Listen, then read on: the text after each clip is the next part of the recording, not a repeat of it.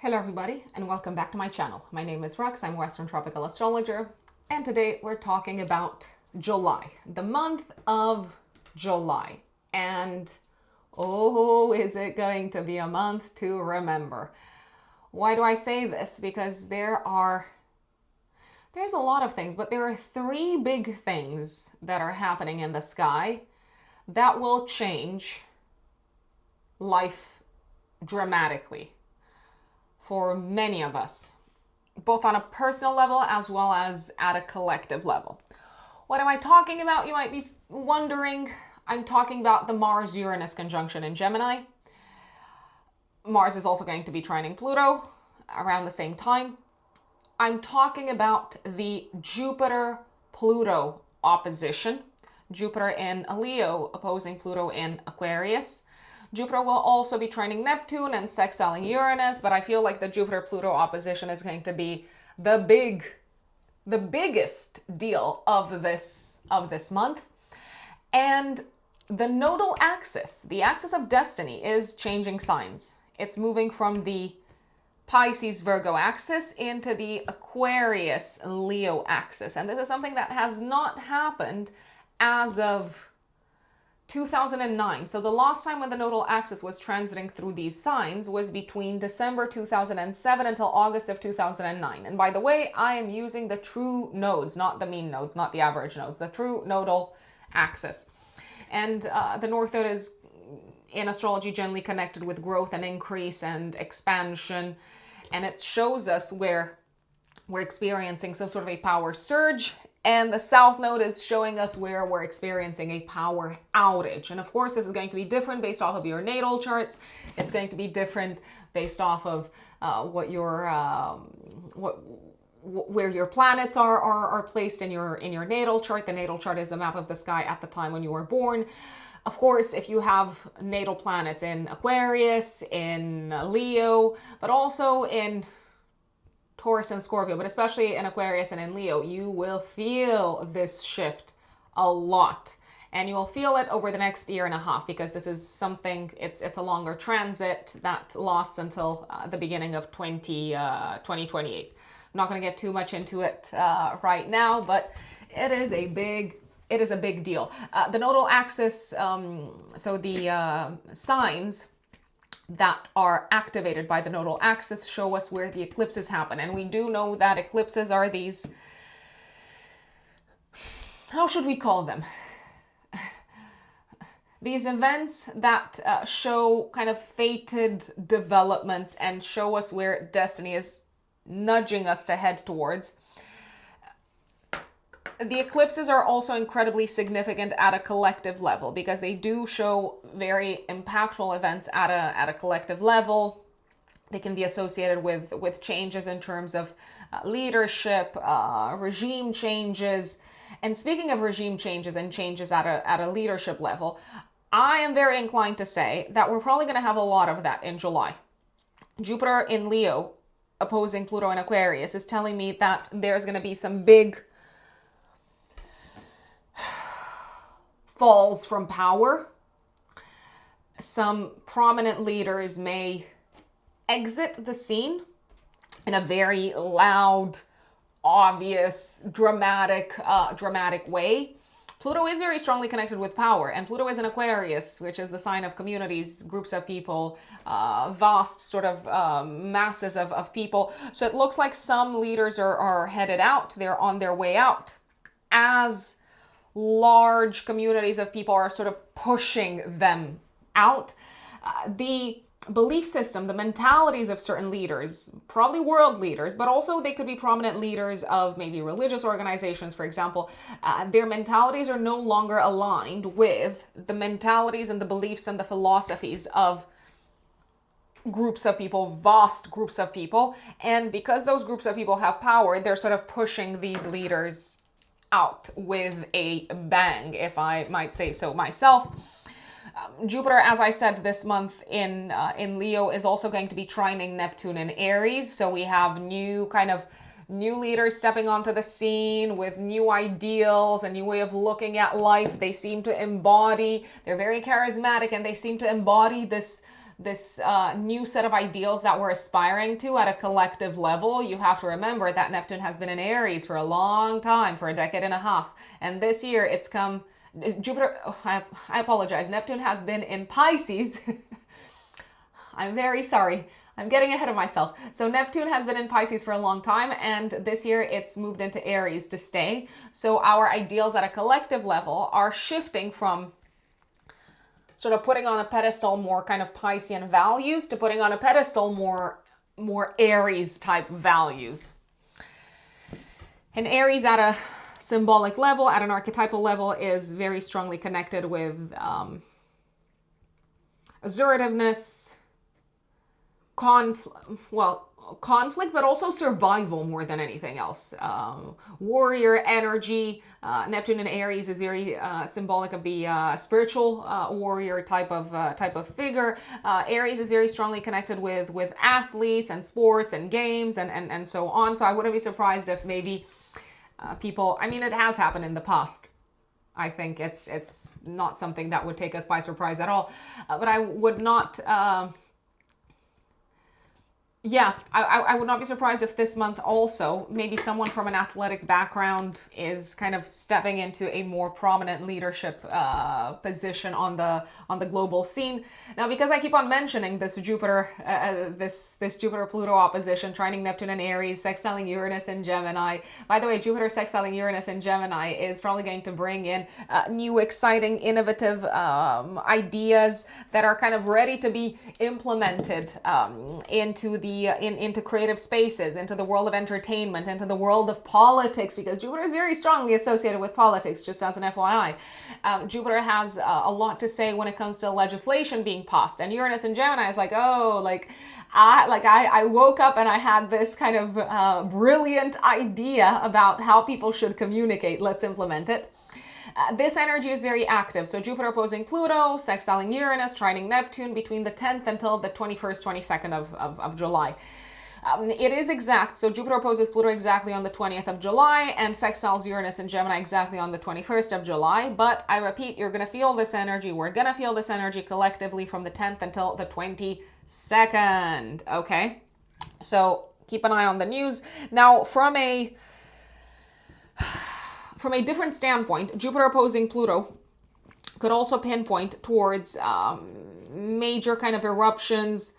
I don't want to say disasters, but they could be disasters. They could be major destabilizing developments when it comes to natural forces. So I'm thinking of strong winds. I'm thinking of kind of intense fires, intense heat. I mean, I know here in the Northern Hemisphere, it's summer in July, obviously.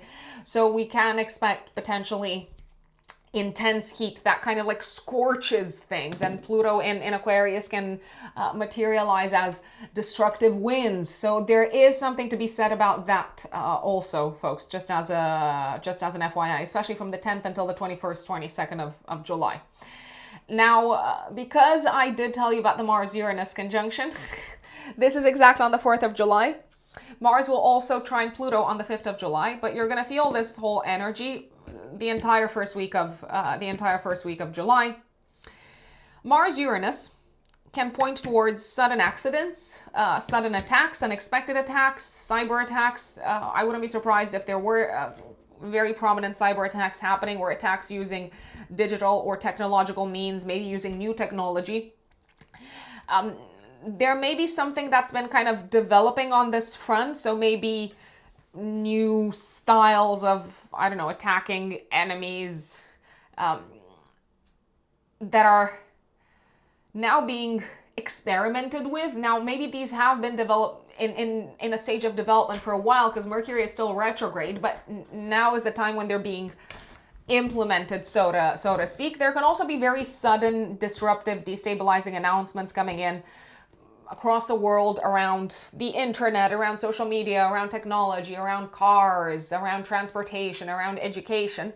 Mars trining Pluto is saying that there are some very powerful collective forces supporting these attacks and these initiatives and these ways of acting moving forward. there are these big groups of people with lots of power that maybe don't want to be in the spotlight. They don't want to be seen. They are not public. And they are supporting this new kind of incisive, very assertive, I want to say quite aggressive approach, let's say. I did mention Mercury retrograde, which is still on until the 23rd of July. I'm not going to lie, I'm not super excited about Mercury retrograde dispositing of Mars and Uranus in conjunction. So first week of July, if you ask me especially, folks, I would absolutely 400% expect travel disruption, expect crashes, maybe kind of important like clashes and issues when it comes to, I don't know, the grids of airports or important like train stations or things like that. If you ask me, but I'm this person that obviously looks into the astrology and makes decisions. If I don't have to, I would not necessarily travel first week of July.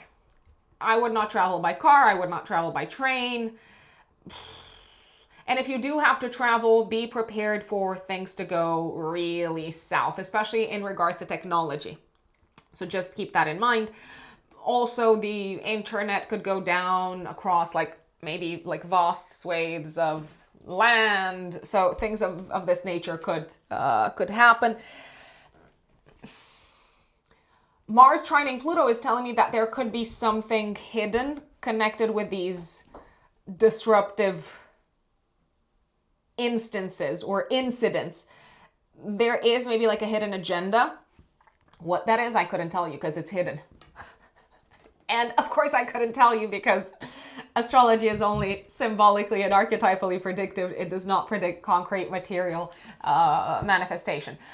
If you are struggling with anything first week of July, if you are dealing with any kind of crisis, incident, accident, do not hesitate to reach out to friends. Do not hesitate to reach out to maybe groups or communities who have dealt with these types of crises before, because they're probably going to be very helpful. What else is going on in July? Sun square Saturn, 6th of July. Neptune retrograde, 7th of July. I mean, 6th of July, it just feels like things are maybe a lot slower than you would like them to be. 7th of July, Neptune retrograde in Aries. And 26th of July, Saturn retrograde in Aries. This is just telling me that the new beginnings are that have been implemented as of the start of 2026 are starting to slow down a tiny little bit.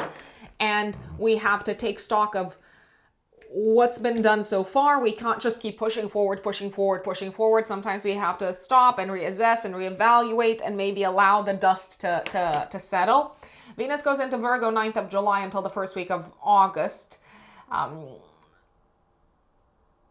Venus is also going to be disposited by Mercury retrograde whilst the retrograde is on, which is going to be until the last week of July. So relationships might need a little bit of extra care, and we might need to kind of adapt, adjust, tweak, try out new things, maybe fix an issue, maybe fix an old problem here. New Moon in Cancer, 14th of July. Before the New Moon in Cancer on the 14th of July, which is happening right after the Mercury Cazimi, we have a Mercury Cazimi in the sky, 12th, 13th of July. The Sun will conjunct Mercury. Depending on where you're based in the world, this is happening 12th, 13th of July. If I were to recommend a day on which to have important conversations, interviews, make presentations, take a test throughout the entire duration of the Mercury retrograde, it would probably be 12th, 13th of July, whatever works for you. And then we have a new moon in Cancer, which kind of indicates a fresh start related to old ongoing issues, because Mercury is still retrograde. Okay, so we're maybe dealing with something in a novel way. Maybe we're tuning into our intuition, we're listening to our feelings, our hearts, our needs, and they have been trying to speak to us. They have been trying to send us a message as of June, but only now are we actually listening to it. Also 13th of July, Venus in Virgo is squaring Uranus. Oh, this is a day of significant communications related disruption in relationships and interactions with others. It can also be a day to shock people. Shock people through how you dress, through how you decide to approach a health related matter, through how you decide to approach maybe a work related matter. Innovation is calling you to implement it, but don't expect everyone to get it. Just don't expect that. The sun goes into Leo 22nd of July, so Leo season begins. The sun will oppose Pluto and trine Neptune in Aries 27th of July, and also that's when the nodal axis changes signs. I mean, the sun-Pluto opposition is basically reactivating the Jupiter-Pluto opposition, if you ask me. So there's more revelations, more changes in terms of leadership, more kind of obvious power clashes. And then at the end of the month, we have 29th of July, probably the luckiest day of the month, Jupiter Cazimi. We have a blessing coming in somewhere in our lives. And of course, this depends on where the Jupiter Cazimi is happening in your chart. And we also have a full moon in Aquarius.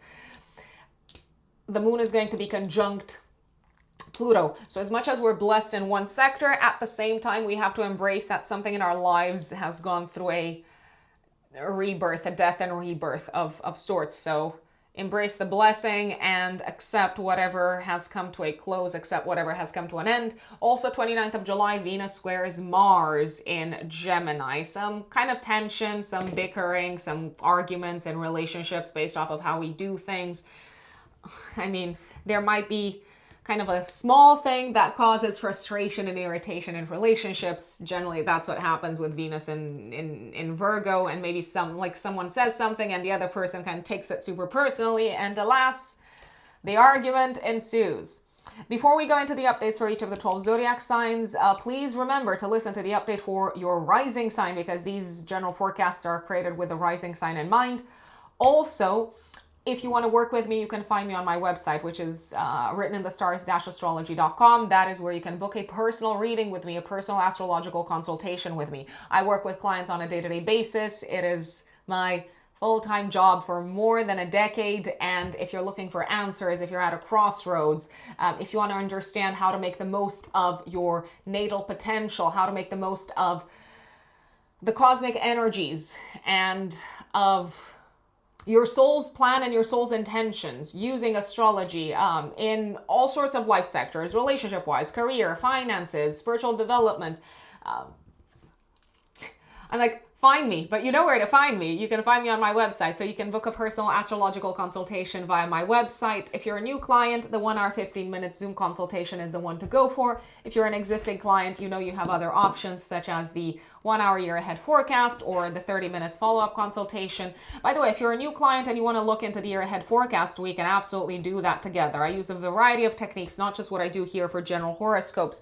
I use a combination of techniques such as annual perfections, the Firdaria, progressions, solar arc directions, so that we can assess what the year ahead looks like from an opportunities standpoint, from a challenges standpoint, from a kind of timing perspective in terms of where you're at in the circle of life and how you can align yourselves with the cosmic forces and how you can make the most of what's going on in the sky and therefore what is being reflected into your life, as opposed to swimming against the current. So we can also do that for new clients, but you're still going to have to book the 1 hour, 15 minutes Zoom consultation. And if you're in a rush, if you're in a hurry, if you're dealing with something time sensitive, just know that there is also an emergency reading option. So with regular consultation, there's a general kind of waiting time of a few weeks to a month, sometimes a month and a half, depending on how far ahead I'm booked in advance. If you are in a rush, the emergency reading, the emergency consultation happens in a maximum of 3 days time after you've booked the reading. And by the way, for a personal consultation, you need your date, time, and place of birth. After you make the payment on my website, please use the contact form on my website to send me these details along with your city of residence so that I can send you timing options for our Zoom video consultation, taking into account both of our time zones. I'm based in London in the UK, and you might be based, I have clients basically like literally all over the world. The United States, Asia, Australia, literally all over the world. We always make it work time zone wise, just as an FYI. And if you're thinking, oh, is the session going to be recorded? Yes. If you want me to record it, absolutely. So we can record our consultation.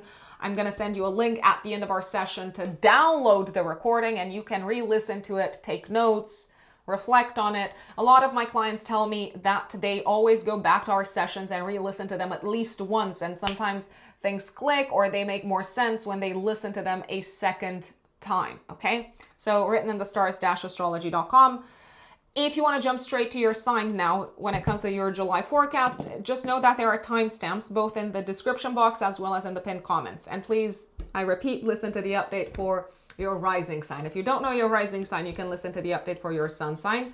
But I recommend listening to the update for your rising sign. Oh, one last thing. If you don't know about Astro and Calendar is this cool website/app. You're going to find the link to them also in my pinned comment and in the description box. What it does is basically it takes what I talk you through this general forecast. It takes the information and it adds it to your calendar onto your computer for your rising sign. So it adds the information in written form, and let's say you have, I don't know, a Google Calendar or like Teams or whatever it is that you use. So whatever calendar you use, it basically adds to each day of the month the most important astrological events happening based off of the forecast that I create. And you have the notes in written form so that you don't have to take notes separately. Because a lot of people have told me that they listen to what I say, then they take notes and they put things into their calendar. So Astro and Calendar basically does that for you. It is a paid subscription model, but you also get like a short free trial to see if you like it. And without further ado, let us get into the update for each of the 12 zodiac signs. My dear Aries, Aries suns and Aries risings. July of 2026. What does it have in store for you, my lovely Aries? You guessed it, or maybe you didn't. Lots of action. There is so much going on in the sky. So let me start off with Mercury retrograde. Mercury is still going to be retrograde in Cancer, in your 4th house, until the last week of July. What does that mean? It means that you're still dealing with ongoing issues at home in your personal life. There's still things that need to be sorted out, that need to be figured out. There might be paperwork, outstanding papers, maybe issues connected with buying or selling things for the home, buying or selling property. There may be things that need to be fixed around the house. Ongoing conversations with parents, with family members in general that have yet to reach their desired outcome. These are probably going to be at the top of your mind throughout the first 3 weeks. I know, 3 weeks of July.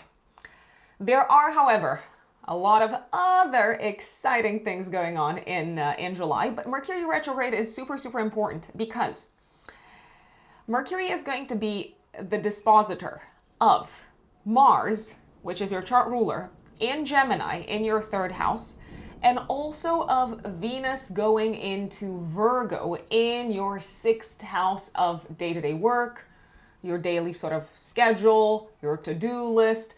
So this Mercury retrograde is essentially going to be dictating what Mars and Venus are up to for a big chunk of the month. I mean, for Venus from the 9th of July onwards. I will say this. Please, please, please, this month, my dear Aries, especially throughout the first week of July, if possible, refrain from driving too fast. Refrain from speeding down the motorway. Refrain from running around too fast. Refrain from basically moving too fast. Why do I say this? Because Mars will come together with Uranus in your 3rd house. Now, the 3rd house is the house of short distance traveling. It is connected with cars, transportation, and so on. And this Mars-Uranus conjunction is super important, but I am giving you a bit of a heads up in terms of what to pay attention to and where things could go a little bit south. Also, my big recommendation, Aries, is, especially Aries risings, be careful. Be careful what you say to people, especially first week of July, but pretty much throughout the whole of July. The reality is that you might finally build up the courage to speak up, to say what you have to say, which I salute. I think that is fantastic. But if you do open up the Pandora's box, so to speak, if you do open up some really kind of sticky conversation topics, I would be careful with pointing fingers. I would be careful not to make people feel super attacked by the way that you address them, by the way that you approach, by the way that you handle a conversation. Because even though you are well within your rights to say what you have to say, to stand up for yourselves, to speak up, and to push back if need be, your words might not hit the right spot if you take too aggressive of a stance. I will say this. Now, Mars-Uranus coming together this month is probably one of the most important. There's so much astrology going on in July, but Mars-Uranus coming together is probably one of the most important astrological transits, astrological events of July. This is going to be exact on the 4th of July, the conjunction between Mars and Uranus, but we're going to feel it throughout the whole of the first week of July, and especially around the 4th, maybe a couple of days before, a couple of days after. Whilst Mars is coming together with Uranus, it will also be harmoniously aspecting Pluto in Aquarius and sextiling Neptune in Aries. You're having a bit of an aha moment, my dear Aries, first week of July. You've been thinking and thinking and thinking and thinking and thinking and reflecting and going over the same thing in your head. Oh my days, it started raining. So you have been considering maybe saying something or opening up a conversation or taking action when it comes to communications, when it comes to reaching out to someone. So you've been thinking about this for a long time. Mars-Uranus is saying, go. It's like, there is no time like the present. Uranus is the planet of surprises. And I believe this month you are the surprise. You will be surprising others. You will be surprising others with your announcements. You have news that you want to break to them. You have finally, I repeat, figured out what it is that you actually want. And now you're going to be super vocal about it, and you're going to share it with the world. I would not be surprised if you took some very radical, even extreme decisions this month, especially first week of July. Now, they might seem radical and extreme to people kind of watching you from the outside, and especially to family members. Family members might say, no, please take the time to rethink this. Are you sure? They might appeal to your emotions. Even though your decisions might appear radical from the outside, they are actually not. You've been considering them for such a long time, my dear Aries. You're now sort of good to go. I believe you will surprise people also when it comes to your decisions regarding your living situation in general. Maybe all of a sudden you tell them, listen, I'm going to move, or I'm going to sell the house, or I no longer want to live with this person. So you might give notice to your roommates, potentially. Mars in a harmonious aspect to Pluto and to Neptune are saying you are finally ready to break free from what has been holding you back from pursuing your dreams of transforming your life, and your dreams of kind of rising beyond who you thought you could be. You're also going through a period of intense inspiration first week of July, and it could be that this inspiration is coming from you revisiting the past, and you're having aha moment after aha moment, light bulb moment after light bulb moment. And you're like, wow, now it's all kind of making sense. And I realize why I've been acting like this. And I've realized why I have so far postponed these big steps, these big decisions. So everyone's probably going to be watching you unfold and say things. You have so many things to say. You are on a roll, you're excited, you are ready to take action to completely transform your life, and you've been building up momentum. So I say to you, Aries, go. But please don't hurt people with your words throughout the process, if possible, 6th of July, the sun will square Saturn. I feel like you're saying no to someone at home, or you're drawing the line, you're reestablishing a stronger boundary.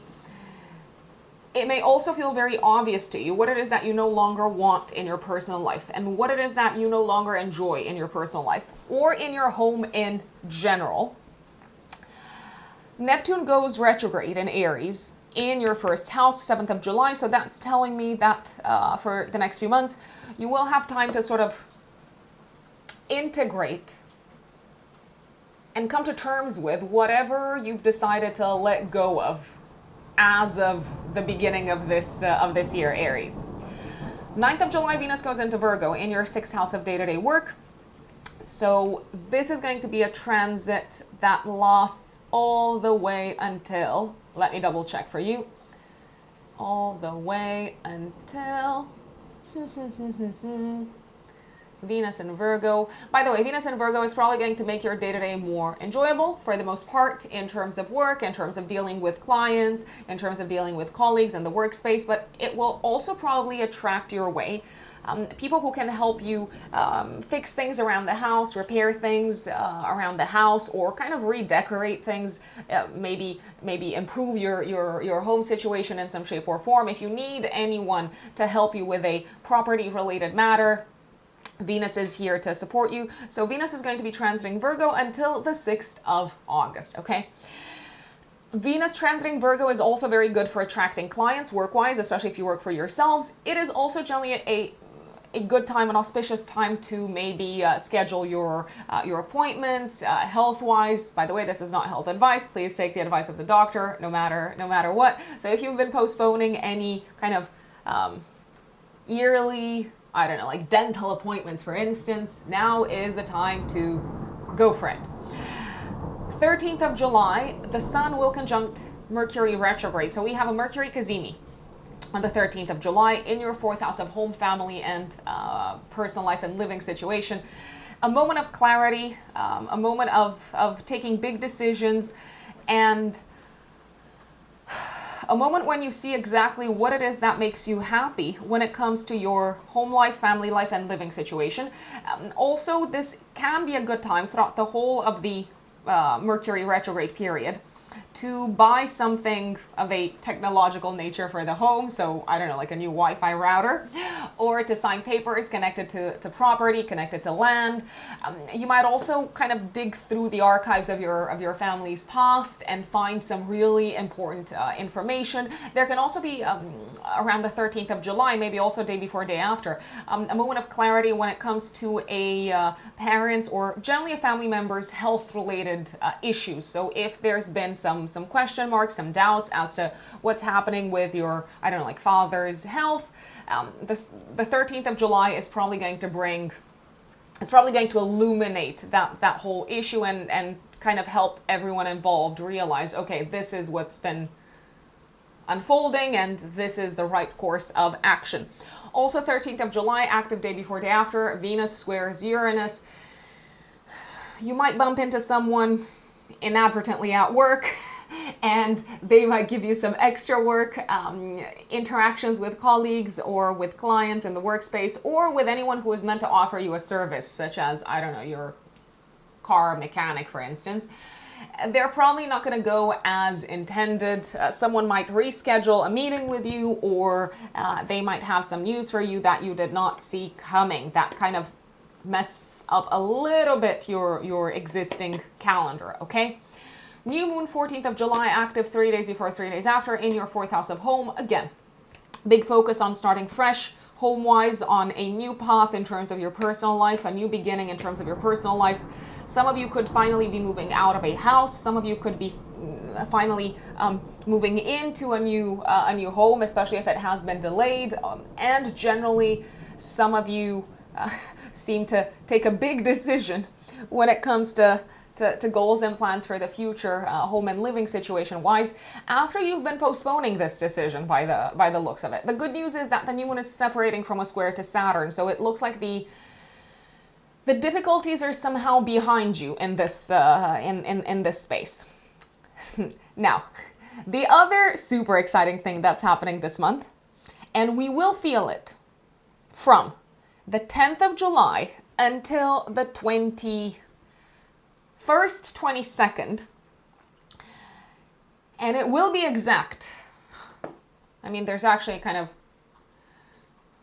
a wider period, but you will probably feel it the strongest from the, let's say, 18th until the 21st, 22nd. Jupiter has been going through your 5th house as of the end of June.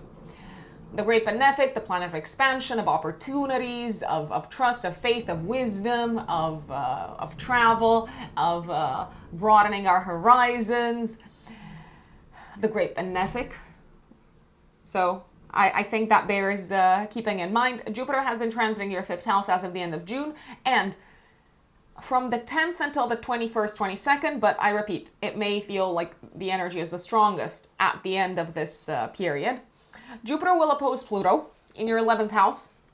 So to me, that says there's going to be some major transformations when it comes to your plans for the future, and some huge transformations throughout this period when it comes to your friendship sector, when it comes to your involvement with different organizations, communities, groups of people. So you might say goodbye to an organization, you might say goodbye to a friend, or a friend might let you know that they're going through a massive transformation of their own.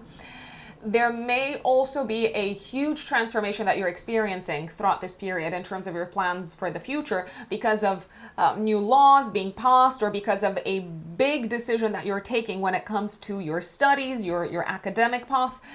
And I also generally believe that this is a time of huge kind of transformations when it comes to your belief system, and that leads to you revisiting your entire set of goals and objectives. There may be huge kind of, I keep on saying this word, I'm like huge, yes, because it is Jupiter, which is the planet of expansion, okay? There may be some significant truths coming to the surface when it comes to certain relationships that you have, especially with peers, friends, in-laws, children, romantic partners. So lots and lots coming to the surface. I would be very cautious around this time to not self-sabotage. So if there is anything that you do not want to reveal to the outside world, then tread carefully, especially if you think you're like having fun and it's all sort of super chilled and relaxed, and all of a sudden something happens and the entire world kind of has a totally different perception of your world, let's say, or your community, let's say.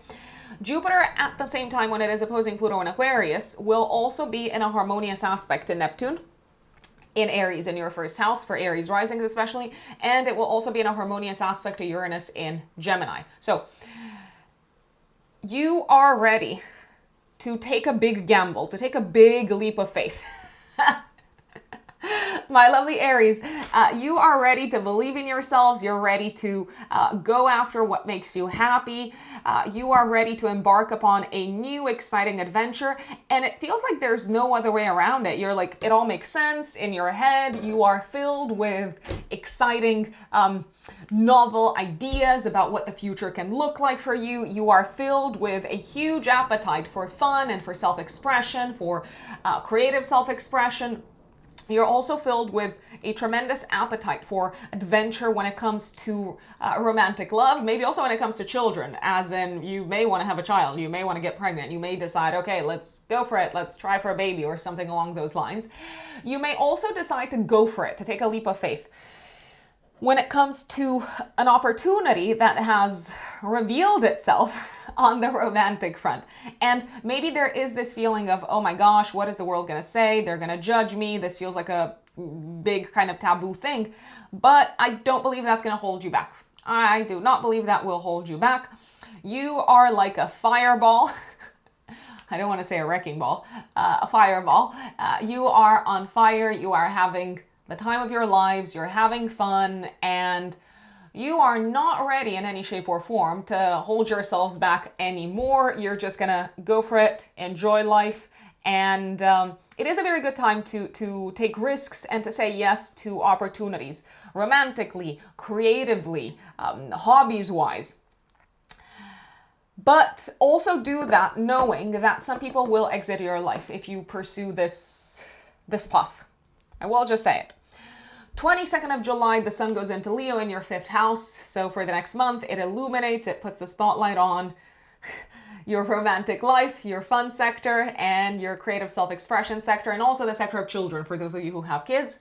Saturn goes retrograde 26th of July in your 1st house. So now's the time to essentially for the next few months kind of integrate all the changes that you've made, especially when it comes to your career and to your plans for the future, and to kind of stabilize that foundation and maybe revisit what you have reorganized and restructured and see what needs to be kind of worked on or tweaked or adapted or strengthened even.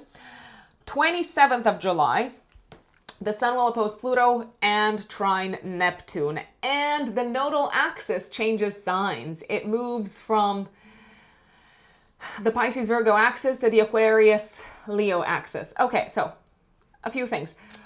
27th of July, active day before, day after. To me, it looks like it's increasingly clear that you no longer want to pursue the path that you had embarked upon when it comes to your goals and plans for the future. And as a result, you're ready to say goodbye to some people. And you are... I feel like you're not afraid to expose yourselves, Aries, to what the world might say about you, which may not always be kind. The sun will trine Neptune, which is great. So you are very inspired. You probably believe that there is kind of a higher meaning and purpose to what you're doing at the moment. And maybe there is. You are stepping into this sort of ideal version of what you thought your life could be or could look like. The thing with ideals, though, is they are very much worth aspiring to and pursuing. But remember that ideals generally fall short when it comes to their applicability into the 3D reality. So yes, go chase your dreams, but also keep your feet firmly planted on the ground. The nodal axis changing signs. This is going to be a big one. So the last time when the North Node was transiting through Aquarius, and by the way, I'm working with the true nodal axis, not the mean node. Okay, so the true North Node. The last time when the nodes were transiting the Aquarius Leo axis was between December 2007 to August 2009. So with the North Node transiting through your 11th house, this is where the celestial tides kind of flow in. New people are going to come into your lives, new friends, new communities, new dreams, new organizations, new alliances. The South Node is going to be transiting your 5th house. So the South Node shows what we are kind of ready to let go of, to release. It shows where the celestial tides sort of flow out. It shows kind of like a power outage spot in our charts. The South Node can also bring back people from the past, including past lives, by the way. So you may, over the next kind of year and a half until the beginning of 2028, actually, you may let go of many of your old kind of passions, hobbies, and even some existing romantic... I'm speaking as if you have multiple romantic relationships going on. There can be some of you who let go of an existing romantic relationship over the next year and a half. My dear Aries, if you do that, do it knowing that it sort of served its purpose, essentially. 29th of July, we have a Jupiter Cazimi. Jupiter comes together with the sun in Leo in your 5th house and a full moon in Aquarius. Okay, this is big. So the full moon is going to be in a harmonious aspect to Neptune. It will conjunct Pluto. There's so much Plutonian energy. That's why I keep on chuckling. You might have realized this already, Aries, but July is a huge month of transformation for you. Big. The truth is revealed. You can no longer sort of hide, or not that you wanted to, but you might no longer be able to like hide what's happening from the eyes of the world, what's happening with you and where you want to be headed. And it feels freeing and liberating to an extent, okay? So let's start off with Jupiter Cazimi. This can be a day of significant blessings. Significant blessings when it comes to 29th of July, I repeat. When it comes to children, when it comes to luck in general, when it comes to maybe what feels like a gamble, okay? Because the fifth house is very strongly connected with kind of taking our chances. So this is actually a good day to take your chances. To bet on something if you're feeling lucky. You may also feel blessed when it comes to creative inspiration. So pay attention to whatever ideas come your way at this point in time. The full moon in Aquarius is kind of spotlighting how your affiliation with other people is going through a massive, massive, massive reset. If you have an audience, if you're active on social media, for instance, it might also put the spotlight on how your target audience is changing, is evolving. You might also make a big announcement to your target audience, especially online, because this full moon is happening in Aquarius. So Aquarius is the sign of technology. You might also gently have a big announcement to make to your friends. And once again, I believe you are fully invested in this, but don't be surprised if not everyone gets it. Not everyone is going to get it. And not everyone is going to applaud you for your vision. But that is telling you a lot of things about who can be on your side and who can help you on this new journey and who can support you. Maybe they don't have to help you in a practical way. Who is able to support you and who is not an ally, not a friend, not a supporter. People are revealing their true colors around this time. Also, 29th of July, Venus is squaring Mars. There is a little bit of tension, a little bit of friction in the workspace. There could also be a little bit of friction on the road, but nothing too big, nothing too threatening. Let's say a bit of friction, especially when it comes to conversations. Just keep in mind that you don't know what's happening with people behind closed doors. So just because they don't respond or react to what you're saying in the way that you expected them to respond, that doesn't mean that they are not happy for you. And that is Aries. My dear Taurus, Taurus suns and Taurus risings, July of 2026. What is going on in the sky, Taurians? Well, Mercury is retrograde until the last week of July, until the 23rd of July. The post-retrograde shadow period ends second week of August. So if you're dealing with delays, challenges in communication, delays when it comes to, I don't know, your parcels arriving or your car getting fixed, fret not. Mercury will go direct, I repeat, last week of July, but it may take until the second week of August for things to fully come back to normal.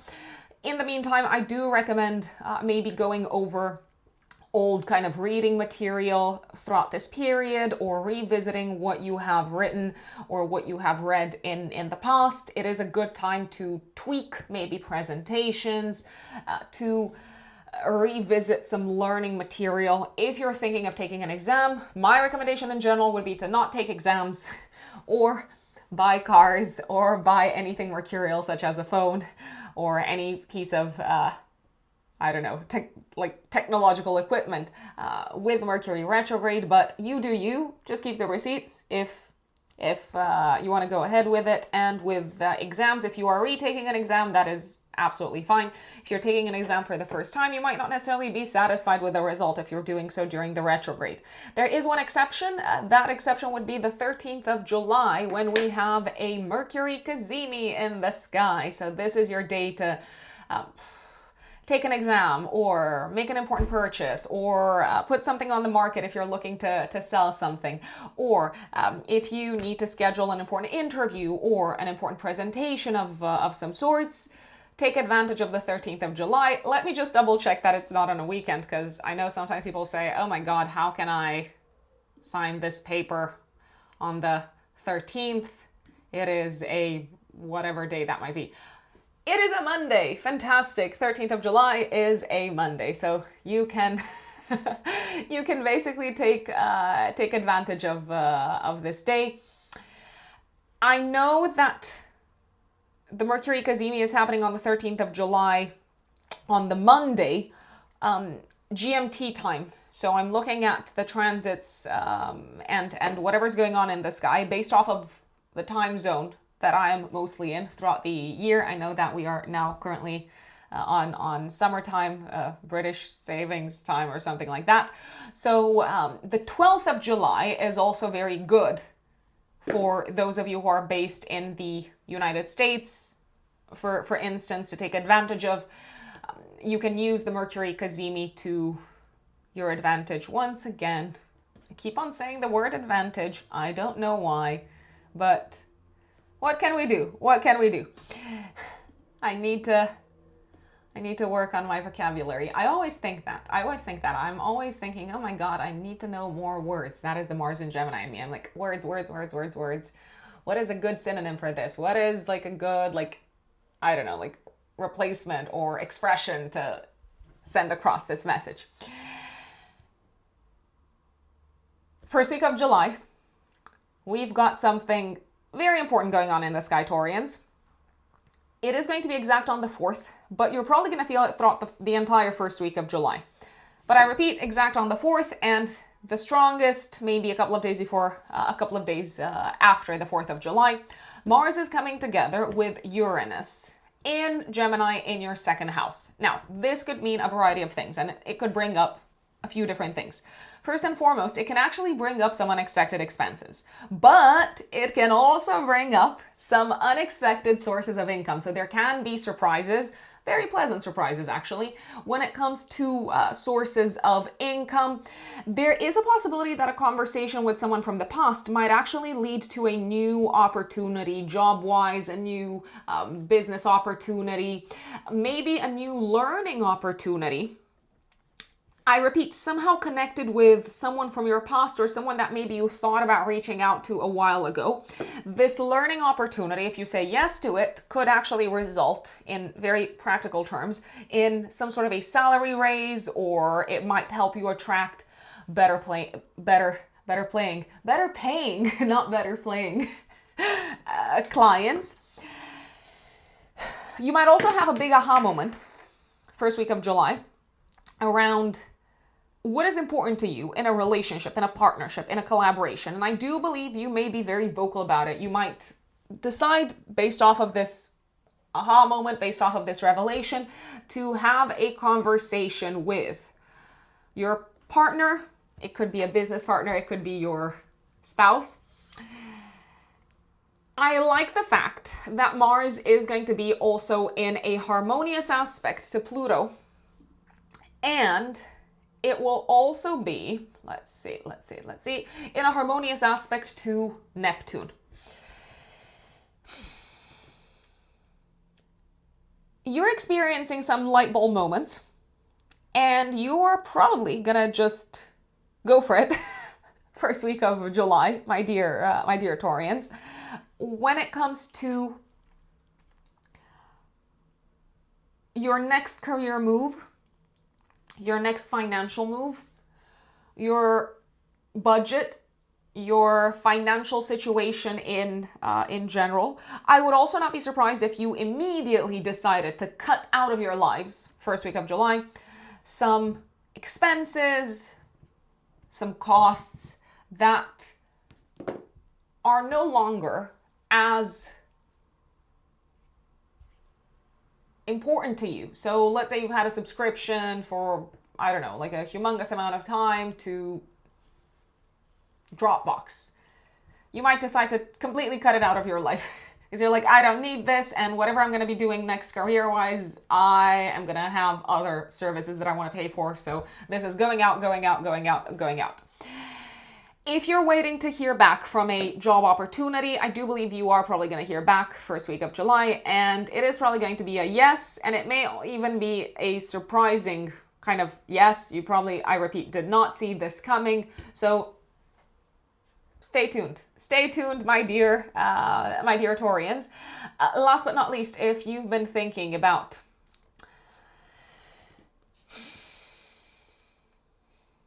maybe buying something that feels very kind of niche or innovative or just kind of very different. It could be on the educational front, it could be a class, a course, it could be a book, but it could also be on the transportation front. You're probably going to go for it first week of July. I repeat, Taurians, keep in mind that Mercury is still retrograde, so if you do buy anything, make sure that you read through the the returns policy or the cancellation policy in case you change your mind. The Sun will square Saturn 6th of July. I feel like this is where it becomes very obvious how someone's been holding you back from a professional perspective, or how someone has not been a huge supporter at all professionally, and you might decide, you know what, I'm no longer gonna confer with you or ask you for advice or ask for your support. I'm just gonna slowly but surely walk away from the interaction with you. 7th of July, Neptune goes retrograde in your 12th house, so you're going to integrate over the next few months some of the maybe changes that you've been going through from a mental health perspective as of the beginning of this year, as of January of this year. You might also feel ready to kind of go deeper or approach with more kind of focused intention the process of eliminating things from your life, things, experiences, objects, I don't know, even people that are or have been detrimental to your progress. 9th of July until the first week of August, Venus enters Virgo in your 5th house. This is generally a nice time, a lovely time, because the 5th house is the house of romantic love, of fun, of enjoyment, creative self-expression, children. So generally this period is likely to bring better relationships with romantic partners, with a romantic partner, or with your romantic partners if you have several. Taurians, no judgment here. This transit can also improve your relationship with children. It can also bring creative inspiration that you kind of decide to apply in a practical way into your lives, especially if you are someone that works in a creative environment. This can be a particularly useful transit, my dear Taurians, or if you have a creative outlet. I will say you might enjoy a lot more than usual maybe rereading or revisiting books or kind of old reading material from the past, and I feel like you might go down memory lane and potentially also take inspiration from some old books that you've read, I don't know, when you were a child. So this transit generally is a lovely transit. I will say though, because Mercury is retrograde and it will be dispositing of this Venus in Virgo, at least until the 23rd of July, communication with children and romantic partners can sometimes feel a bit off or just kind of unclear. And especially if you're giving what you feel is constructive criticism or feedback, it may be misinterpreted. I will say that. Mercury Cazimi, 12th, 13th of July, depending on where you're based in the world. Also, same day, Venus will be squaring Uranus, 13th of July. You might also feel it the day before, the day after. Someone might cancel on you at the last minute. Maybe you have to cancel, however, a date at the last minute. If you had something scheduled with your kid, it could be that something all of a sudden comes up and you can't go ahead with it. Unexpected expenses connected with children, maybe a party or something fun, or I don't know, like a spa day ends up costing more than you thought it would cost. So there is a little bit of the kind of unexpected when it comes to finances, let's say. 14th of July, active 3 days before, 3 days after, we have a new moon in Cancer in your third house, right after the Mercury Cazimi. It feels like you're starting fresh, but in regards to something that has been on your mind for some time, you're starting fresh when it comes to maybe learning something that you wanted to learn for a long time, or writing something that you wanted to write for a long time, or maybe working with someone on a project that involves reading, writing, communicating. Maybe you wanted to work with them a while ago. Maybe you have actually worked with them a while ago, and it feels like you're starting something new together. Let's say. You could also go back to the drawing board when it comes to going over something that you've learned in the past, and you're like, oh, I have to kind of jog my memory. I have to refresh my knowledge and expertise. That could be happening because maybe you're going to start a new job or a new work project that asks you to use some of these tools or some of this knowledge that you haven't accessed for a long time. So a refresher would probably be fabulous. This new moon can also bring a fresh start when it comes to cousins, siblings, neighbors, and the local community. I feel like whatever comes your way in these areas, my dear Taurus, sort of sits quite well with you. And you might approve of, I don't know, let's say your siblings' choices or decisions a lot more than you have historically approved of. Now, another major, big thing that is happening this month, Taurians, it will be active from the 10th of July until the 21st, 22nd, and you will feel it the most from the 18th of July until the 21st, 22nd. Jupiter will be opposing Pluto. This is exact on the 20th of July. Jupiter opposes Pluto in your house of career, public status, and public reputation. Jupiter is transiting your fourth house of home. Jupiter at the same time will be in a harmonious aspect to Neptune, and it will also harmoniously aspect throughout this period Uranus in Gemini. So, what is going on? This is big. I keep on saying this is big, but how, how big is it really? So Jupiter is also, for you, my dear Taurians, the ruler of the 8th house and the 11th house. So it looks like you are experiencing throughout July a huge, and I mean huge, and I know I've used this word so many times, a huge transformation, a huge reset, a huge rebirth when it comes to your home life, your family life, your personal life, your living situation, your plans for the future when it comes to your living situation, your plans for the future when it comes to family and property. And as you're experiencing this big transformation, this also reverberates very strongly into your career path, into your public status, public reputation, into how the world sees you. Let's say, Taurians. You might be ready for a big career reset, a big home reset, a huge move. You might be moving to another country. I mean, it can be really, and I mean really big. I feel like you are ready to embark upon a new adventure when it comes to home and living situation. I believe you have a lot of trust and faith in this being a good thing. I also believe that this is an opportunity that is very aligned with your kind of shifting values and value system. And I also believe there's something very exciting about this opportunity from a financial perspective, from a monetary perspective in general. Now, I wouldn't be surprised if some Taurians announce the world that they are changing their career path altogether and they are moving to, I don't know, a different country to start a horse retreat business. That is just an example, but that could be the type of change that is coming your way, Taurians, especially Taurus risings. See it as an opportunity. It will pay.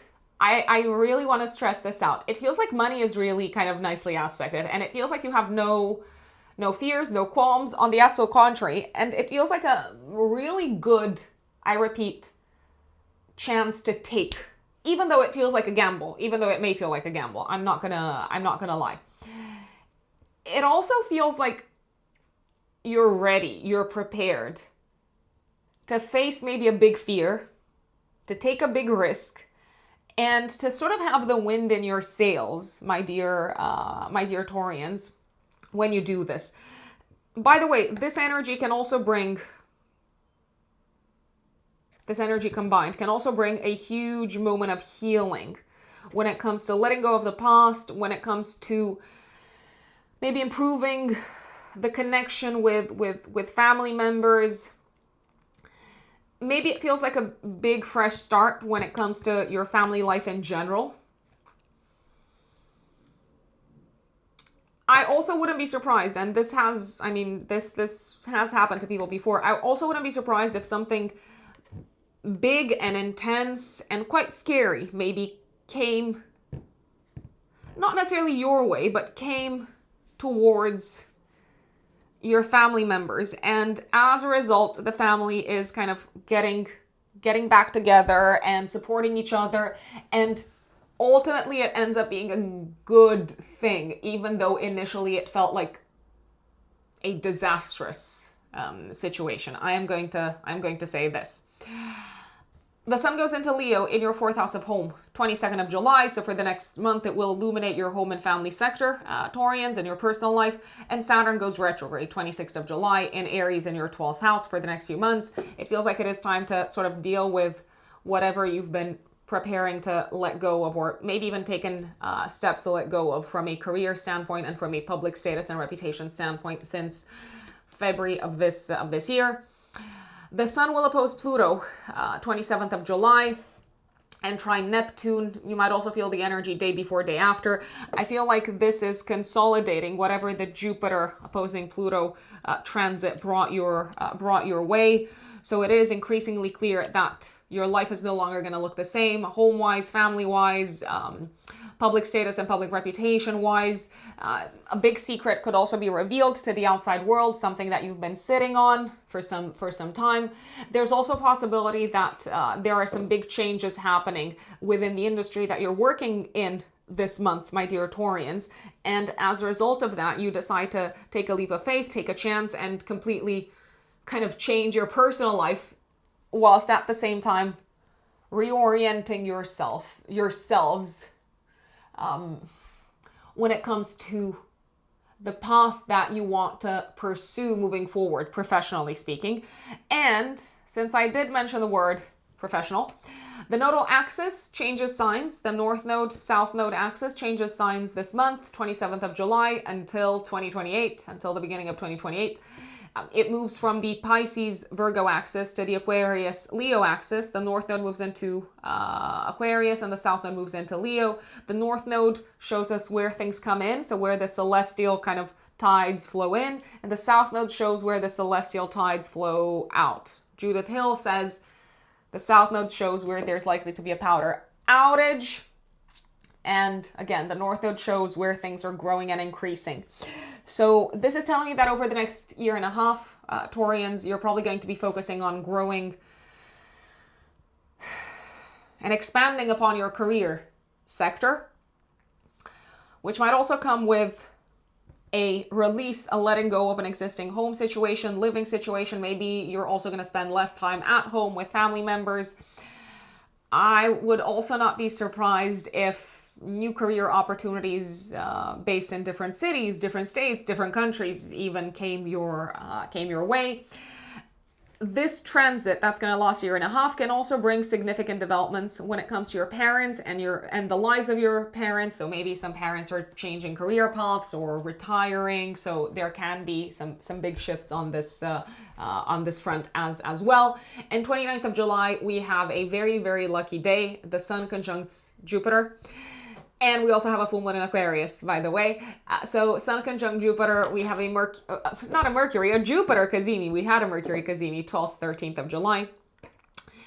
There is a blessing, an opportunity, a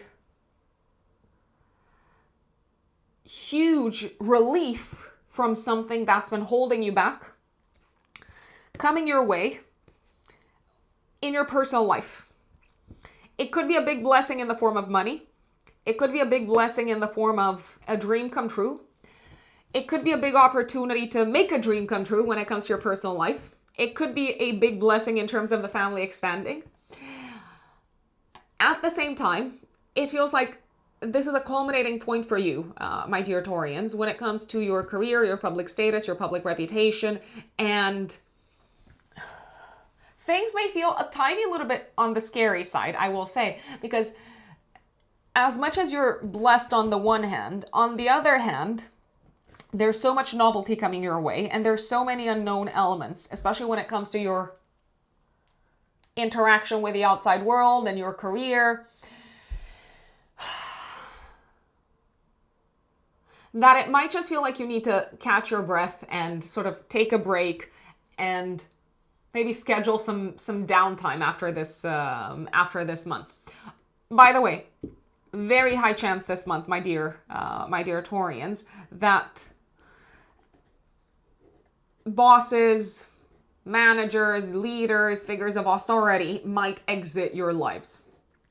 I will say it could happen pretty much anytime from the 10th until the 29th of July, with a special attention to maybe the sort of 18th until the 22nd, also the 27th and the 29th of July. And that is Taurus. Now let us move on to my dear Geminis. Gemini suns and Gemini risings. July of 2026. What's going on? Geminis, so much is going on. I don't even know where to start. I'm just gonna say it. I'm gonna start off with your chart ruler, with Mercury. So Mercury is gonna be retrograde until the 23rd of July in your second house of income, values, self-worth, and self-esteem. And the post-retrograde shadow period ends second week of August. So if you've been experiencing delays or frustrations or kind of things getting lost in translation when it comes to money, when it comes to getting paid, when it comes to sources of income, if things have been a little bit on the murky side when it comes to sources of income, they will get sorted out from the 23rd of July onwards, and especially after the post-retrograde shadow period. Now, if you do buy things, my recommendation, at least until the 23rd of July, Geminis, is to keep the receipts and give yourselves permission to change your mind, especially if you buy things for kind of your looks, your appearance, so clothes maybe, or I don't know, like jewelry or whatnot. And if you buy things for the house, the home, or for parents, family members in general. You are revisiting this whole month until the 23rd of July, your value system. You're kind of thinking, what is valuable to me and what is not valuable to me? You're reflecting on it, you're rethinking this whole thing, you're tuning into what your maybe intuition is telling you. And as a result of revisiting what is valuable to you, Geminis, I feel like you are excited. You are buzzing. You are absolutely buzzing to take some action. And speaking of action, Mars is in your corner. Mars is in Gemini this whole month. And first week of July, it's going to be exact on the 4th. And you might feel it the most intensely, sort of 3rd, 4th, 5th. Mars will conjunct with Uranus. I repeat, it is an energy that is active throughout the first week of July. Mars-Uranus is saying, you probably want to take rapid, surprising action that will blow people's minds. It's like, I am moving to a whole new continent and I am quitting my job and I'm going to become a surf instructor. So you are in the mood to surprise people. You are in the mood to shock people. You might be in the mood to suddenly change your looks, cut your hair, change appearance, take a huge risk, a big risk. You may feel like taking a big risk. Also, not just when it comes to your looks and your appearance, but also when it comes to your work, your job, your health, and your goals and plans for the future. Now, I repeat, Mercury is retrograde, and it is dispositing of this Mars in Mars in Gemini. Part of me feels inclined, although who am I to tell you how to live your lives?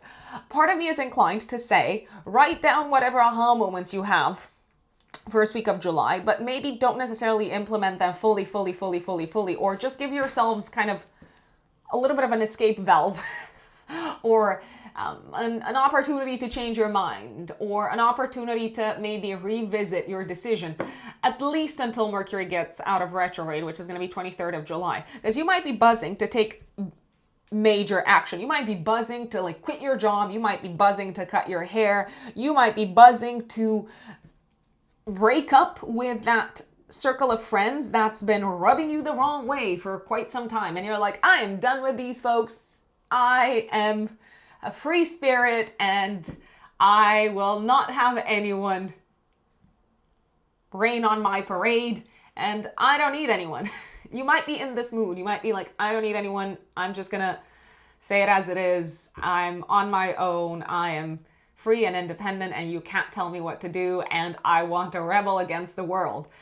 And I say to you, Geminis again, if you feel like rebelling against the world, if you feel like rebelling against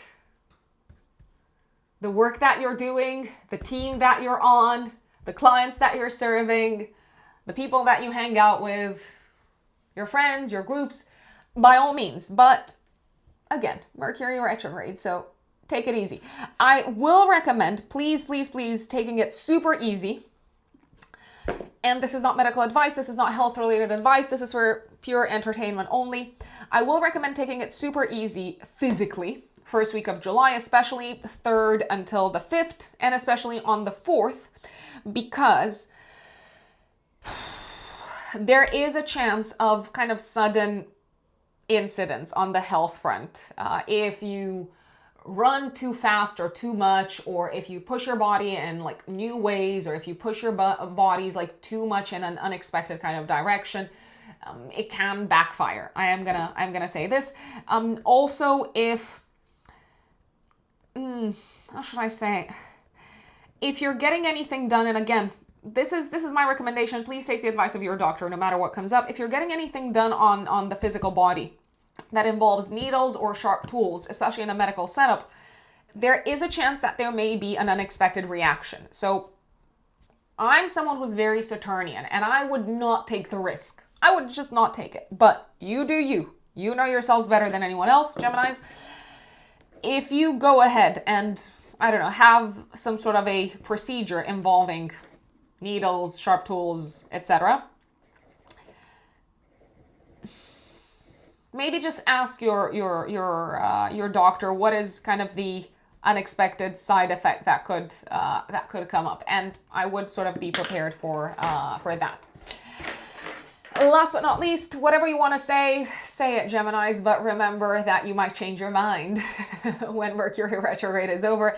You may want to say, however, a lot of things, very sharp things, very, very cutting things, first week of July. Sun squares Saturn, 6th of July. It may become increasingly clear to you how you are no longer aligned in terms of values with a community, with a group of people, and maybe how you no longer want to spend, I don't know, money when it comes to hanging out with them, I don't know, booking trips with them, and so on. Neptune goes retrograde in your 11th house of communities and groups of people and friends, 6th of July, and Saturn is going to go retrograde here on the 26th of July. So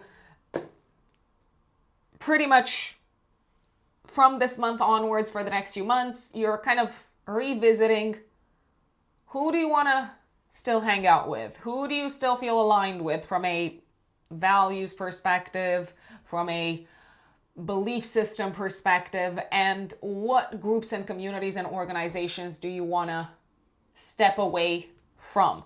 Or what maybe duties and responsibilities do you no longer want to handle on behalf of a community of people. 9th of July, Venus goes into Virgo in your 4th house of home all the way until the first week of August. Now, generally, this is a lovely time when it comes to hosting people at home, spending time with family members, spending time with your parents. It could also be a good time to maybe help family members or just people that you live with, but mostly family members. Maybe help them with advice, maybe with money even. Can it be a good time to like fix things around the house? Yes. Are you likely to find a good person to, I don't know, help you repair the walls? I realize I keep on saying I don't know. And the reality is that I do not know because, side note, astrology does not predict exact material manifestation. It is only symbolically and archetypally predictive. Side note over. So if you need anyone to repaint your walls, if you need anyone to fix something around the house, from the 9th of July until the first week of August, you are likely to find a good kind of skilled person, a good skilled specialist that knows what they are doing. They might be also a good person. Mercury Cazimi, 12th, 13th of July. I mean, it depends on where you're based in the world. The Sun will conjunct Mercury in your 2nd house. Clarity when it comes to your financial situation, when it comes to expenses, when it comes to maybe a source of income finally materializing, manifesting.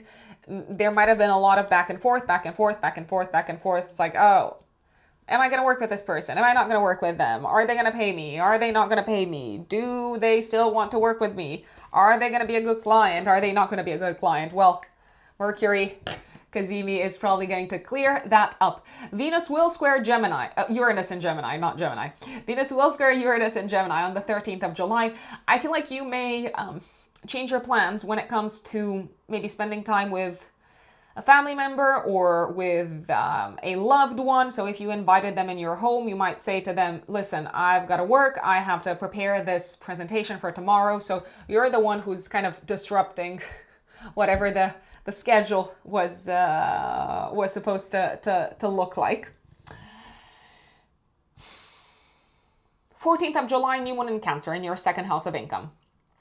This new moon can bring a new source of income into your lives, Geminis, but I actually believe if it does bring a source of income, it is connected with someone from the past. So maybe it is connected with someone who you worked with in the past.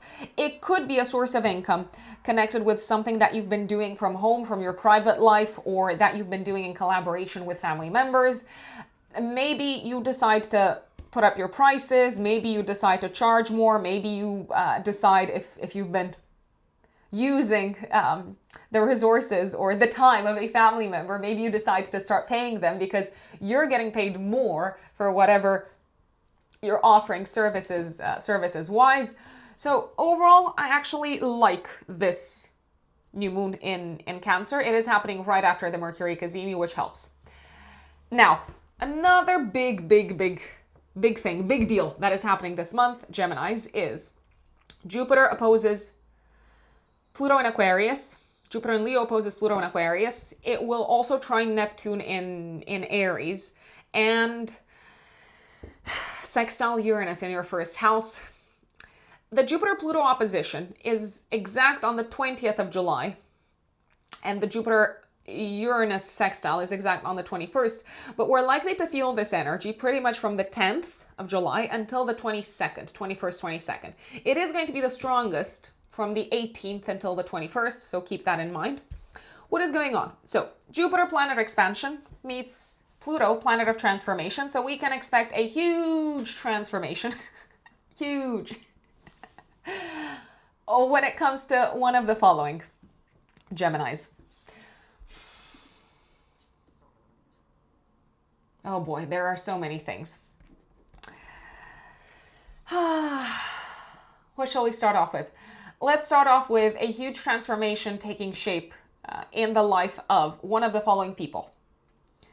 And this is impacting you as well, but I actually believe it feels very freeing to you. It feels very liberating to you. It feels like like a major source of relief somehow. So the big transformation could be happening in the life of an in-law, in the life of a partner, life partner or business partner, in the life of a boss. And also the big transformation could be happening within the industry that you're working in. Now, you seem to be pretty optimistic because this transformation, it might have some sort of a legislation or judicial or like legal side to it. New laws getting passed.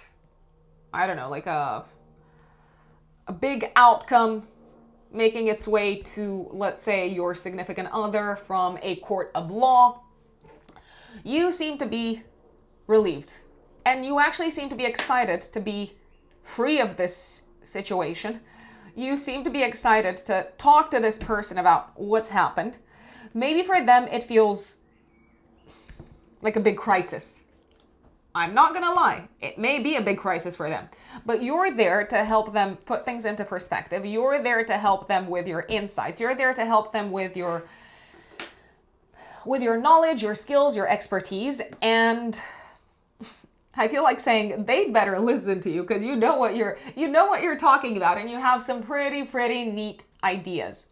Now, there is a possibility you might also completely transform your approach to your education and maybe decide to drop out of college or stop studying what you've been studying so far, or go down a totally different path from an educational perspective. And this may come as a shock to your boss, to your partner, to your parents, to your siblings, to your cousins, to whoever it is that you're kind of sharing this with. You do not seem to mind that this comes as a shock. You actually seem to be energized by the fact that people have very strong opinions and very strong reactions. Some of you could also decide, and this maybe doesn't necessarily feel that big, but it seems to be big for you. Some of you could decide to maybe sell your car, buy a new car, maybe sell something that has also been very important to you from a work perspective, from a career perspective. So I don't know, like sell your website or your business or your tools, something along those lines. Once again, it feels like a breath of fresh air for you. It may be a shock to others, and you seem to continue to shock them.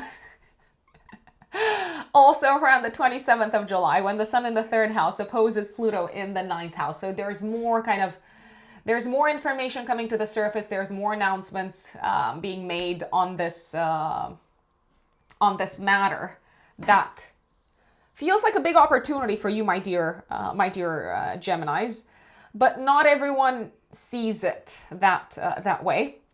You might also make a big announcement to the world, especially sometime between the 18th until the 22nd, when it comes to altering your relationship status, when it comes to no longer collaborating with some business partners, when it comes to no longer working for a certain company, and maybe, just maybe, when it comes to a personal relationship as well. I repeat, this seems to be coming from you. You're the one kind of supporting the change, the transformation, and embracing it fully. You seem to be excited at what the future looks like, but not everyone is on board, and that is okay. That is absolutely okay. Not everyone is gonna get it. The sun goes into Leo, into this part of your chart in your third house, 22nd of July for the next month. So again, there's going to be a big focus on communications, big news, but also transportation, presentations, networking, reaching out to people. And I did mention 27th of July, the sun will oppose Pluto and trine Neptune. So we've got this activation of Neptune. I feel like you're dreaming very big this month, Geminis. And you are also communicating to the world about it. And your imagination is on fire. And your mind is brimming with ideas. And you are, metaphorically speaking, destroying, killing an old mentality that you had, an old life philosophy that you had, an old belief system that you had. Now, speaking of belief systems, the nodal axis, the north node, south node axis, changes signs this month for the next roughly year and a half until 2028, beginning of 2028. The true nodal axis, by the way, so the true nodes, not the mean nodes. The north node moves into Aquarius in your 9th house. So for the next approximately year and a half, you can expect new ideas to come in and new people coming into your life that will probably shape your worldview, your belief system, your life philosophy, and the meaning of life in a totally new, different direction. Also, if you've been thinking of going to university or pursuing something very exciting from an academic perspective, the north node is here to help you. The south node is going to be transiting Leo in your 3rd house, so you're probably going to be letting go of old for the next year and a half. Cars, ideas, books, reading material, and even your old way of communication. So the south node shows what we're kind of ready to release and what flows outwards, so where the celestial tides flow out. 29th of July, a very lucky day. Very lucky, I will say this. The sun will conjunct Jupiter in Leo in your 3rd house. So we have a Jupiter Cazimi. This can come in as a blessing, as an opportunity, as sort of a boost in terms of good luck on one or several of the following fronts. So there might be a new exciting client coming in, or a new exciting business opportunity coming in, or a very auspicious conversation happening that will lead to career growth.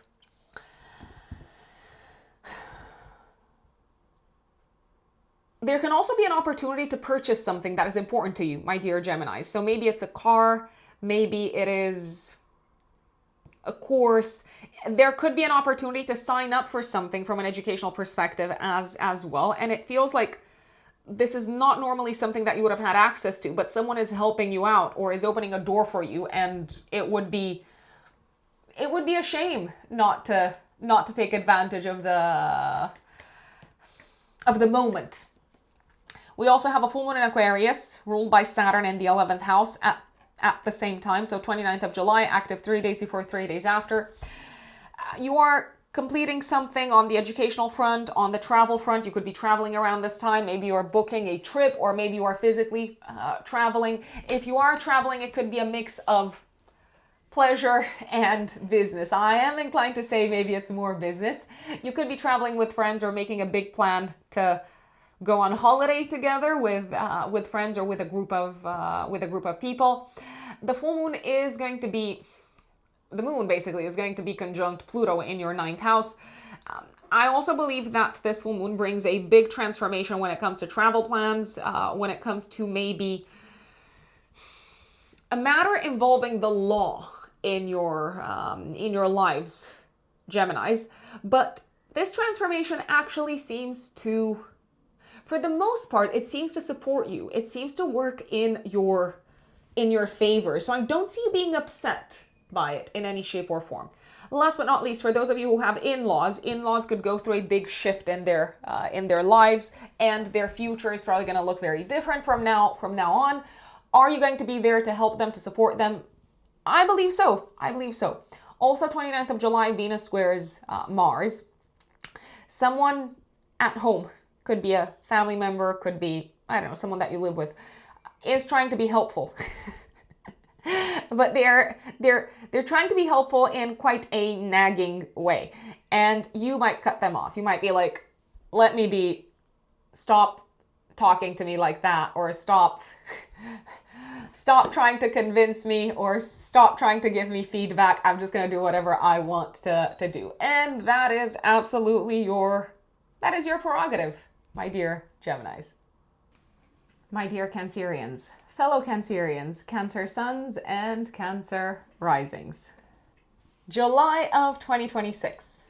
What is going on? What does July have in store for us, lovely Cancerians? Well, Mercury is going to be retrograde in Cancer all the way until the 23rd of July. And the post-retrograde shadow period ends second week of August.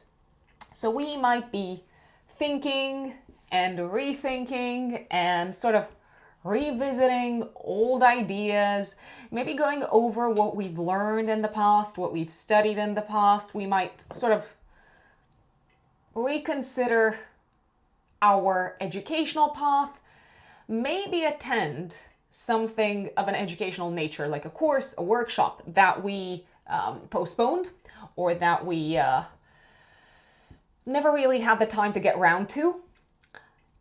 Some of you might be retaking exams, fellow Cancerians.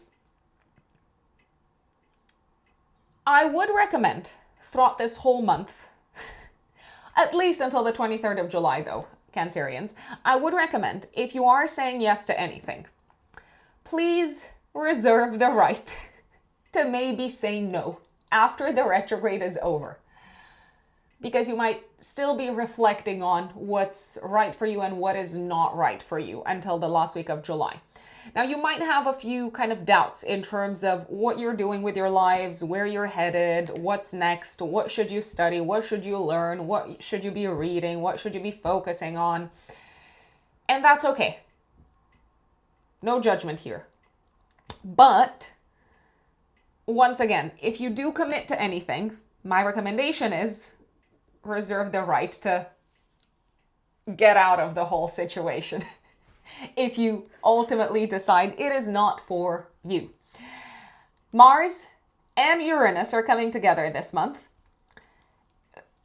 The Mars-Uranus conjunction is going to be exact, Cancerians, on the 4th of July. Mars will also trine Pluto in Aquarius in your 8th house, Cancer risings especially, on the 5th of July.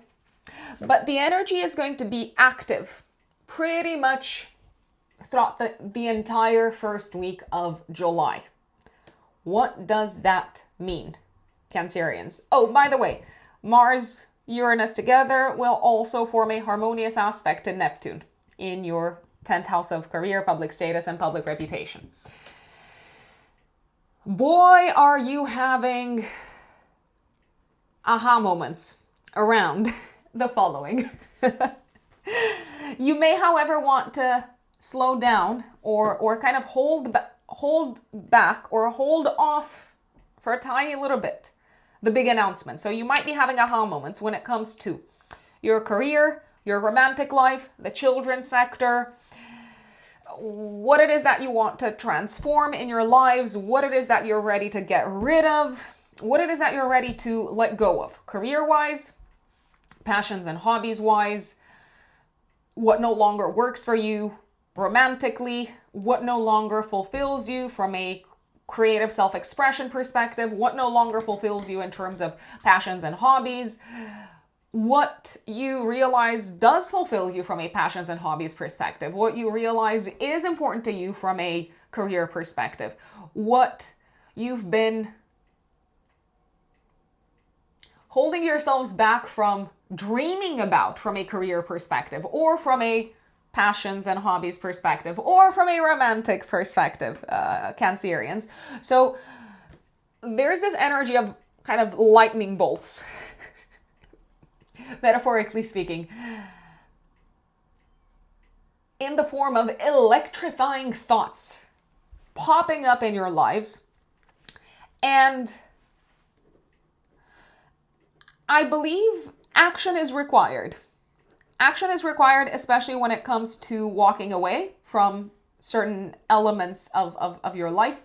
Action is required when it comes to getting rid of, disrupting the flow of self-sabotage, disrupting the flow of what's not making you happy, disrupting the flow of what you do not want to continue building in your lives.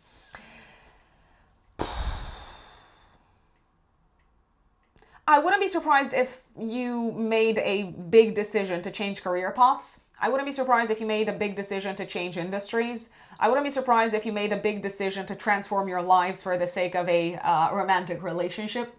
I wouldn't be surprised if you decided to start following a dream, chasing a dream that feels super unlikely, but hey, who cares? It's like, you only have one life, right, Cancerians? Or maybe we have multiple lives. Maybe this is just one of your many lives. But this is the lifetime that we're dealing with right now. You're probably going after something or deciding to go after something in sort of a covert manner, okay? Is it scary? Is it, does it feel like a big deal? Does it feel like it involves a huge transformation, a huge personal transformation? Yes, yes, yes, yes, yes to all of that. Is it worth it? I think so. I think so, but ultimately it's going to be your decision, Cancerians. There may be ideas coming to you in your sleep. There may be ideas coming to you when you're not necessarily looking for answers. There may be answers and insights coming to you when you're not looking for them, so in meditation or when you're working out.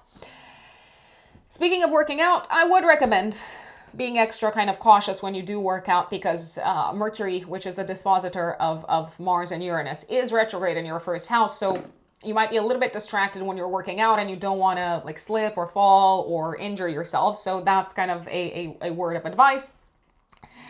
You may also feel ready to get rid of anything that anyone is holding over your head.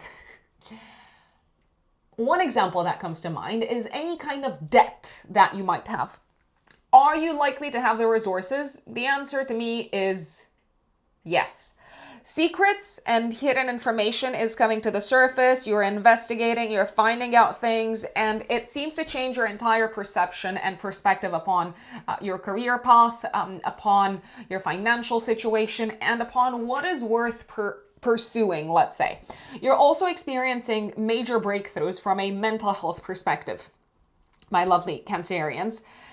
I believe you are ready to liberate yourselves from existing vices, addictions, and anything that you've been thinking or kind of allowing to mess up with your head, kind of mess up with your thoughts and with your brain. 6th of July, the Sun squares Saturn in your 10th house. You probably no longer want to abide by the rules of an existing figure of authority. You may feel restricted by an existing authority figure. I'm going to put it out there. And as a result, you're sort of ready to probably move on. You might also feel like someone is trying to dim your light and to hold you back from shining at your full potential. And I don't know how you're going to respond to that. But what I can tell you is that Jupiter transiting your second house for the rest of the year and the first half of 2027 is giving you a massive boost when it comes to self-worth and self-esteem. So even if someone is trying to rain on your parade or dim your light, I don't think you're having any of that. You're probably kind of taking note of it and saying, okay, I think I'm going to start kind of separating myself from you. 7th of July, Neptune goes retrograde in your 10th house of career, public status, and public reputation. And 26th of July, Saturn goes retrograde in the same part of your chart. There's been a lot of kind of dissolution going on at a professional level for you as of the beginning of this year, and new structures getting built, new foundations being built, new rules being implemented in your career sector also from the beginning of this year, with Saturn going into this part of your chart. As well. For the next few months, you're probably going to have the time to revisit all of this. 9th of July, Venus goes into Virgo in your 3rd house until the first week of August. Generally, this is an auspicious transit when it comes to communication, when it comes to taking exams, passing exams, fixing cars, for instance, when it comes to networking, when it comes to short distance traveling. And it's also a transit that is likely to improve the communication that you have with family members, siblings. I mean, I know they are family members, also cousins, neighbors, your local community.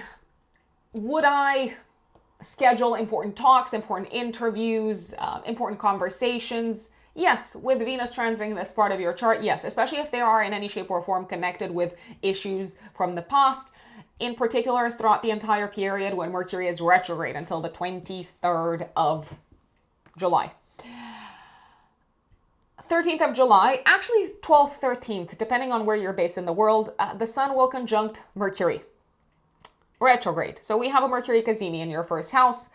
Big aha moment in terms of your life direction, in terms of you kind of speaking out and sharing an important message with the outside world. You may be having clarity over what's been getting in the way of your success, what's been getting in the way of your financial success. I do want to put it out there. Speaking of financial success, this can be a day, actually like a couple of days of important achievements from a financial perspective. So you might sign contracts, you might score a big win, a big client might come in. You might also learn something or integrate the knowledge that will help you make more money in the future. So I do like this Mercury Cazimi. Also 13th of July, Venus squares Uranus. There may be some disruption on the road if you're traveling, and maybe a family member or a sibling or a colleague, maybe from work, cancels the meeting that they had scheduled with you. Maybe someone doesn't get there in time, so it's not necessarily a matter of cancellation. It could just be that the plans do not go according to what was initially discussed. There can also be unexpected news coming your way around the 13th of July from a family member, from a sibling, from a colleague. And as much as you didn't see this coming and it feels like a bit of a surprise, you're like, okay, I can work with this. Maybe it's not what I had in mind, but we can adapt, we can adjust.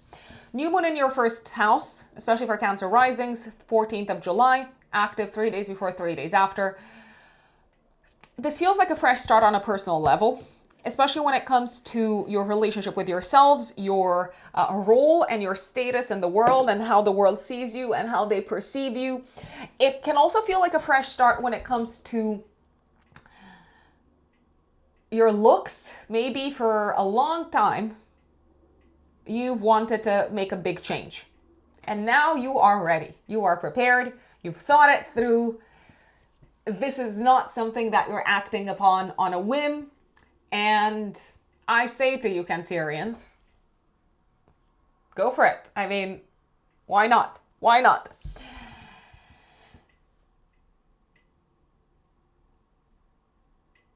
You are very much in the spotlight at the time of this new moon. The world is watching and listening to what you have to say. Is this a good time to make a big announcement? Yes. Yes, it is. Yes, it is. Absolutely. Now, there is another, well, there's a lot of big things happening in the sky in July, but there is another big deal going on, astrologically speaking, in July. Jupiter will oppose Pluto in Aquarius in your 8th house. It will be exact on the 20th of July, and Jupiter will also sextile Uranus in your 12th house. It will be exact on the 21st. However, we are likely to feel these energies pretty much from the 10th until the 22nd of July. They will be the strongest. They will be the most intense from the 18th until the 22nd. And they will be reactivated, I want to say, around the 27th of July. Now, Jupiter will also, whilst it's opposing Pluto and sextiling Uranus, it will also be trining Neptune in Aries. So what's going on? Like, brace yourselves, Cancerians, this is big. But you know that this is big because you've probably been planning it for some time. You've been sitting on it for some time. You've been kind of shaping it for some time. You've been manifesting it, maybe. It is possible for some time. So I believe you are taking a huge leap of faith in the direction of a dream. It feels like a dream. It feels far-fetched. It feels like it's straight out of your imagination. You are taking a big leap of faith when it comes to pursuing something from a professional perspective, from a sources of income perspective. And I will put it out there, it feels like one of the most exciting adventures that you're embarking upon. And there's a lot of unknowns, but I'm chuckling because I believe you are the most excited about the unknowns of this whole endeavor. So I would not be surprised if some of you said yes to a new career path, a new industry, a new source of income that is kind of propelling you into a different sector, a different industry altogether. There's probably going to be lots of new things that you have to learn. This may feel like a shock. This may feel like a surprise to you even, because it could be that the opportunity comes your way And by the way, it is an opportunity to probably make money in new ways. I keep on saying this. And to expand upon your existing sources of income. So it feels like the opportunity makes its way to you maybe out of nowhere, or there is a chance that it might have crossed your mind that this would come your way, but now it just feels like you've manifested it essentially. So this is a whole new different world that you're stepping into. Now, some of you might be thinking, okay, Rux, but let's say I'm just going to say yes to a new job. Is it really that big a deal? I'm like, yes, it is that big a deal, because what you're not seeing at this point, my dear Cancerians, is that you saying yes to a new source of income is probably going to push you down a totally different trajectory, learning-wise, people-wise, future-wise. So this is much bigger than it appears to be. I also believe you are overcoming a huge fear. You are kind of ready to jump into the abyss and say, come what may, I'm gonna do my best to make this work. I believe in myself. I actually believe that you have a humongous amount of faith in yourselves at this point, my dear Cancerians, and you probably will need it to make this type of move. You might also be freeing yourselves at this point in time from a massive financial burden. Your financial situation seems to be going through a reset, probably because you're saying goodbye to a financial burden. Maybe you're paying off a big debt, or maybe the debt is being cleared out in some shape or form. Whatever fear or financial burden you're being freed of seems to put you in a position to pursue your dreams and to pursue maybe something that felt possibly unattainable or unlikely, professionally speaking. So I say to you, go for it. Some of you could also experience a major transformation in terms of where your money is going, where it's headed. So you might decide to start investing more into your academic path, your education, or you might decide to start traveling the world to pursue a new career altogether. Many possibilities here. The same energy is activated around the 27th of July when the Sun will oppose Pluto in your 8th house, and it will trine Neptune. Lots of things are coming to the surface around what's been holding you back from chasing your dreams. And Cancerians, I can tell you that you also seem to be getting rid of, this is going to sound very dramatic, you also seem to be getting rid of what I would call hidden enemies or elements of your life that were binding you to kind of a certain existing situation. Now, the Sun goes into Leo, into your 2nd house of income, 22nd of July for the next month. So it will illuminate your financial sector, but also the sector concerning what's important to you, your values, your value system, and so on. Also, 27th of July, not only is this the day when the Sun opposes Pluto and trines Neptune, you are somehow shining. You are shining and you're coming out of the this sort of like cone of darkness, Cancerians. The nodal axis will change signs. So the true nodes, by the way, they are moving from the Pisces Virgo axis into the Aquarius Leo axis. The north node moves to Aquarius, the south node moves to Leo. The last time when this happened was between December 2007 until August 2009. So the north node is saying the celestial tides are kind of coming in to your 8th house. So you might see your investment sector grow over the next year and a half. You might see your partner's financial situation expand. You may benefit from other people's money more. Business partners and partnerships might come in. The south node moving into your 2nd house is saying over the next year and a half, you're probably going to let go of at least one existing source of income, and your values are probably going to change dramatically, and you're ready to kind of release them also. People that are probably going to be incredibly transformative are coming into your lives, Cancerians, and these people can have a transformative effect, especially upon your financial situation, okay? 29th of July, probably one of the luckiest days of the year. I know, I said it, and I'm going to stick to what I said.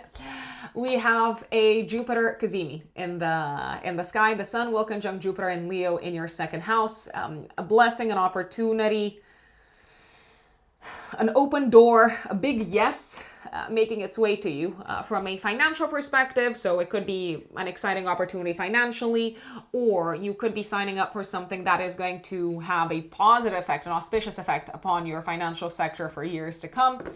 It could also be that this Sun-Jupiter conjunction brings in a fresh start from a work perspective, also an opportunity from a studies perspective, also a big blessing from a legislation perspective. I know sometimes the law can work in our favor, or maybe a big win when it comes to dealing with courts of law. This conjunction also gives your confidence a boost, and you seem to be willing to use it very, very quickly. So you believe in yourselves way more than you thought. Way more than you thought you could, essentially, Cancerians. We also have a full moon happening in the sky on the 29th of July. It's active 3 days before, 3 days after. It is activating your financial axis, so you are probably seeing some sort of a financial reset, or there is kind of a big shift from a financial perspective in your lives, Cancerians. Maybe you're paying off debt. Maybe you are receiving a lump sum of money. You could be helping out someone from a financial perspective and maybe getting them out of a pickle. It could also be that your partner's financial situation changes for good. And actually, that seems to once again support whatever it is that you're dreaming of from a professional perspective yourselves. Venus will square Mars, 29th of July. You might also feel it day before, day after. I'm chuckling because you might try to be kind of really nice and kind in your communication style and use words that don't trigger anyone around this time, but people might be triggered either way, and they might not necessarily respond in a kind way to you. However, that is not something that should put you off. I mean, people can be upset and frustrated or kind of deliver sort of spiky compliments, like underhanded, is that the word? So sort of like compliments that are not actually compliments. They might deliver these kinds of messages to you around the 29th. I don't think it makes a big difference at all to your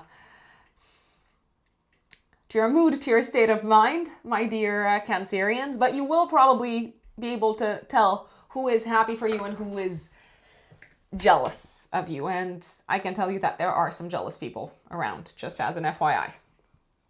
And that is Cancer. Now let us move on to my dear Leos, Leo suns, and Leo risings. My lovely Leos, what is going on in the sky in July? Mercury is going to be retrograde until the 23rd of July in your 12th house.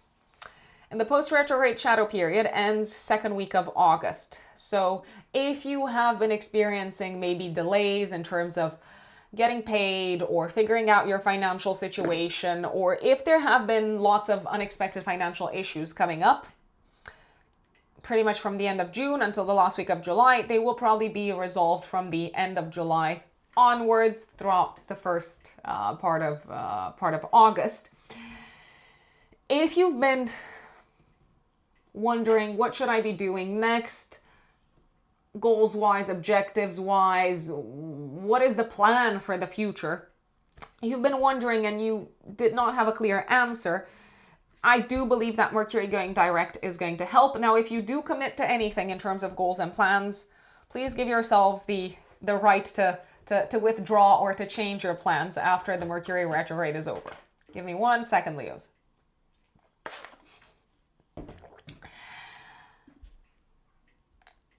First week of July, but it is the strongest between the 3rd until the 5th, 6th. There's something very big going on in the sky. Mars is going to conjunct Uranus in Gemini and trine Pluto in Aquarius. And it will also sextile Neptune in Aries. What does that tell me? It tells me that there may be some sudden announcements making their way to you from your circle of friends, from the organizations that you're a part of, from the communities that you are active within. There may also be a sudden change of plans or plans that you decide to act upon together with a partner. It could be a business partner, it could be your spouse. You might say, okay, this is the direction in which we thought we were going as a couple, but actually we have a totally new set of goals right now.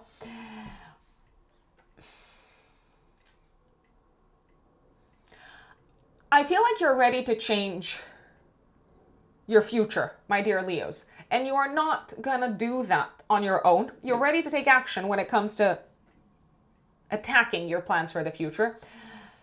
You're doing that in conjunction or in collaboration with someone else, in collaboration with a partner, in collaboration with someone who has a lot of influence and power. It could be a business partner, it could be an important advisor, it could be a very influential, powerful advisor. It's also very possible that someone might come in and open the door for you, so to speak, when it comes to achieving one of your goals. It could be a goal connected with your home life, but it could also be a goal connected with like the property sector, the maybe like home and land and living situation sector in general. Someone is making things happen, and I'm trying to say so many words at the same time, and sometimes it sounds like gibberish. It seems like you are getting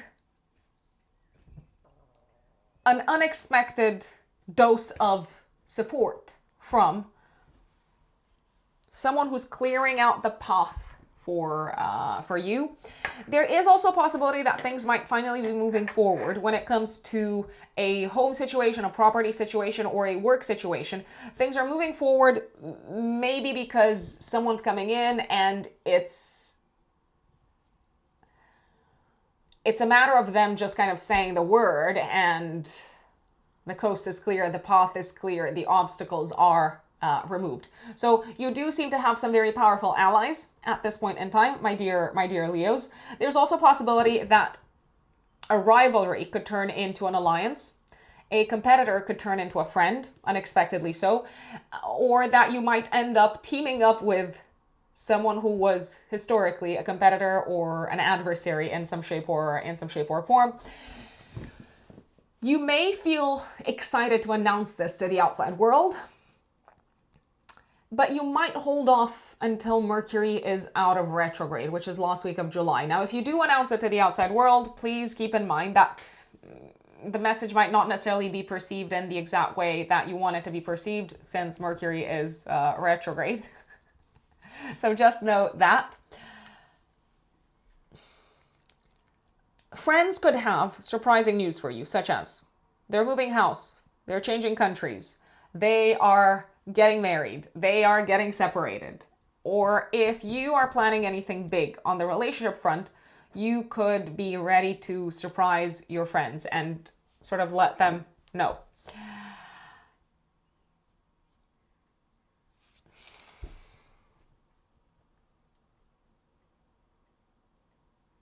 Don't be afraid, Leos. That is my last recommendation when it comes to this Mars kind of martial energy. Mars connecting with Uranus, Mars connecting with Pluto, Mars connecting with Neptune. My last recommendation is do not be afraid to step into a new direction future-wise. Even if it's not what you had planned. Even if it's probably going to transform your entire life. If that is what makes sense to you, if that is what you believe in your heart of hearts, if that is something that's going to bring a strong sense of meaning to your life, then I don't think I need to say anything else. The Sun will square Saturn 6th of July. You might have some fears coming up around this time, and maybe they're keeping you up awake at night.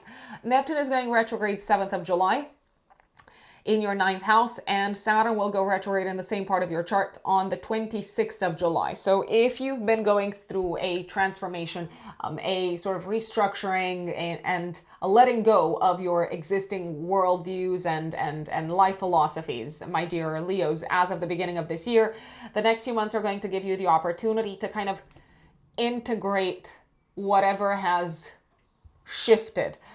I would also not be surprised if you experienced a bit of a slowdown over the course of the next few months when it comes to your academic journey. It's not necessarily the time, especially from the 26th of July onwards, to embark upon anything new that you haven't already started from an academic perspective. Now, if you have started the process, let's say apply for a PhD or whatnot, before the last week of July, then by all means, go ahead. Venus goes into Virgo 9th of July until the first week of August. This is probably going to attract more clients your way, even clients from the past, more money your way, money somehow connected with people that you have worked with potentially, or money connected with maybe, I don't know, your friends recommending you to like jobs. You might end up working with friends or people that were part of the same group or community or organization that you were a part of a while ago. Is it likely to be fruitful from a financial perspective? I believe so. I absolutely believe, I believe so. You may also spend some money over the course of the next, what is it? Almost like a month. You might spend some money on education, on your car. I wouldn't be surprised because Mercury is also retrograde, on your public status and public reputation. So maybe you are, I don't know, like going to do a photo shoot so that you can update what your socials look like, so that you can update your LinkedIn profile photo, something along those lines. You may also feel quite generous when it comes to your resources over the course of the next month-ish. And you do generally seem to be very valued and appreciated for what you bring to the table, Leos, over the next month approximately. We have a Mercury Cazimi 13th of July. Well, 12th, 13th, depending on where you're based in the world, in your 12th house. This is a moment of clarity in terms of what's been holding you back. Also a moment of clarity in terms of what's been sabotaging your financial situation. Also a moment of clarity in terms of what's been impacting negatively your sleep or your mental health. Another moment of clarity when it comes to who is, let's see, who is your friend and who is no longer a friend. Maybe they were a friend in the past, but now they're just plain jealous and maybe getting in the way of your success. Also, 13th of July, Venus squares Uranus. There may be an unexpected expense coming up with, I don't know, in connection with like a social event or a party or something that you want to do together with your friends, or something that you're doing together with your friends might end up costing more than you thought it would cost. 14th of July, active 3 days before, 3 days after, we have a new moon in your 12th house, my dear Leos. This is a fresh start in terms of what you're ready to let go of, what you're ready to release. Maybe also a fresh start when it comes to your interaction with institutions of any type, such as, I don't know, like libraries, governmental institutions, hospitals, etc. In terms of letting go, you've been making a plan for some time, and now you're ready to go ahead with it. In terms of your dealings with institutions, maybe there has been a lot of back and forth, bureaucracy. But now things are finally moving forward in the right direction, I'd say.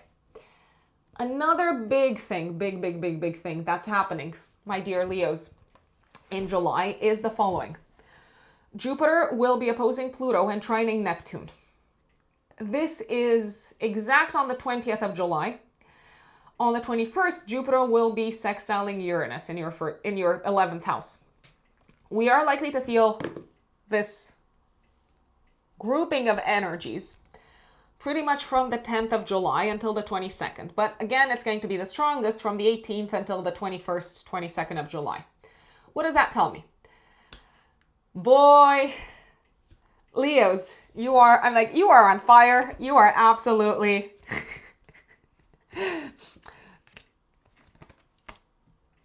itching to experience a big change in your lives. And I believe you have the confidence and the trust in the universe, the faith, and the energy and the appetite to go for it. So you're probably going to go for a big transformation. You're probably going to say yes. You're probably going to take a leap of faith when it comes to the following. Your relationship sector, I would not be surprised. It could be personal relationships. It could be business relationships. A relationship does seem to be going through a crisis, but now you no longer seem to be as bothered by it as maybe you were in the past, or it doesn't seem to feel like this dark cloud anymore. So you've come to terms with the fact that things are not working as they used to, and you are ready to reset the whole thing. So some of you could be saying goodbye to a business partner. Some of you could be saying goodbye to a life partner. Some of you could be ready for a big shift in terms of your marriage. So maybe you are ready to move into a new home with a partner, or you are ready to kind of tell them, listen, I'm no longer going to play along with something that's been causing a lot of tension and frustration and turmoil. You might also be ready for a big change and a big leap of faith when it comes to your academic path, your educational path. You do seem to be very excited about the future and about what a future without someone in it looks like. So whether you're saying goodbye to a business partner, whether you're saying goodbye to a coach, an advisor, a consultant, whether you are saying goodbye to a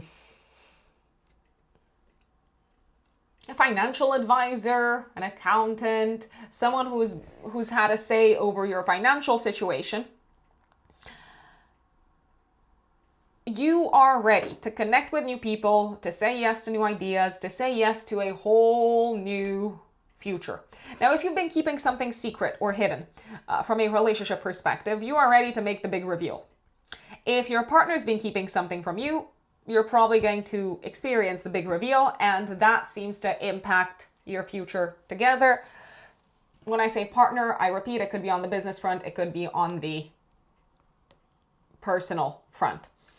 You have very good friends around you. You have a lot of new people coming into your lives, my dear Leos. You seem to have some really important mentors who almost kind of make you feel like you can't miss, you can't lose, you can't go wrong if you say yes to a new adventure. The one thing that I would recommend being quite cautious with is if you have enemies. I know, super dramatic. What is this, like a gangster movie or what? So if you have adversaries, if you have opponents, if you have enemies, don't hit them whilst they're down. They do seem to be experiencing a tough time anyway. You're probably rejoicing. Let's say you're in business and one of your main competitors goes out of business. You might be celebrating on the inside. You might be feeling super excited about it because that means more business for you. But do be careful what you say and how you say it and how you kind of talk about this entire thing publicly, because you do not want it to backfire. And also you do not want to attract the backlash of someone who is now at a low point, but they might be at a high point once again in the future, and they will not forget that you kicked them whilst they were down. Now, if you are involved in anything of a legal nature, so anything involving courts of law, I do believe you are experiencing a huge win around this time, sometime between the 10th until the 22nd of July. There might be another announcement in this direction around the 27th of July when the Sun opposes Pluto 27th of July, more kind of buried things are coming to the surface. They are visible. They are illuminated when it comes to your relationships, collaborations, partnerships, but also enemies. And you seem to have a tremendous amount of faith in the fact that the law is on your side, divinity is on your side. You're doing well. You're doing well. I am going to say this. Leos. The sun comes into your first house on the 22nd of July, so it kind of revitalizes you. It gives you lots of energy and trust and confidence for the next month. You are probably feeling much more filled with stamina, probably, like energy, vitality from the 22nd of July onwards. Until then, with the sun in Cancer, you might have been a little bit tired, a little bit scared, a little bit fearful of of the big shifts that are happening in your life. But from the 22nd of July onwards, I'm like, you are pretty unstoppable. The sun will conjunct Jupiter in your first house, 29th of July. This is a very lucky day. We have a Jupiter Cazimi in the sky. Jupiter is the ruler of your 5th house and of your 8th house. So you might feel somehow lucky or blessed when it comes to one of the following. When it comes to your health, when it comes to your role and image in the world, when it comes to, I will say, your romantic life. So you might, as much as July can feel like a mixed bag in terms of romance, you may feel very loved, and you may feel very lucky and blessed and privileged to be loved in this way around this time. If you are single, I would not be surprised if a new romantic partnership might be kind of knocking at your door. You might also feel very proud and blessed if you have children, because there's something really beautiful happening in their lives, and it seems to reflect nicely onto you as well. So it's as if their win is your win, which to an extent, of course it is, because you are the parent. Now, if you are looking to have children, then end of July, especially around the 29th, can be a particularly auspicious day, a particularly auspicious moment. I do want to say, some of you could be feeling this energy also on the 28th of July, the Sun-Jupiter conjunction. Also on the 29th, we have a full moon in Aquarius. Full moon conjunct Pluto. Active 3 days before, 3 days after. Maybe a significant outcome feels finalized. It feels like you are wrapping up something big on the partnership side, on the collaboration side of things, on the relationship side of things, and maybe a big battle is also coming to an end as well. The full moon is in a harmonious aspect to Neptune, so you're ready to go on holiday, maybe ready to travel, maybe you're signing some papers together with someone else, and it feels like the law is supporting your decision. The full moon is ruled by Saturn. It feels like this is something that you've been working towards for some time in regards to a partnership or a business collaboration or some sort of an open battle, my dear Leos. Also on the 29th, Venus will square Mars. Again, I feel like you end up spending more than you intended to around this time, day before, day after. There is one additional big thing that is happening in July. It hasn't happened since December 2007 until August 2009. So a long time ago, almost 2 decades ago. Less than 2 decades, but almost. The nodal axis, the true nodes, change signs from the Pisces Virgo axis into the Aquarius Leo axis. The north node moves into your 7th house, the south node moves into your 1st house. The north node shows where the celestial tides flow in. The south node shows where the celestial tides flow out. So over the next year and a half, until the beginning of 2028, you can expect new people to come into your life that will probably alter your path, your destiny, your fate, and you can expect an expansion of your relationship sector.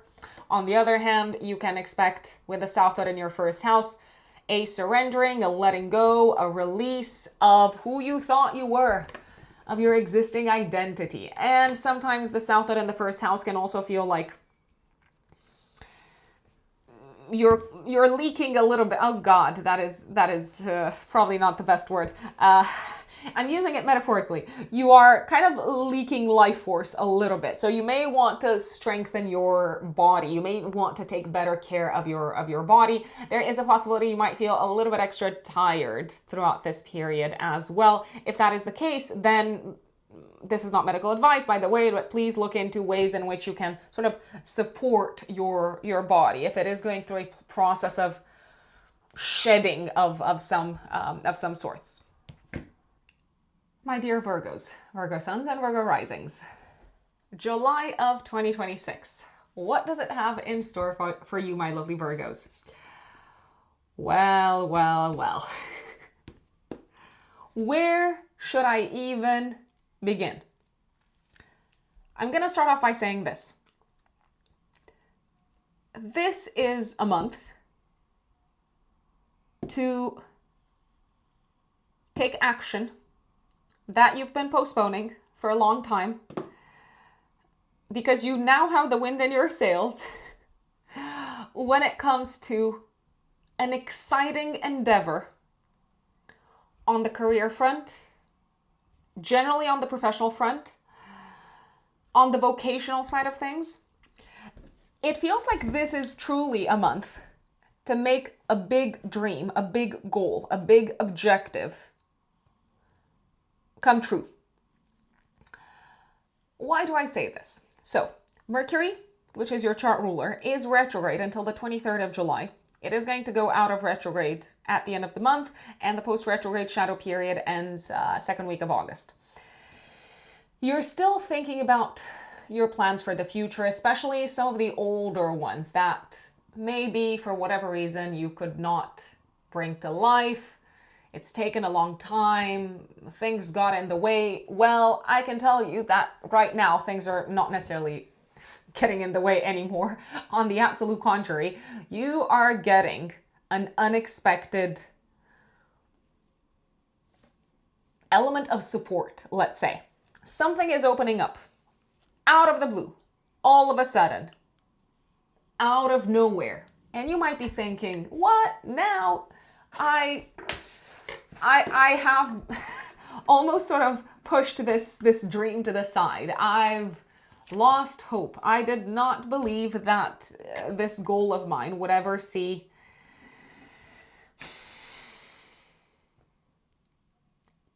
a successful conclusion.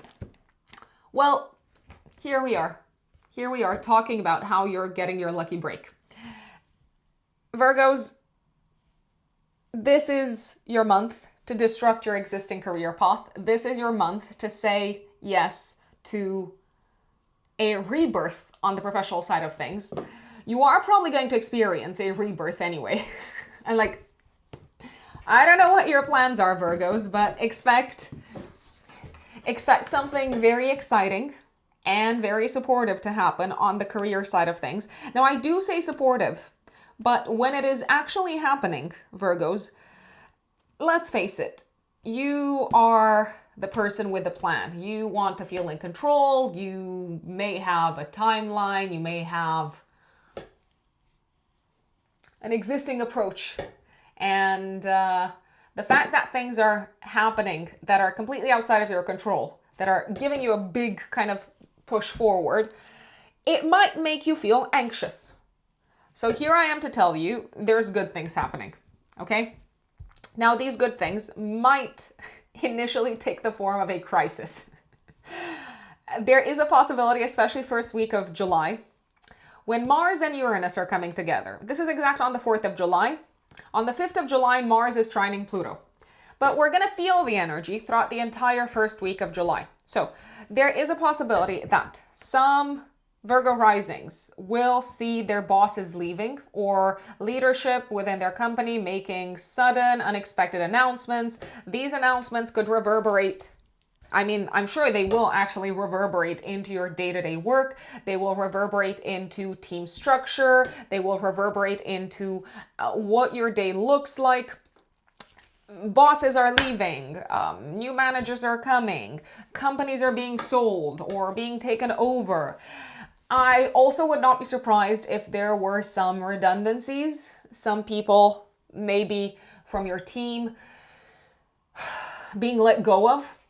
If anything happens on your end, Virgos, Virgo risings especially, if something shakes up the status quo of your day-to-day work, there is something literally at the same time right there in front of you, waiting for you to take it, to say yes to it, to say yes to it, to throw yourselves into this new endeavor. There may be some surprising announcements regarding your career path and progression.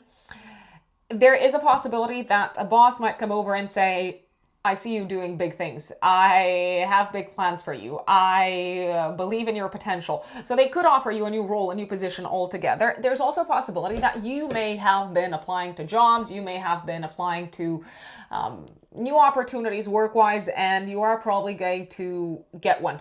Now, it could be one that you potentially applied a long time ago. It could also be an opportunity that comes your way from a friend or from someone that you collaborated with a long time ago. I will see it, I will see it, and I would qualify it as an opportunity, but it will probably require a lot of courage, and it will probably feel like it's taking you way out of your comfort zone in terms of what your day-to-day looks like. So you might need to learn new things, you might need to utilize new tools, you're going to work with a whole new different set of people. I repeat, it's also possible that some of you might be experiencing a career breakthrough into a new sector altogether, or your existing sector is going through a massive transformation and it seems to help your career growth. But you have to be willing to take a risk. And I believe you are ready to take a big chance, but you're also worried at the same time. Now, you might also be worried if you talk to people around you.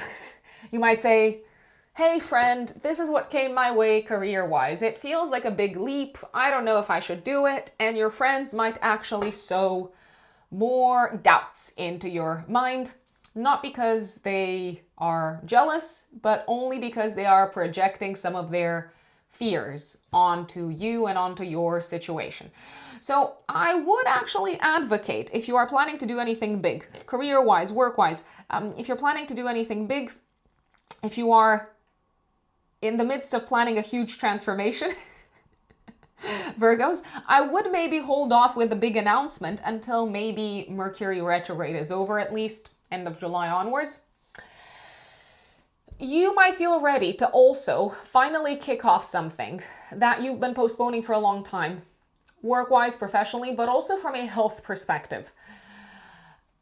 They could be somehow intertwined. Now, this is not health advice. Please take the advice of the doctor in case anything comes up. This is pure entertainment only.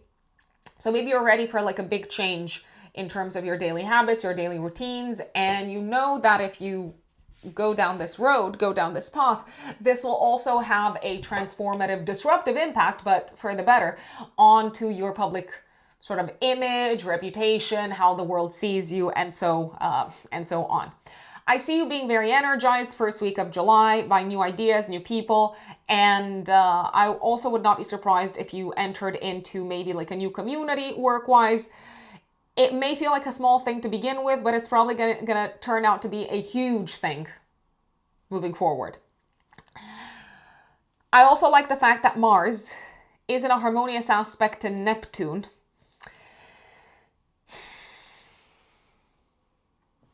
I think you're overcoming a fear here. You're overcoming this kind of fear and the unknown, this fear of new beginnings, this fear of not having everything figured out just yet. If you say yes to this new path and to this new plan, my lovely Virgos.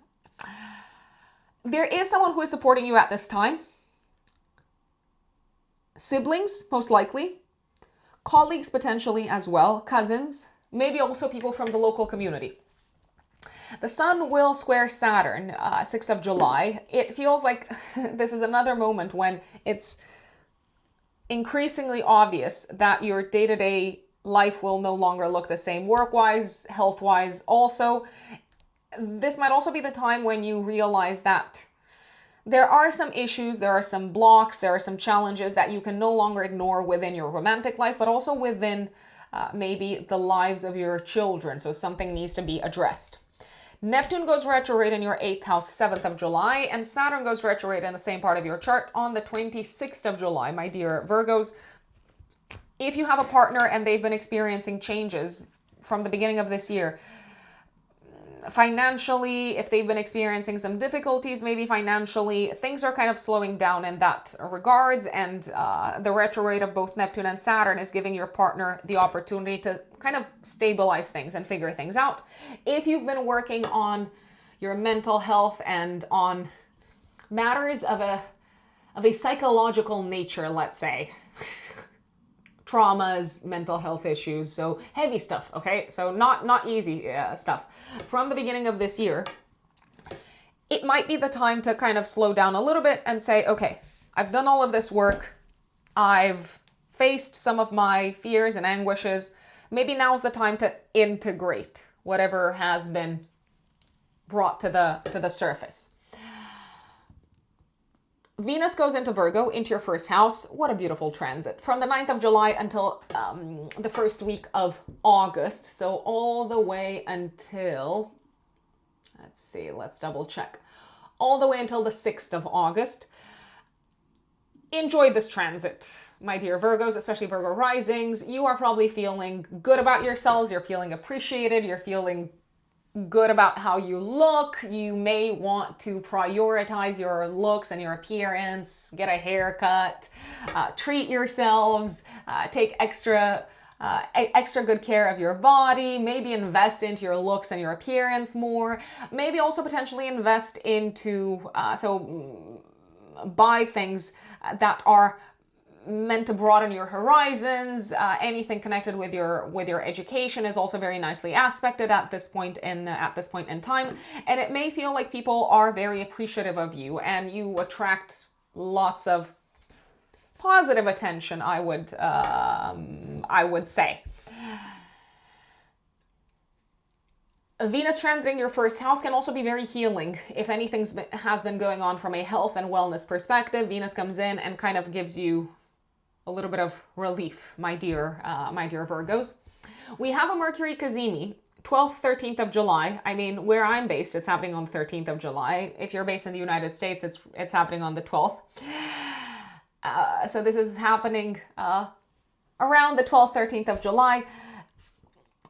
The Mercury Cazimi is a moment of clarity and of success, I'd say, when it comes to your goals and plans for the future.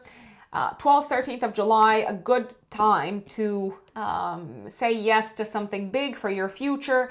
Maybe to also say yes, so potentially to sign papers, to sign an agreement, to sign a contract. To say yes to something big from a professional perspective. It is a good time to make a big announcement to the outside world. It is also a fantastic time to catch up with friends, peers, your community, to catch up with like-minded individuals, because a lot can come out of a lot of clarity and some sort of a concrete achievement can come out of these types of encounters. So I would definitely say yes to any invitations, any social occasions around the 12th, 13th of July. Also 13th of July, Venus squares Uranus. Someone is being a lot less predictable than you would like them to be, and it is probably happening in the professional space, but it is what it is. I would not take this personally, my dear Virgos. I mean, I can see that you're trying to adapt to their needs and their requirements, and you're trying to be as gentle and kind and nice and approachable as you can possibly be, but they are not necessarily appreciating that at this point in time. 14th of July, active 3 days before, 3 days after. We've got a new moon in your 11th house. a fresh start when it comes to goals and plans for the future. You know who your friends are, you know who your allies are, you know who your supporters are. I would also not be surprised if you became more actively involved within a community, within a group of people, maybe also within an organization that you used to be very involved with in the past. This can also be the time when you reconnect with a friend, and maybe it's been a little bit bumpy, but now it feels like you are on the same page. There's another really big thing happening in July. Gosh, there's so many Virgos. Let me focus on the next one. Jupiter, the great benefic, the planet of expansion, of opportunity. A planet very strongly associated with freedom, relief, but also with protection. Jupiter will be making some important aspects this month. On the 20th of July, it will be opposing Pluto in your 6th house and trining Neptune in the 8th house. And on the 21st, it will be sextiling Uranus in your 10th house of career, public status, and public reputation. Jupiter is also the ruler of your 4th house of home and the ruler of your 7th house of relationships. These aspects that Jupiter is making are active from the 10th until the 22nd of July, but you'll feel them the most from the 18th until the 22nd, essentially. Jupiter opposing Pluto is saying a big, massive, large-scale transformation is coming up on the work front. It could be that you're saying goodbye to a job. It could be that there's massive restructurings in the workspace. It could be that your day-to-day changes absolutely to the point where it's no longer recognizable. It could also be that something is coming to the surface from a work, but also maybe from a health perspective. And it could be for you, but it could also be for a family member or for a partner, a significant other. For some people, this opposition can actually feel like a big crisis on the work front. I repeat, I would see it as a time when you're ready to let go and to walk away and to take a leap of faith in a new direction from a work perspective.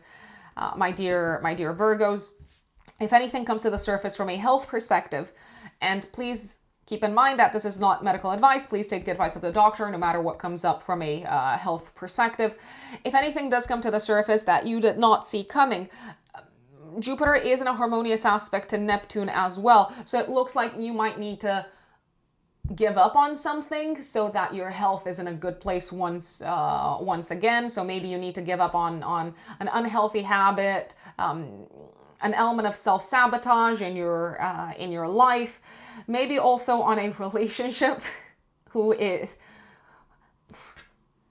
the relationship or the person has been messing up quite a bit, maybe with your health, maybe with your mental health, and now you realize, okay, I gotta go, I gotta get out of here. If I don't get out of here, then this is going to be negatively impacting my body, my mental health, all of that. If anyone on the family front maybe has been dealing with something health-wise, there could be a big change, a big transformation happening around this time. So it could be a change of treatment, a change of approach. I would not be surprised if maybe a family member was going through some sort of a surgery around this time. I would recommend, for those of you who have pets, sometime between the 10th until the 22nd, I would not wait until later than the sort of, I'm going to say 17th of July. If you have pets, you may want to, if you see that there's something that they're struggling with, I would recommend taking them to the doctors straight away. Jupiter sextiling Uranus is saying that whatever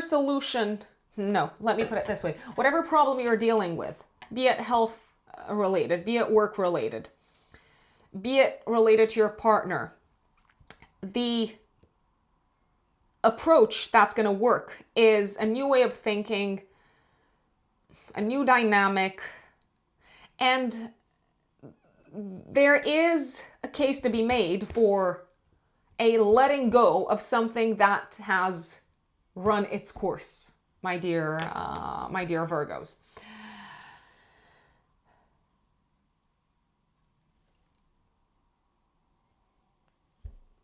The sun will oppose Pluto once again. So the sun is going into Leo in your 12th house, and it's activating this Jupiter kind of grouping of aspects. The sun is going into Leo on the 22nd of July. It's going to stay there for the next month. So it may feel like there's lots going on in your lives, Virgos, behind the scenes. The sun will be reactivating this Jupiter in Leo, Pluto in Aquarius, Neptune in Aries combo on the 27th of July, give or take a day before, a day after. So more kind of surfacing or resurfacing when it comes to what needs to shift on a day-to-day basis in your life, when it comes to big changes work-wise, when it comes to big changes health-wise, when it comes to big changes in terms of your habits, and when it comes to what has been sabotaging your success and your efforts. We will experience also a full moon in Aquarius, 29th of July, active 3 days before, 3 days after, activating your axis of health and service. This full moon is going to be in a harmonious aspect to Neptune and Aries. Essentially, the end of the month seems to bring to a culminating point to these changes that have been happening in your life throughout the whole of July, work-wise, health-wise, habits-wise, maybe colleagues-wise, clients-wise, team-wise. I am looking at the people that you're working with. It could also be that at the end of the month, you're wrapping up a job. You are maybe saying goodbye to your colleagues. Maybe you're also wrapping up an old way of working. You could also be wrapping up maybe a treatment on the health front, or a family member could be wrapping up a treatment on the health front. It's also possible you could be wrapping up a big move, or you might be making a big decision when it comes to your home and living situation, especially a big decision that has something to do with fixing or repairing or replacing something around the house. There's also a possibility that a partner might be saying goodbye to a job. Or that a partner could be wrapping up an issue on the health front if they have been dealing with anything. There is a chance that if you have a partner, they may have been the one potentially getting these sort of like big news on the health front, and they've been maybe kind of discombobulated from the 10th onwards, but especially from the middle of July onwards. There is a resolution, there is an end in sight to the turmoil, and I believe that everyone involved is sighing a big sigh of relief at the end of July. Also, 29th of July, Venus is squaring Mars. I feel like you need to manage someone's expectations from a career perspective, from a professional perspective, and you might also need to bring someone in a gentle way down to earth. They might have these like big requests, big demands from you, and you might need to gently and politely explain to them what is doable and what is not doable. I will say one more thing, Virgos. 27th of July until the beginning of 2028, the nodal axis changes signs. So the north node, south node axis, I am looking at the true nodes, not the mean nodes. They are changing signs from the Virgo Pisces axis onto the Leo Aquarius axis. So the north node moves into Aquarius, the south node moves into Leo. Essentially for the next year and a half, new energy is coming in. New developments, fated developments. They're making their way into your life when it comes to your day-to-day work, when it comes to daily routines, daily habits, approach to health, what your day-to-day looks like. And it looks like you are shedding, you are emptying many of the elements in your life that were acting sort of like hidden enemies, or that were causing you to self-sabotage, or that were acting against you in some shape or form. I would not be surprised if some Virgo risings over the next maybe like year and a half gave up on existing addictions, or did like major clear outs in their home. Maybe also, that does seem quite likely, there's a lot to be emptied from a subconscious perspective. So if you have been repressing or pushing to the side any heavy material from an emotional standpoint, now's the time to bring it to light. And as a result of that, you can also move away from it and forgive and let go. That is Virgo. Now let us move on to my dear Libras, Libra suns and Libra risings. July of 2026. What is going on in the sky, my dear Libras? Lots is like so much is happening in the sky. What should I begin with? Well, Mercury is still retrograde in your 10th house of career until the last week of July, and the post-retrograde shadow period ends second week of August. So if you are experiencing challenges in communication, delays when it comes to things moving forward from a career perspective, do wait for Mercury to get out of retrograde, because things are probably coming back to normal, or they're moving forward as they should be at the end of the retrograde, and especially after the post-retrograde shadow period ends.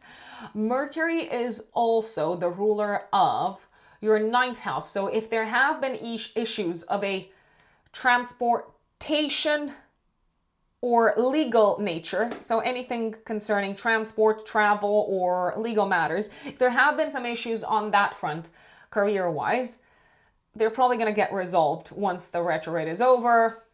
But don't forget to chase, don't forget to send emails, don't forget to check if the people in charge have received your emails.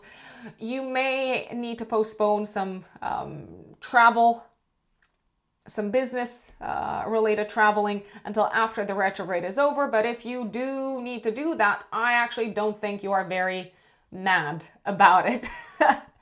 On the absolute contrary, it looks like travel is kind of all over the place this month, but you don't seem to mind it, because there may be a need to postpone a trip because you have to go someplace else, because something comes up out of the blue. So there's all sorts of things happening on the travel front. Now, the reason why I say this is because first week of July, Mars is coming together with Uranus in your 9th house of long distance traveling, and 5th of July, Mars is trining Pluto in your 5th house of enjoyment. Essentially, first week of July, we're going to feel these energies, even though they are exact on the 4th and on the 5th. What can these energies bring?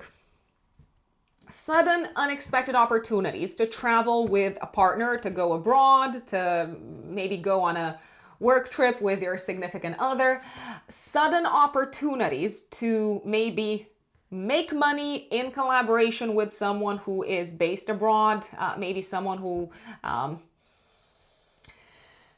of the blue reaches out to you and says, hey, we seem to be on the same page. I like your style. I love what you're offering. Let's find a way to work together. By the way, if you are signing up for anything in terms of collaborations, work-wise, please keep in mind that once Mercury retrograde is over, you might want to revisit the terms and conditions. So I'm not saying don't accept any proposals on this front, but what I am saying is take your time to revisit the terms and conditions, and maybe if you can, postpone the actual signing of papers until after the retrograde.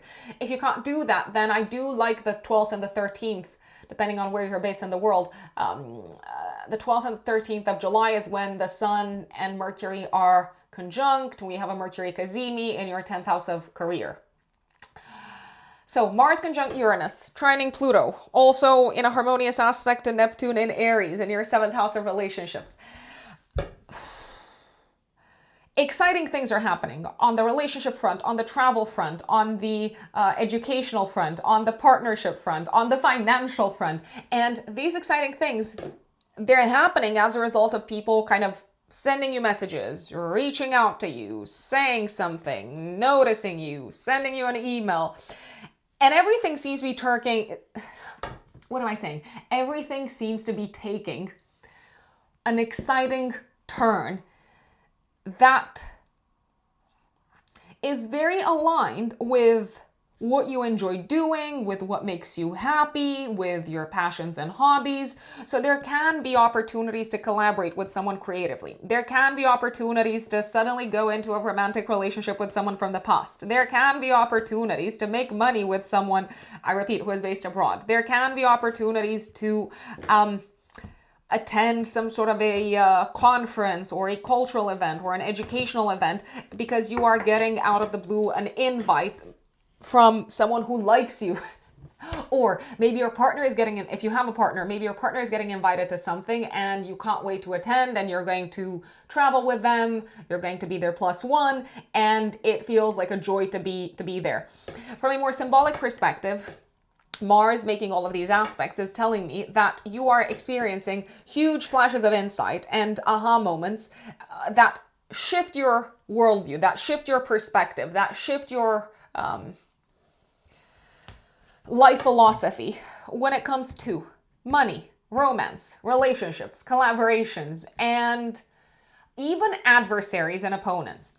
I am also inclined to believe that you're going to get good news from a legal standpoint, from legal entities, legal institutions, or if you're waiting for news concerning your immigration status, your green card, your foreign citizenship. Once again, I do see good news. If your partner is waiting for news on this front, it's probably going to be good news once again.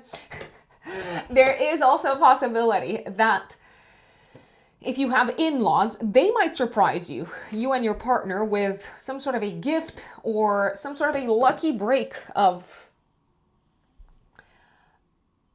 a kind that is aligned with your values and with what makes you happy. Now, if you have children, Libras, especially Libra risings, if you don't have children and you're trying, this configuration can bring children into your life, just as an FYI. This whole month can actually bring pregnancies into your life, just as an FYI.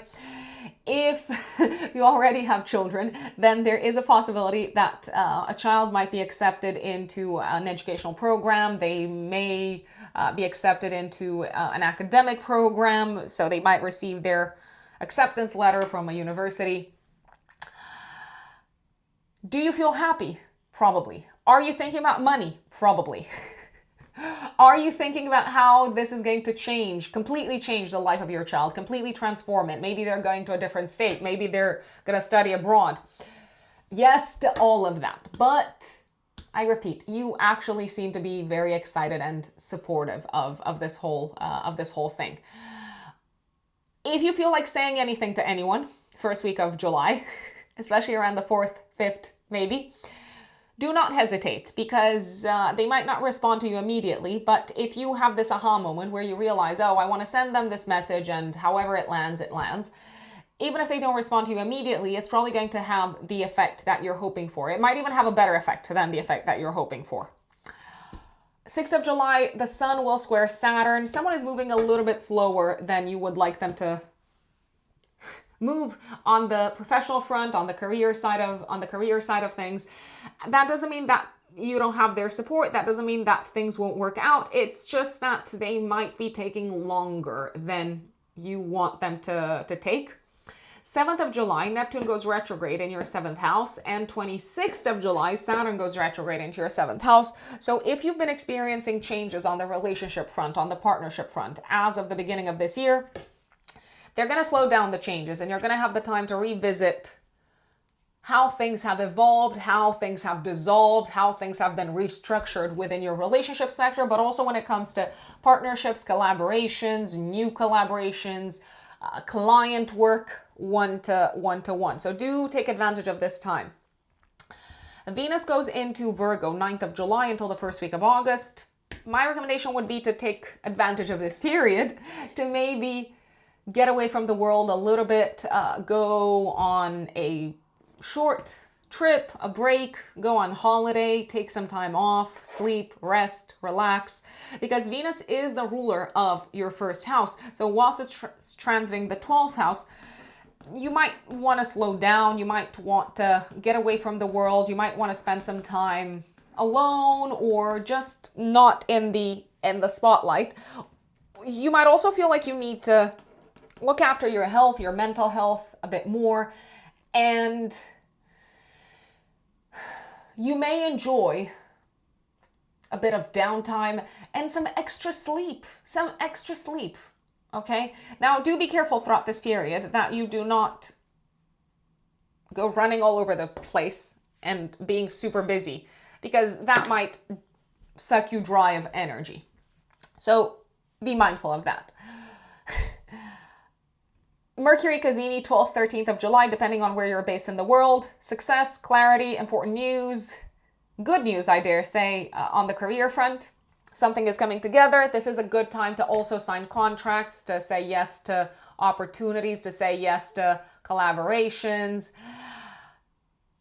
Also, 13th of July, Venus squares Uranus. Maybe you no longer feel like going somewhere, like traveling or getting out of the house or attending a cultural event of sorts. You may cancel at the last minute. You probably don't like being that person, but you might be that person.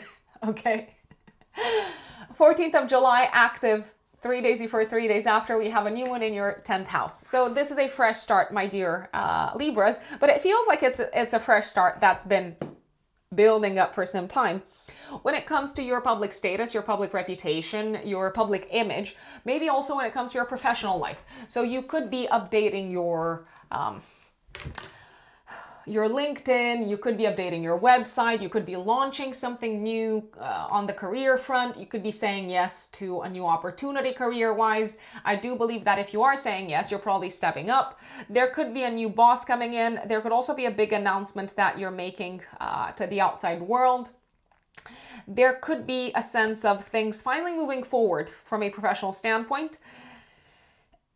You might have seen this coming, or you might have even planned this. You might have planned for this to happen because Mercury is still retrograde in this part of your chart, but it may not have felt like a good time up until this point.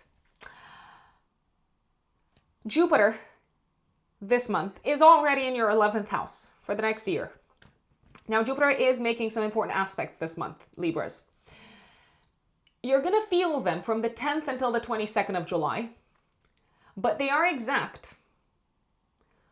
On the 20th of July, Jupiter is opposing Pluto in Aquarius in your 5th house and trining Neptune in your 7th house of relationships, partnerships, and collaborations. And on the 21st of July, Jupiter is sextiling Uranus in the 9th house. So what is going on? Pretty much from the 10th until the 22nd, you're probably experiencing one or several of the following. A huge transformation day-to-day work-wise. You might be saying goodbye to a team. You might be saying goodbye to maybe old colleagues. You might also be saying goodbye to old tools or old ways of working. Maybe kind of completely burying some old services, some old ways of serving others. So there is a major reset from a work perspective. Some of you could also be experiencing a major reset in terms of what the day-to-day looks like, including when it comes to habits, your kind of day-to-day approach to looking after yourselves. I will put it out there. This may come as a result of some sort of a crisis that's been in the making for some time.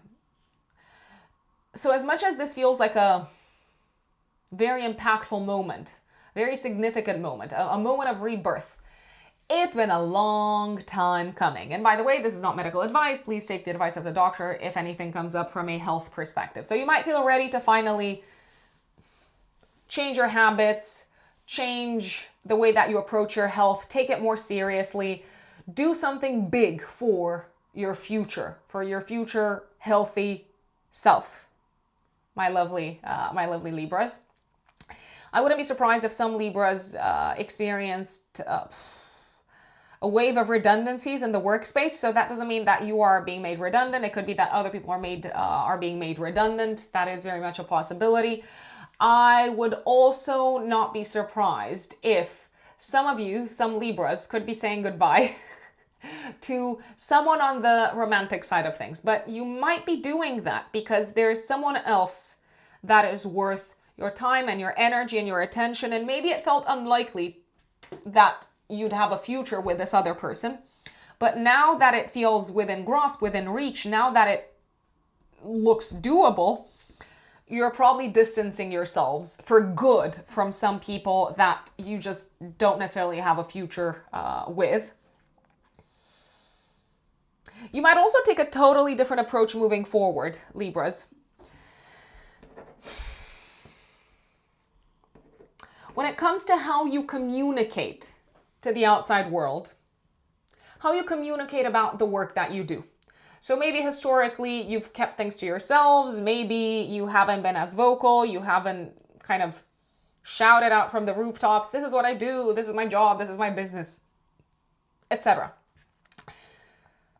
Right now, I believe you have a humongous appetite to communicate to the outside world, to shout it out from the rooftops. You're like, no more hiding, no more lurking in the dark, no more keeping my work to myself, no more keeping my passions and hobbies and even creative projects to myself. It is time for the world to see them. And yes, some people might have constructive feedback. Some people might have a very positive response. Some people might have a very negative, like a super negative response. That's okay. You're not for everyone. And that is okay, Libras. If you have children, your children or child could let you know that they are planning to completely reset their lives. It could be that some of them are moving for work purposes. So maybe they're changing their living situation. It could be that some of them are getting married. It could be that some of them are, if they're old enough, they're pregnant themselves. It could be that some of them are walking away from an old group of people, a community.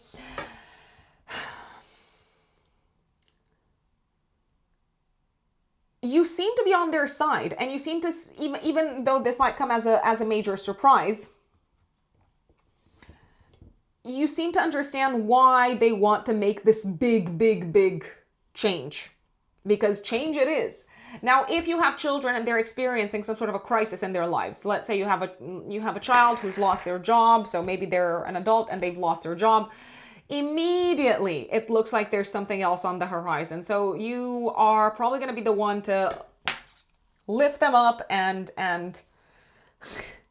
do the pep talk thing and remind them that when one door shuts, 100%, 200%, another door is about to open. Last but not least, Libras, are you saying goodbye to some friends? Are you saying goodbye to some communities? Are you saying goodbye to some organizations? Yes, very possibly. All of this seems to be very strongly motivated by how your belief system, how your mentality, how your worldview has shifted, how it has changed, how you kind of see things very clearly now. You're like, why was I so blind? Where was my head at? Why did I carry on for so long? Why did I carry on kind of spending time with these people? Why did I accept these I don't know, like nonsense from these people? Also, why have I been hiding what I actually believe? Good question. I don't know. One other thing that is very likely to happen this month, Libras, is it might dawn on you that you no longer believe in what you used to believe in from a spiritual perspective, from a religious perspective, maybe even from a political perspective. And that's okay. And it's a very freeing fact. It's like, no, this doesn't cut it for me anymore. It doesn't make sense to me anymore.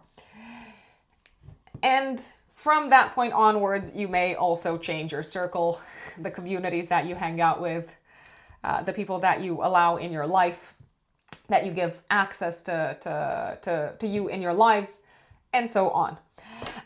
The Sun will oppose Pluto and trine Neptune on the 27th of July, so it basically reactivates this whole energy on the 27th of July.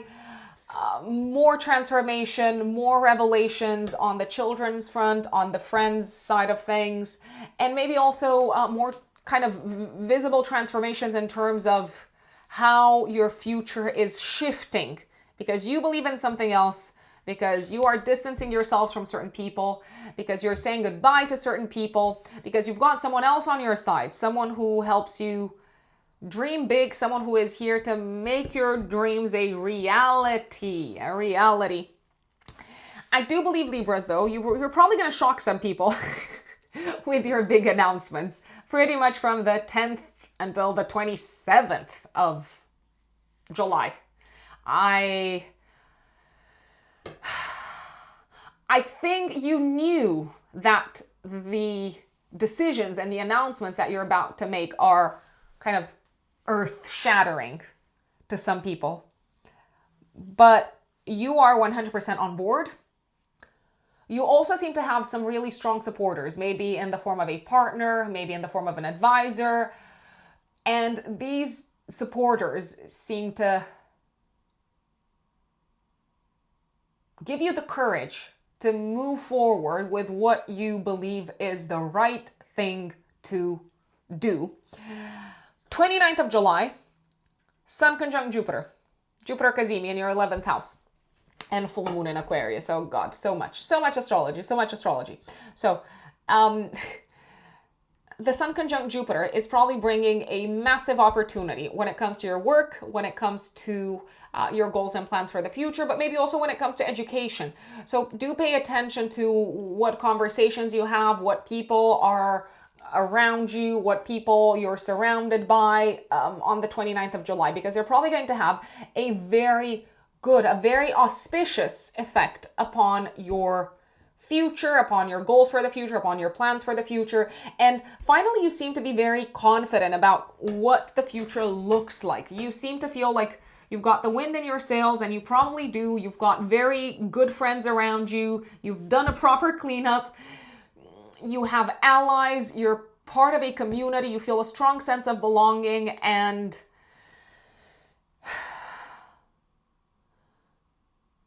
you feel confident that you can make some really big things happen in your lives. And believing it is probably half the journey to making it happen. So I will say this, there's also a possibility that opportunities are coming your way, blessings, good luck, protection, auspicious things. Lots of fun, lots of enjoyment. Good things are coming your way through the channel of friends, communities, and social events. If you have any sort of audience, my dear Libras, especially Libra rising, so if you're active on social media, if you create content, if you run, I don't know, social media channels, if you have a community that you regularly address, 29th of July is a fabulous time for a fabulous day for an announcement, for a big announcement. You're probably going to receive a tremendous amount of support from people. The full moon in Aquarius is telling you that something is coming to a close, something is culminating on the romantic side of things, on the children's side of things, on the relationship side of things, but also when it comes to maybe presenting to the world something that you have created, something that you've worked on. This can also feel like a very big moment for your children if you have kids. As much as there's a high degree of intensity that you're dealing with on the children's front right now, you already seem to know that this is for the better, that whatever shift, whatever big reveal, whatever major reset has been unfolding on this front, it has a very strong constructive side to it, and it is making room for basically a better future. Also on the 29th of July, Venus will be squaring Mars in Gemini. Something is getting on your nerves, but I feel like you're keeping it to yourselves. Whatever someone is saying, you're like, oh, stop it with the preaching. I don't need to hear this. So you might not necessarily pay that much attention, or you might actually have the kind of intention to correct them and to pinpoint to them that they don't have all their facts straight. But should you bother? Why bother? I don't know if it's worth it. Also, if you need to travel, you might be a little bit tired around the 29th of July. Maybe you haven't gotten that much sleep, and anything travel related can feel a tiny little bit extra stressful. Maybe you're a little bit worried about not getting someplace, somewhere on time. It could be that there is a slight delay, but if it's out of your control, if you can't help it, if there's nothing that you can do about it, then why worry? Why bother? I mean, I would get travel insurance if you do travel around this time, so at least you don't have to pay for anything out of your pocket. I mean, you're paying for the insurance, so in case anything does happen, if your luggage gets lost or something like that, you have the insurance to cover for that. There is one additional thing that I wanted to draw your attention to this month, my dear Libras. The nodal axis changes signs. So it moves from the Pisces Virgo axis into the Aquarius Leo axis. I'm referring to the true nodes, not the mean nodes. The North Node goes into Aquarius. So over the next year and a half, the celestial tides flow in to your 5th house. So fated developments and growth and increase and expansion when it comes to children, love, romance, pleasure, enjoyment, sports and games. And the South Node moves into your 11th house. So you might be letting go of old plans, old goals. You might also be spending less time with some friends or saying goodbye to some communities, some friendships. And I am inclined to say the next year and a half is fantastic for you to focus on what makes you happy and to focus less on what the world says, what the world thinks, and who you need to fit in with and blend in with. It is a very good period to fly your freak flag high and to follow your heart, whatever your heart is saying. My dear Scorpios, Scorpio suns and Scorpio risings. July of 2026, what does it have in store for you, my lovely Scorpios? Well, Mercury is still retrograde. I know you know, because it has been retrograde as of the end of June. It will be retrograde until the 23rd of July, and the post-retrograde shadow period actually ends 2nd week of August. What does that mean? So Mercury is going to be retrograde in your 9th house. You can experience delays, frustrations, challenges in communication when it comes to travel matters, when it comes to educational matters, when it comes to legal matters, anything connected maybe with paperwork potentially. There can also be some challenges in communication with in-laws. There may also be some old problems, old issues coming back to your attention when it comes to in-laws, but also maybe when it comes to finances, especially debts, taxes, loans, insurance money. Speaking of the financial sector, there is actually a lot going on this month in your 8th house. The 8th house has to do with shared finances, but it is also the house of other people's money. So we are thinking here of, again, debts, taxes, mortgage. I mean, it is a form of debt.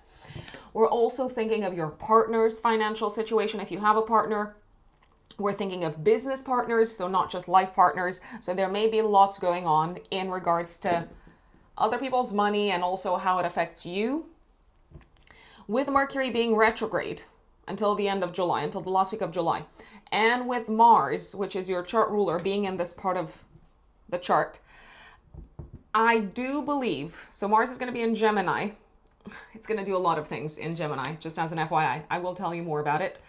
I do believe you're basically untangling some financial knots, some financial issues, some paperwork and financial matters. You're kind of digging into these, you're talking to people, you're investigating, maybe you're finding mistakes, maybe you realize that you've got the wrong papers, maybe you've realized that you've paid the wrong amount, or that you've been charged the wrong amount, or that your spouse has been paid the wrong amount, or there's something not necessarily great happening in regards to maybe any taxes that you owe, any outstanding debt that you might have. If you have not paid things on time, taxes wise, debt wise, they will, I mean, the people who collect, the powers that be, they will reach out and say, hey, you got to pay this. Hey, this is outstanding. Hey, you haven't paid the right amount. So lots of action on this front. There's also a very high chance that this month, especially I'm looking at the first week of July, Scorpios, there may be a big, sudden, unexpected expense that comes up. It could be connected with a legal matter. It could be connected with, again, debt in general. It could be connected with education. It could be connected with traveling. It could have something to do with insurance. It could also have something to do maybe with your health. So maybe you haven't paid, I don't know, like an outstanding amount of money that you owed to a clinic, for instance. Now, I do believe that there is an element of suddenness here, of the unexpected, because first week of July, Mars is in your 8th house connecting with Uranus. So Mars will make a conjunction with Uranus in this part of your chart. You're going to feel it throughout the first week, but it is exact on the 4th of July. Whatever happens throughout the first week of July could lead to an unexpected expense. Whatever comes up throughout the first week of July could also remind you that you haven't paid for something and that you basically need to pay. There's also a possibility that your partner might be reminded of, if you have a partner, if you're in a relationship, that they haven't paid for something, and the news comes in like a, I don't know, like a lightning bolt out of nowhere, and it may actually mess up a little bit with your plans as a couple. There's also a possibility, if you have financial partners, if you collaborate with someone on the business side of things, that something's going on first week of July on their end that kind of shakes up the partnership altogether. I would not be surprised if some financial partnerships came to an end first week of July, Scorpios, for you. It doesn't even matter who decides to cut the other party loose. It could be you cutting a business partner out of your life. It could be a business partner saying, I can't work with you anymore. It doesn't matter, but it does seem to be like the common denominator here seems to be the element of surprise. So this seems to shake up your plans. I will say that, Scorpios. So just, if possible, if you're listening to this, I don't know, a few days in advance, what would I recommend doing? I would generally recommend being extra cautious when it comes to expenses. I would recommend keeping a close eye on your credit cards, keeping a close eye on whatever's going on the financial side for you in general, and be prepared for a change of plans because of big financial developments. Now, first week of July, Mars is also going to be trining Pluto in your 4th house of home, family, and living situation, whilst it is conjuncting Uranus. The exact trine is happening on the 5th of July, but I repeat, you're going to feel it throughout the entire first week of July. You may experience a sudden, unexpected transformation on the home front, on the family front, on the living situation front. So there could be news coming in out of nowhere. For example, I'm going to share the kind of news that this could bring. Let's say a partner, your partner, finds out that they are being offered a job in a different city, or maybe in a different state, or on a different continent. What are you going to do? To me, this looks like the energy is ushering in big change, big transformation. So I am inclined to say that the cosmos is quite supportive of a shift on the home front, on the living situation front. I would not expect things, whatever you do going into July, Scorpios, I would not expect things to stay the same at home. I'm just gonna say it. I would expect things to change. I would expect major resets. I would expect action. I would expect things to come to the surface. Maybe your partner has been sitting on the news for some time and now they're finally sharing it with you. That is possible. That could happen.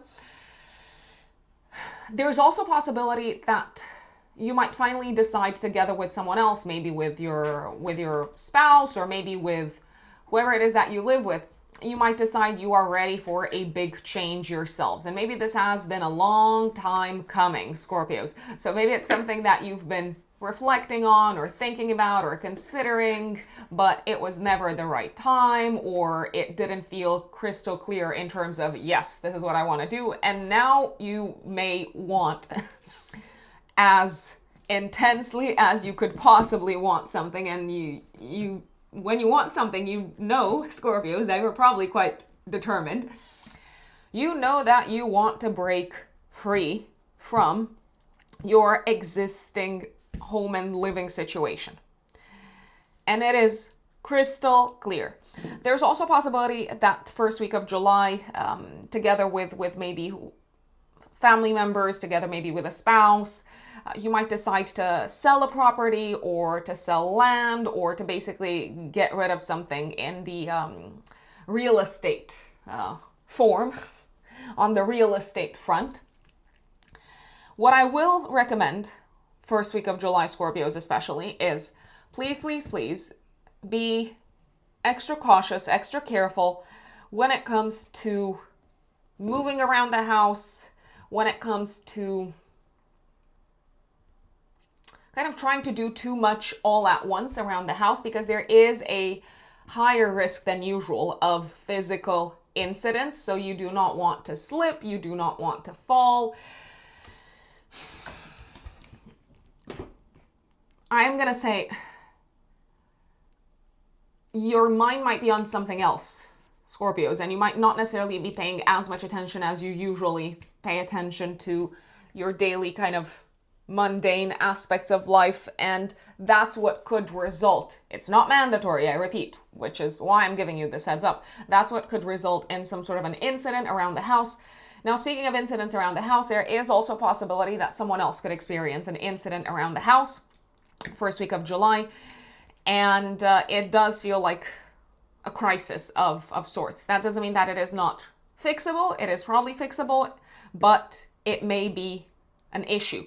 There's also a possibility that an old health-related issue might come back to your attention, but I don't necessarily believe it's your health issue. It could be a parent's health issue, or it could be the health issue of someone that you live with. It might come back to your attention first week of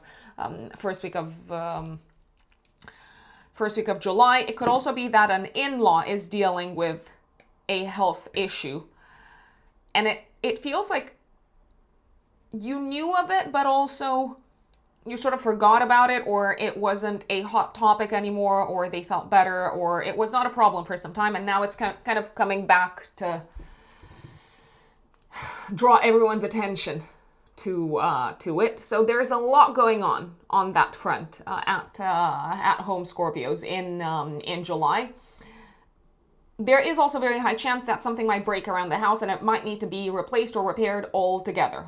Very high chance of something of this type, of this nature to happen first week of July, especially around the 4th, 5th, maybe 3rd, 4th, 5th. The Wi-Fi could stop working, devices could stop functioning, gadgets, the TV, something along those lines. So just keep that in mind.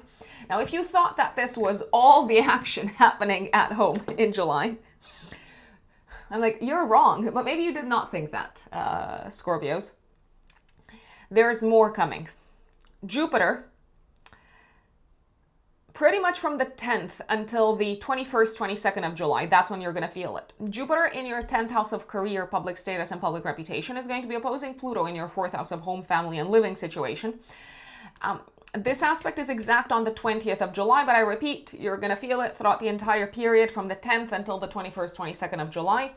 Whilst Jupiter is opposing Pluto in your 4th house of home and personal life, it is also trining Neptune in Aries, and it's sextiling Uranus in Gemini. So lots of aspects coming in to materialize from this Jupiter transit. Basically, what seems to be unfolding pretty much from the 10th until the 22nd, Scorpios, is the following. There is a huge opportunity it could be an opportunity to step up. It could be an opportunity to maybe take a leap of faith. It could be an opportunity to embark upon a new adventure. But I do see it as an opportunity. There's a huge opportunity coming in for you, or on your radar, on the horizon, Scorpios. When it comes to your career, your professional life, your public life, your status, your reputation, you may be offered a promotion. You may want to go into another industry. It could be that, let's say you work for a company and the leadership changes altogether. It is totally and completely transformed. A new set of leaders is coming in. Maybe the company is being sold to someone else. Maybe the company is expanding. Maybe they are expanding in a totally different direction. I can tell you that this feels fantastic for you, Scorpios, from a vocational and reputational perspective and professional perspective in terms of professional growth. It may also be a fabulous opportunity from a financial perspective, because Jupiter is also the ruler of your second house of income. Could it also offer you an opportunity to maybe get involved with something professionally that you really enjoy being involved with? Yes, the answer is yes. Now, what is the caveat? The caveat is the following. This whole thing seems to be coming in out of nowhere. It's, again, a surprise. It's like, oh, wow, I didn't see this coming. Maybe you kind of sense that there was something going on behind the scenes, but it was not very clear. It was not announced. The element of surprise is, once again, due to Uranus being plugged into this whole mix. I do believe that you're very enthusiastic on a certain level, and you should be, because it seems to, whatever is coming in, whatever door is opening up for you, and sometimes these doors that open up for us, I really want to give you a heads up, Scorpios, they do not necessarily look beautiful, pretty, exciting, fantastic, superb, stupendous, all of that. They might look like they are taking us out of our comfort zone. And many times that is exactly what needs to happen in order to grow, in order to step up, in order to go from, like, I don't want to say 0, but let's say 10 to 100 to 1,000, because if everything was okay as is, then what would be our incentive? What would be the motivation for us to step up? What would be the motivation for us to get out of that sort of cozy comfort zone? Well, this opportunity also seems to push you in the direction of what looks like an ideal sort of situation, or maybe what looks like an ideal come to life, an ideal come true. I don't want to say a dream come true, because that sounds like super, like, woo. But yeah, it could be like a dream come true when it comes to what your day-to-day may look like. So Jupiter, Neptune, this is fantastic. It almost feels like a dream is kind of becoming like larger than life, and you can see it manifesting and materializing, and it almost seems a little bit too good to be true, but it's not. The caveat is, in order to take advantage of this whole thing, Scorpios, you may have to completely, and I mean completely, destroy and rebuild, completely reset your personal life. You might need to move someplace else. You might need to leave a home behind. You may no longer be able to spend as much time as you historically have spent with your family. It almost feels like you would have to embrace a total and complete rebirth, including on the personal side of things, and you may not necessarily want that to happen. I don't know. It's up to you. It's up to you. What I can also tell you is, as much as things are, I will say, Scorpios, this is not necessarily an easy month from a home and personal life perspective, but as much as things are shifting and changing and transforming and coming to light, and it could be difficult things, it could be crises, it could be problems in the home sphere, in the personal life sphere. So as much as this month can be challenging on this front, oh boy, I would recommend keeping a very, very, very close eye and look out for something big and really worth, if you ask me, embracing on the career side of things, on the professional side of things, and on the public life side of things as well. Speaking of public life, so let's say you're retired and you're thinking, what does this have to do with me? Well, if You're no longer involved in work. This energy is still manifesting, but it may very well manifest in relation to your general reputation, your involvement with the public, with public life. It could also manifest in relation to one of your children, I will say, because Jupiter is also the ruler of your fifth house of children. So everything that I've described could happen to you. It could also happen to a child. I am going to put it out there.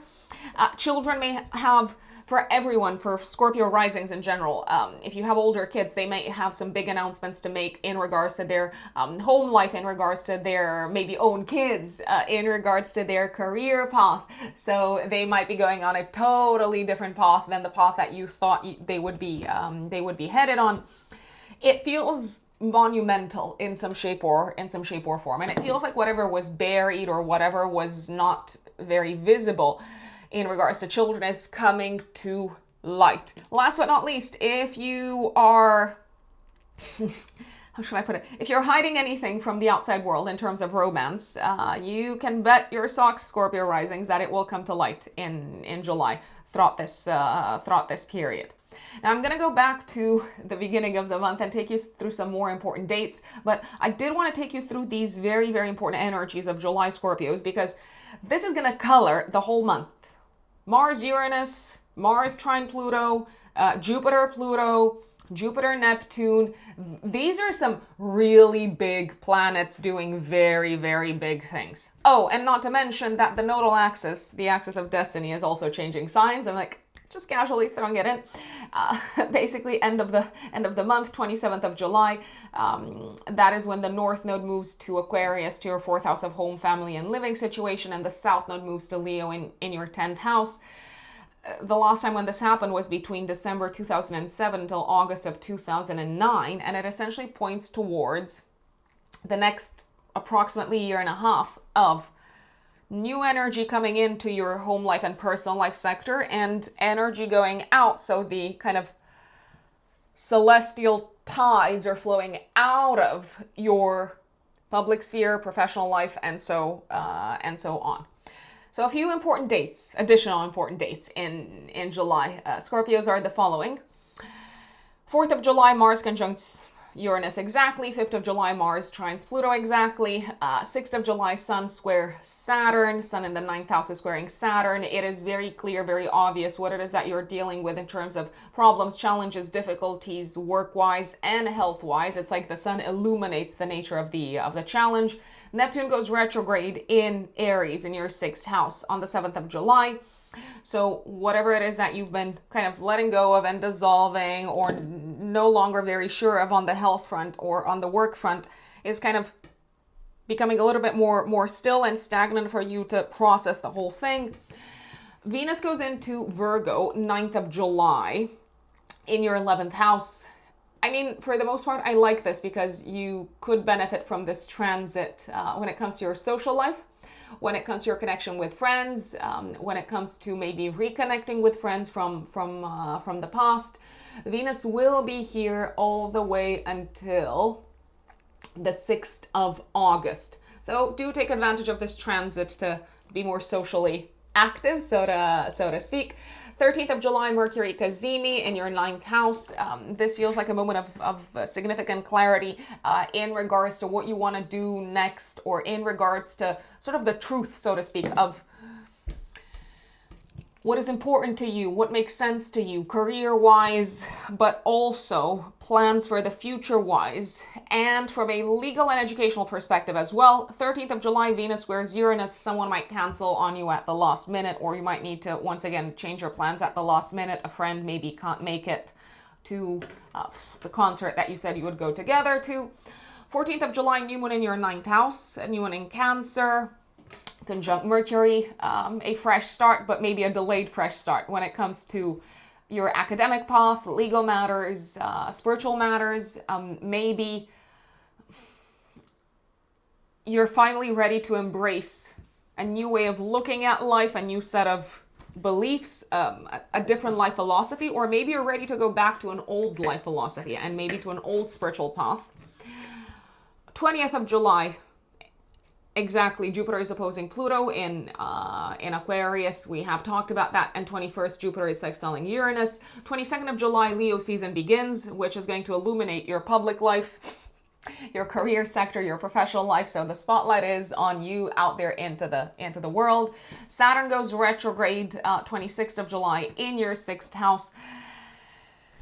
Time to revisit how you've restructured, how you've changed, how you've maybe adapted to difficulties and challenges on the work front and on the health front as of the beginning of this year, especially as of February of this year, my dear Scorpios. And 29th of July, we have a full moon in Aquarius with a Jupiter cazimi in the sky, so Sun conjunct Jupiter. The full moon in Aquarius is activating your 4th house, 10th house axis. A culminating point of some sorts when it comes to both your personal life as well as your professional life. Maybe you're ready to share everything with the world. You're like, okay, I am moving to a different country, or this is what's been happening with like parents, or this is what's been happening with my family. These are the plans. This is what we're planning to do moving forward. We do have some big changes afoot. There is a chance that you might be kind of sharing with the world after you've handled things, some of the crises that maybe you've gone through both personally and professionally. But professionally, I don't necessarily believe it could have been a big change, but I see it more as an opportunity than an actual crisis. The more intense problematic issues may have been happening closer to home. Maybe a big announcement coming in also from parents, from family members around this time. It does feel like a bit of a, what's it called? Like a bombshell? Let's see. Yes, I am Googling. A bombshell refers to an unexpected, highly shocking, or sensational piece of news. So whatever you're sharing with the world's like, oh my gosh, this is shocking. I did not see this coming. But I do believe you have a grip on things now, Scorpios, and you know what you're going to do, and you've decided about next steps.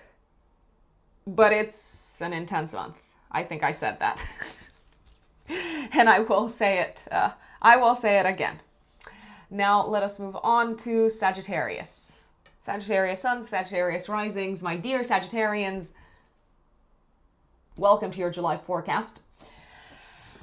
Oh boy.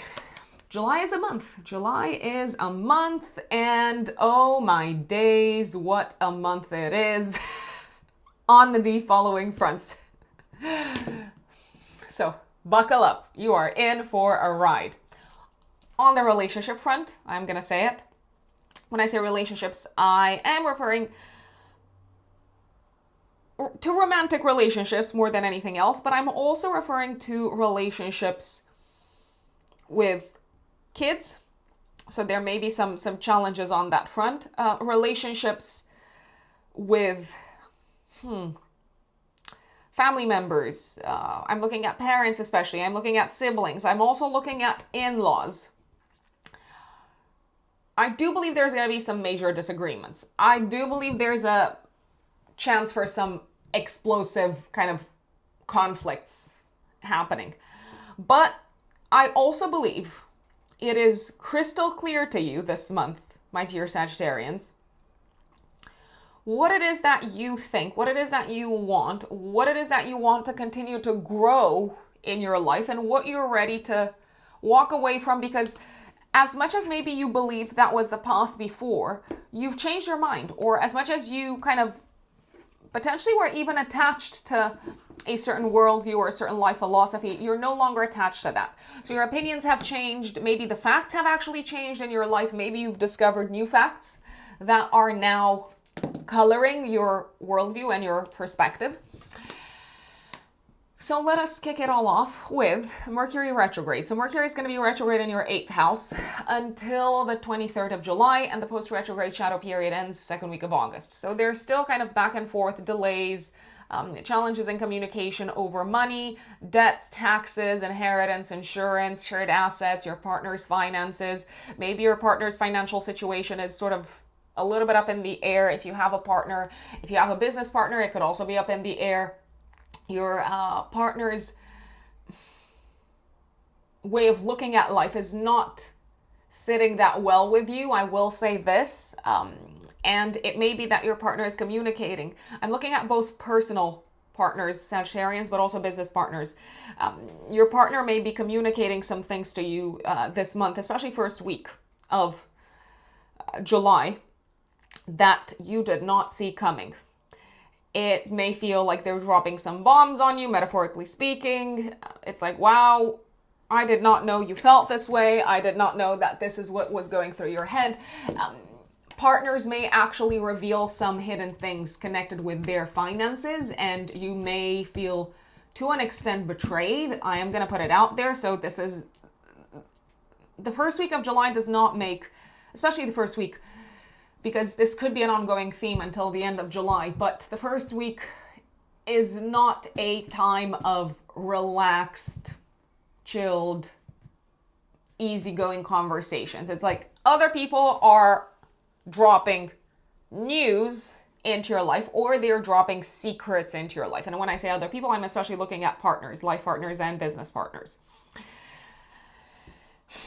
Money seems to be kind of in the mix with all of this. I mean, I would not be surprised if some Sagittarius risings found out that, I don't know, let's say your partner had like a secret gambling addiction, for instance. I know that's very heavy. I know that this is some heavy material, but whatever is happening, it is not lighthearted. This is not lighthearted. So I do want to give you a heads up. Is there a way to move forward out of this situation? Yes. Yes, yes, yes. So first week of July, Mars is conjuncting Uranus. It is exact on the 4th of July. So whatever is coming your way from others, it's like, it almost feels like an attack, or like a very destabilizing factor to your day-to-day life, to kind of carrying on with life, business as usual. But also first week of July, and it is exact on the 5th of July, Mars is trining Pluto in your 3rd house. So this is the time to really open up. This is the time to really listen to what the other person has to say. It is also the time to open sort of the Pandora's box on your end, to say, okay, so you're bringing all of this stuff in. Well, I got stuff that I want to share also. Let me tell you, it is a week of truth talking. And the truth, and I know some people are going to be very unhappy about this forecast. And I apologize. Why should I apologize? I'm just the messenger, okay? So I should not apologize. Anyway, I digress. The truth is not always pretty. People prefer a lie. People prefer to gloss over things because the truth is too hard to handle. But this is a week, the first week of July is the week to speak the truth. And I actually believe that if the other person opens up, you open up, you say what you want to say, and you might say some heavy stuff as well. There is a way to move things forward. There is a way to move things along. There is a plan of action. And I actually believe that you can collaborate with this person who's delivering these bombshells on your doorstep, Sagittarians. You can see a way forward. Now, there is a possibility that some of these bombshells are delivered not just by partners, they could be delivered by children if you have children, so they might kind of reveal some things to you. You might be shocked. My recommendation is to find a way to focus on the practical kind of reality of things and practical next steps, as opposed to being shocked and being like, oh my God, I am fearful and scared and ashamed, and I have all sorts of like moral judgments around this. You may have some moral judgments around this, and I would recommend that you suspend them because whatever your child says to you, they are still your child. And here I am being like, talk about children as if I have kids, and I do not, and I have absolutely zero clues how hard it must be to be a parent dealing with difficult situations with regards to children.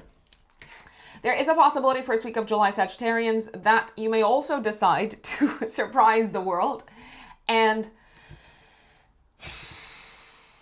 move forward with a connection that sort of no one saw coming. Let's say you've been keeping a partnership secret. Let's say you've had like a secret lover of sorts, and maybe you've kept them secret for a reason. Well, this month you're like, I am not keeping this a secret anymore. There is a chance that the other person might also kind of not give you a deadline, because I don't see them necessarily putting pressure on you, but they might just share the news of, okay, we're either we're officially together, or we're not, and it may feel like, okay, this is it. It's time to reveal the whole thing. So there may be some big transformations on the relationship front as well. I feel like you're moving forward with a relationship that is gonna shock everyone. Now, if you've been meaning to break up with someone for some time, Sagittarians, I do believe you may have the conversation this month, and especially first week of July. It is very, very possible. I do, however, also want to give you a heads up. It may take you a little bit longer to untangle if you want to break up with someone. And you may want to break up with someone personally, but also professionally. It may take you at least until the last week of July to untangle the financial implications of this whole thing. 6th of July, Sun squares Saturn. Again, it feels like things are a little bit on the clunky side, Sagittarians, when it comes to children. Children are maybe going through difficulties of their own. They're trying to be free and autonomous and do their own thing and assert their individuality. But it's also causing some issues in your relationship. Maybe you don't necessarily agree fully with what they're doing. If they're struggling with something, it becomes increasingly clear what the kind of emotional aspect of this also is, and what the hidden, buried aspect of this also is. Neptune goes retrograde in your 5th house of children and romantic love, 7th of July. For the next few months, because on the 26th, Saturn also goes retrograde in this part of your chart. For the next few months, it looks like if you have kids, they kind of need to take a bit of a catch their breath and take a bit of a step back and really reassess, what do I actually want to change in my life? What is the problem here? What is the issue here? I mean, if you have very young kids and they have been struggling with something, you may need to sort of like slow down with the changes potentially. By the way, if this is something of a medical nature, although I don't necessarily see it being of a medical nature, I'm gonna put it out there, it might just be useful to kind of slow down with the trying and testing and experimenting new approaches. However, this is not medical advice. Please take the advice of the doctor. Whatever comes up, whatever happens, the doctor knows best. This is pure entertainment only. 9th of July, Venus goes into Virgo in your house of career, public status, and public reputation until the first week of August. And generally, this is actually a very good this is a very auspicious transit. This is a lovely transit. So relationships with clients, higher ups, people in positions of power are likely to go quite well. Your reputation is likely to get a boost. It may feel like you're enjoying your time in the spotlight. If we leave career aside for a second, this is generally also a very nice transit for you to be in the spotlight, for you to go out into the world. It is a very nice time to kind of beautify so bring a bit of a Venusian touch to your public image, to your public reputation. So if you want to, I don't know, like upgrade your or update your LinkedIn profile or your social media, or if you want to do a photo shoot, or if you want to zhuzh up your website. Again, I'm going back into the professional sphere, but you get where I'm coming from. This is a really nice transit to take advantage of. However, keep in mind that until the 23rd of July, Mercury is retrograde. So maybe it's a good idea to sort of focus on matters that you've already wanted to do from a professional level. There is a chance you may hear back from old, maybe bosses or clients or partners or important people on the professional side of things from the 9th until the 23rd. Is it a good idea to go back to working with them, to collaborating with them? Yes, maybe, but I would recommend, if possible. I know sometimes these things are very hard to predict and you can't get away from them altogether. I would not necessarily sign new work contracts whilst Mercury is retrograde, which is until the 23rd of July. The only exception to that would be the 12th and the 13th of July. Especially, I mean, it depends on where you're based in the world. That's when we have a Mercury Cazimi in the sky. So the sun will conjunct Mercury. If you want to reach back out to people that you've worked with before, or if you want to maybe find new ways of working together. Do take advantage of the transit of Venus through your 10th house. 13th of July, 12th, 13th of July, actually, depending on where you're based in the world. We do have a Mercury Cazimi, as I've mentioned, so this can bring clarity, this can bring the truth to your attention when it comes to whatever needs to be transformed on the partnership side of things, on the financial side of things, especially when it comes to finances that involve other entities such as the bank, so debts, maybe taxes, loans, inheritance, etc. You may also have clarity as to what it is that you need to do next to get out of a place of crisis, either in your relationship sector or in your career sector. I will say this. 13th of July, also Venus squares Uranus. Someone might cancel on you at the very last minute. It could be a last minute cancellation of an interview or a last minute cancellation of a work contract, or they might postpone a work collaboration, or let's say you had something planned together with a significant other, maybe attending something of a public nature, such as an event, a conference, and they can't make it anymore. New one in Cancer in the 8th house, 14th of July, right after the Mercury Cazimi, active 3 days before, 3 days after. This feels like a fresh start on the financial side of things. It could be for your partner especially, but it could also be for you when it comes to debts, taxes, loans, but maybe also investments. And I feel like you're approaching these a little bit differently. So you're revisiting your old strategy. Maybe you're also implementing some of the things that you said you would implement in this part of your life. You're also addressing head on maybe some sources of emotional turmoil. And I feel like these have existed in your life for some time. They are not new, which is why I'm like, it is about time that you address them. There's something else happening, Sagittarians. It's a very, very strong energy. From the 10th of July until the 21st, 22nd, it is going to be exact on the 20th, so Jupiter will oppose Pluto on the 20th of July, and on the 21st of July, it will sextile Uranus in Gemini. Exactly. But I repeat, you're feeling these energies pretty much from the 10th until the 21st, 22nd of July. Oh boy. Okay, so this is probably going to bring in, this energy is probably going to bring in some huge transformations, and I mean huge transformations when it comes to your life direction, when it comes to your home life, family life, living situation, when it comes to your educational path, when it comes to your relationship sector. I feel like you've got things to say that the world will not see coming, and these announcements are quite big. For example, you might decide to completely transform where you live. So maybe you're changing countries, you're maybe immigrating to another place.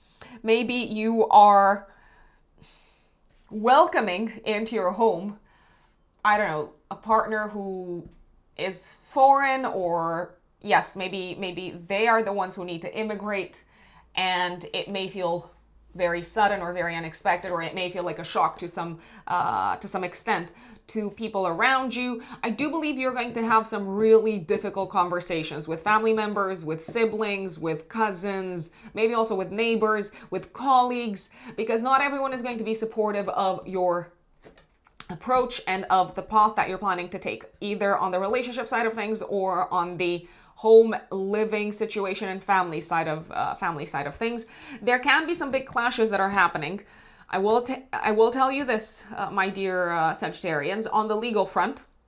So maybe you need to, if there is anything of this nature that is already kind of unfolding in your life as of maybe June, there will be some clashes in July. You may need to reveal the truth. It may be very uncomfortable for you to speak about some very private matters, about matters connected with your personal life, maybe matters connected with your past, with your childhood, and it may feel like you're bringing them into the spotlight. There is also a possibility that a family member has some big news to share with you, news that you might see as a little bit of a crisis.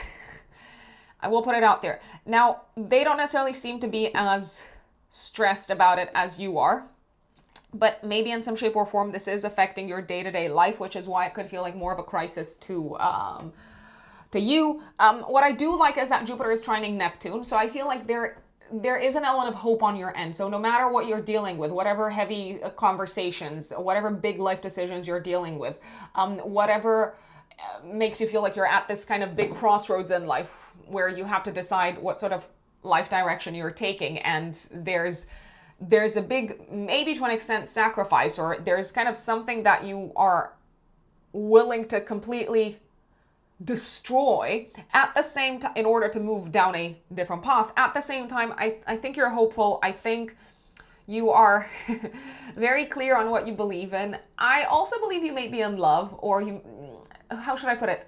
You may not necessarily be in love with a person, although that is a possibility. You might also be in love with something that you want to do next. So you might be so inspired and so involved that you're like, I'm going to do this. I don't care. I'm going to sell my house and move to Bali and, I don't know, become a yoga teacher. I apologize for the cliche examples, but it could be something along those lines. So it could have like what feels like a dash of madness to it. But life, what is life if you don't throw in a dash of madness into it all? So that is happening. Sagittarians. Leo season begins 22nd of July, which again illuminates your 9th house. I do believe that this month there may be some big decisions around traveling, around education, and also throughout Leo season. So from the 22nd of July for the next month, they're becoming kind of like stronger and more visible and more prominent in your life, and you might be also implementing them. So I would not be surprised if there were some big trips that you're planning to take from the 22nd of July for the next 4 weeks with the sun in your 9th house. The nodal axis is changing signs. So the north node moves to Aquarius in your 3rd house, and the south node moves to Leo in your 9th house. Last week of July, it's happening as of the 27th of July onwards, which is also the day when the sun opposes Pluto and trines Neptune. So again, more news for you to deliver to the outside world, more obvious as to who is on your side and who doesn't get it. Essentially from the last week of July until 2028, it does look like you're probably going to be letting go of some old ways of, I want to say old ways of thinking, old ways of looking at life. There is a part of me that also feels like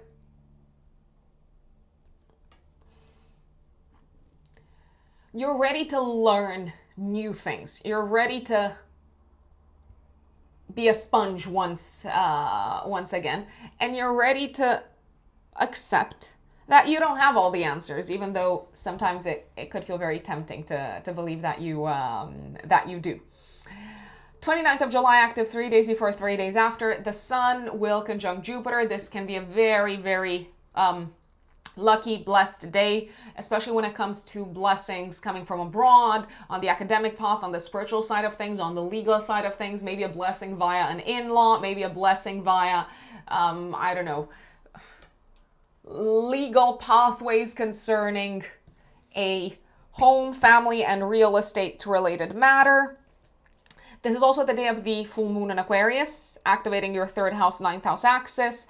So maybe big news are being shared with the world, big decisions on the educational front are happening and communicated to the world. Maybe you're wrapping up a big chapter in your life in connection with your existing educational path. Some of you could be graduating, some of you could be presenting your final thesis. Venus is also squaring Mars on this day, on the 29th of July. There's all sorts of mixed reactions to whatever it is that you're wrapping up, to whatever it is that you're announcing. And even if you're sort of focusing on your travels and your spiritual journey and your own self-development and growth, people will have opinions, and not all of them will feel positive or auspicious. That doesn't mean that you have to kind of change or question what you're doing next, Sagittarians, but I would be prepared for some mixed reviews, so to speak. My dear Capricorns, Capricorn suns, and Capricorn risings, July of 2026 What does it have in store for you, my lovely Capricorns? Well, Mercury is still retrograde. You probably know that. It is still retrograde, Capricorns, in your 7th house of partnerships, relationships, collaborations, until the last week of July. Mercury is also the ruler of your 6th house of day-to-day work and your 9th house of traveling, foreign lands, foreign countries, academic matters, and so on. What does that tell me? Well, it basically tells me that you may experience some trouble, some difficulties when it comes to conversations, when it comes to communication, when it comes to getting on the same page with partners, life partners, business partners, work partners, clients, around work, maybe health-related matters, also around travel-related matters. If you are married, you might not necessarily be on the same page with your partner when it comes to a matter concerning in-laws, or maybe there's some old issues connected with in-laws coming back to your partner's attention, and it feels like that's sort of on their mind at least until the end of July. My recommendation would be to listen. So I know it can be tempting to try to offer a solution straight away, but the solution might not be as straightforward as you think it is, or as it has maybe historically been. I would also recommend, if possible, taking your time when it comes to reaching any kind of agreements, when it comes to signing contracts, when it comes to saying yes to anything with a legal implication, at least until the last week of July. Again, because of the Mercury retrograde. If you have to sign contracts, if you have to say yes to something, or if you have to make a decision, I would potentially take advantage of the 12th and the 13th of July when Mercury is going to be retrograde in a state of Cazimi. Let me add that into the mix. So the Sun will conjunct Mercury in Cancer. So that can be sort of a couple of days. That can be a time frame that brings clarity, that makes you aware of the hidden aspects of a matter. It can be a day where you are on the same page with someone after a lot of back and forth, this kind of ping pong going on, where you could not find a middle ground, and now you have found a middle ground. So I like the Mercury Cazimi coming in. Now, Mercury is retrograde, and you might think, Rux, Mercury's retrograde so many times. Is this retrograde different? The answer is yes, because Mercury retrograde will also be dispositing, so it will be ruling over a very, very important aspect, a very, very important transit that's happening this month. Well, two actually, but one may be more problematic than the other. Mars and Uranus are going to come together exactly on the 4th of July, but you may feel this whole energy the entire first week of July in your 6th house. Mars will also exactly on the 5th of July trine Pluto in your 2nd house of income. But again, similar to the Mars-Uranus conjunction, you're going to feel the Mars-Pluto trine first week of July. Now, Mercury is retrograde. Keep that in mind.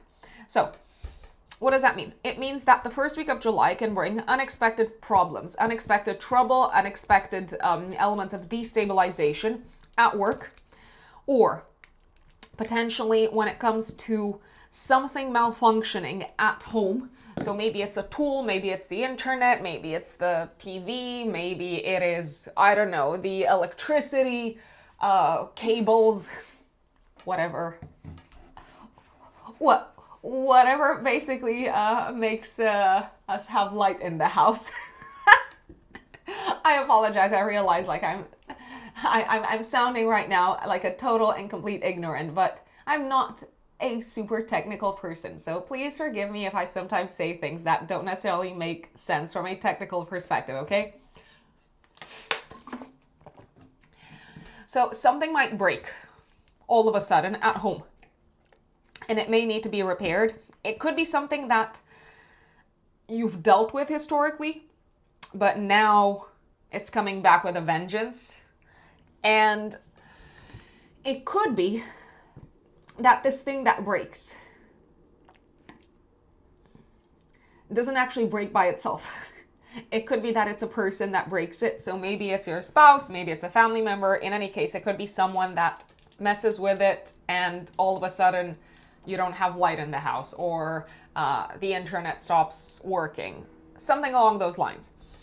The other possibility could be the following. Mars-Uranus can bring a sudden, unexpected health issue. By the way, this is not health advice. Please take the advice of your doctor if anything comes up. This is pure entertainment only.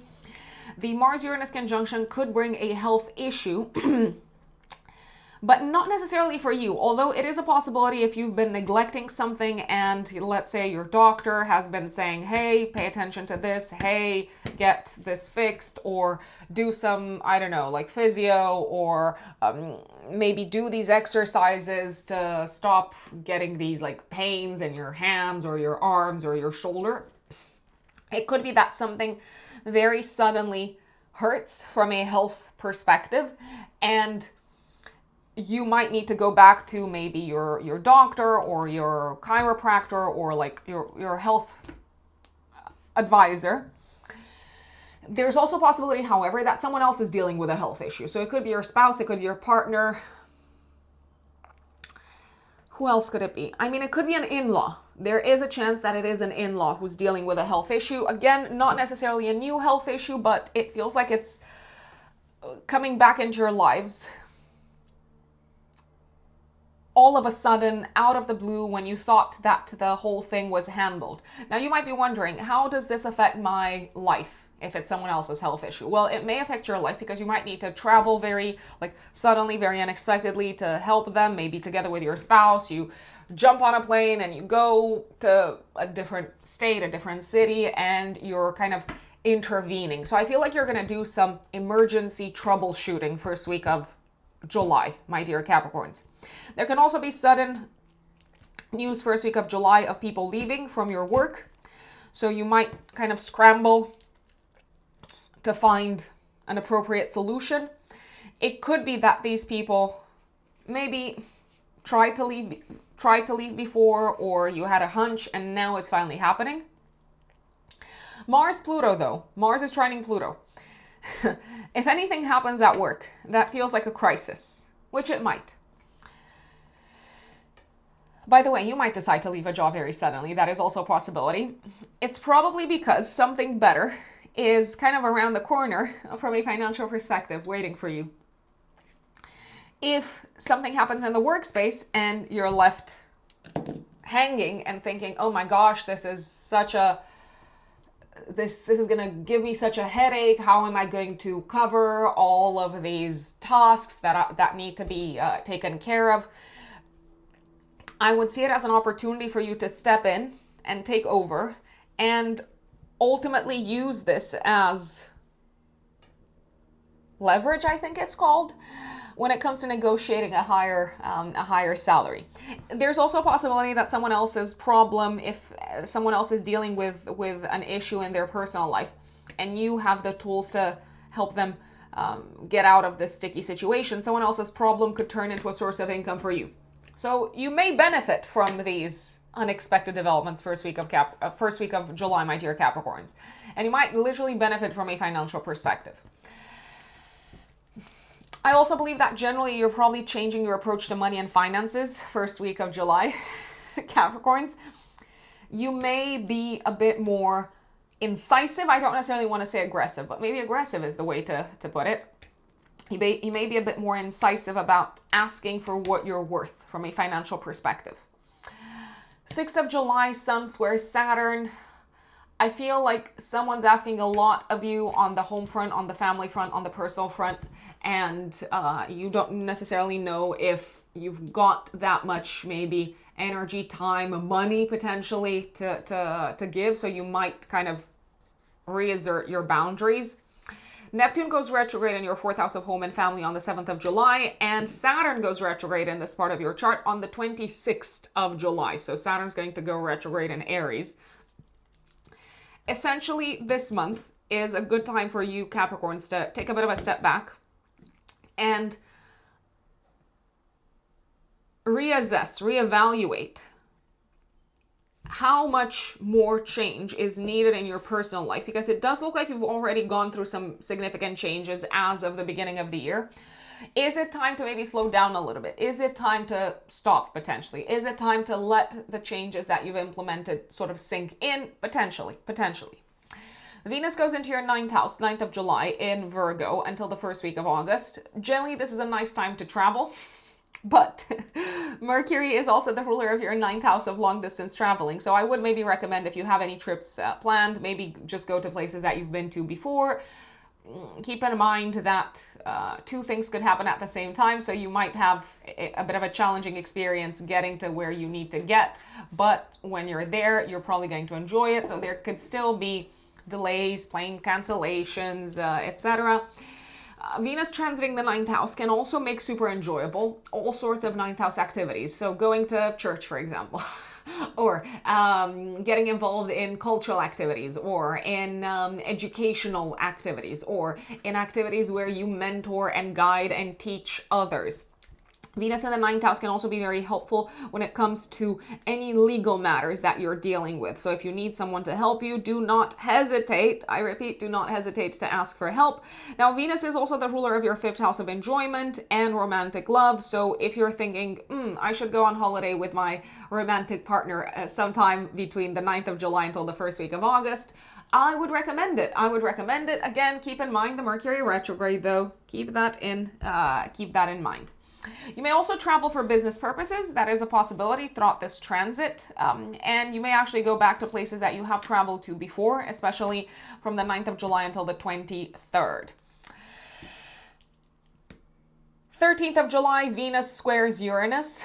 Something could be canceled at the very last minute in the workspace. So maybe you had a meeting with someone, maybe you had an interview scheduled, maybe you were looking to hire someone. If you were looking to hire anyone, or if you have some sort of an appointment planned for that time, for someone who is meant to come in and offer you a service, or let's say, I don't know, it's a personal trainer or it's a massage therapist, they could cancel on you at the last minute, or something might not work out very suddenly, very unexpectedly. So do expect some disruptions when it comes to meetings, when it comes to plans, both on the work front as well as on the maybe services front. So services that you may offer, but also services that others are meant to offer to you, Capricorns.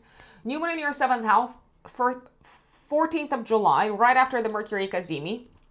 This feels like a fresh start, but a fresh start based off of old information, or based off of something that maybe you've been thinking about doing, or something that you've been talking about or planning for some time. This new moon is likely to bring in a fresh start on the partnership side of things, on the collaboration side of things, on the relationship side of things also maybe. So you could start working with someone that maybe you could start working again with them if you've worked with them in the past, or you could start finally working with someone as business partners, someone that you've been having ongoing conversations with. So again, it feels like there is this energy of like negotiation, back and forth. And now you're finally getting somewhere. There is a possibility that if you have a life partner, a personal kind of partner, a spouse, they're going through a reset of sorts. So they are entering a new chapter. Maybe it's something that they've been waiting for some time. So it could be that they finally get accepted for an MBA, or that they finally get a job. If they've been applying to jobs and it hasn't been going anywhere, they might finally get a job, or they might finally start focusing on their health, especially if this is something that they should have been doing maybe for some time. You can probably hear me sigh here. There's something else going on in July. So, Jupiter opposes Pluto on your financial axis. Jupiter in Leo in your 8th house opposes Pluto in your 2nd house of income. And trines Neptune in your 4th house of home. This is exact on the 20th of July, Capricorns, but it is something that's going to be active, energetically speaking, from the 10th until the 21st, 22nd. So you're going to feel it throughout this 12-day-ish period. Also on the 21st of July, exactly, Jupiter is sextiling Uranus in your 6th house of day-to-day work, health. You'll feel this also from the 10th until the 21st, 22nd. What does this tell me? So you can probably expect some major transformations coming in on the financial side of things. Maybe a big transformation, a huge transformation, I dare say, when it comes to your sources of income. I would not be surprised if you completely let go of some old sources of income and you allowed others to come in, or you made room for others to come in. I would also not be surprised if you decided to maybe sell a source of income. So some of you might be selling a business, or maybe a piece of land, or something on the real estate front. There's a possibility that maybe a family member is selling their house or land or anything on the real estate front. And that kind of shakes things up also for you from a financial perspective. If you own something with someone else, so if you own property together with someone else, maybe you are finally biting the bullet and saying, okay, I no longer want to be attached to this person, or I no longer want to have my money kind of like tied in with someone else. I'm ready to let go of this whole thing. So I do see some big shifts on the financial side of things.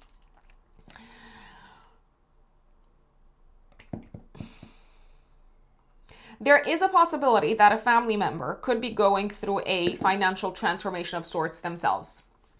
Now,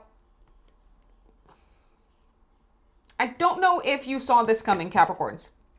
I believe that there is a part of this whole thing that feels like a secret revealed, that feels like a crisis that is kind of culminating in some shape or form. I don't necessarily believe you are fully in agreement with what this person wants to do, maybe with, let's say, a parent wanting to sell the family home. So you might disagree, but I don't know if you have that much power to change their mind. I actually believe that you don't. I do believe there is a possibility you could, to an extent, benefit from this from a financial perspective. Maybe the benefit is sort of indirect in some shape or form. So let's say partially you were supporting this parent, and now you no longer need to support them because they've got a good kind of like pot of money that they can count on, that they can rely on.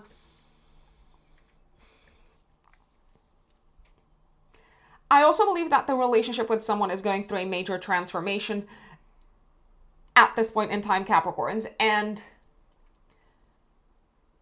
there's a big reveal that's happening. So maybe you were sitting on some information, you were sitting on some of your thoughts, the other person was keeping things to themselves, and now it's all kind of being laid out into the open. And I do see an important clash from a mentalities and belief systems perspective, but I also see the possibility of finally resetting the relationship so that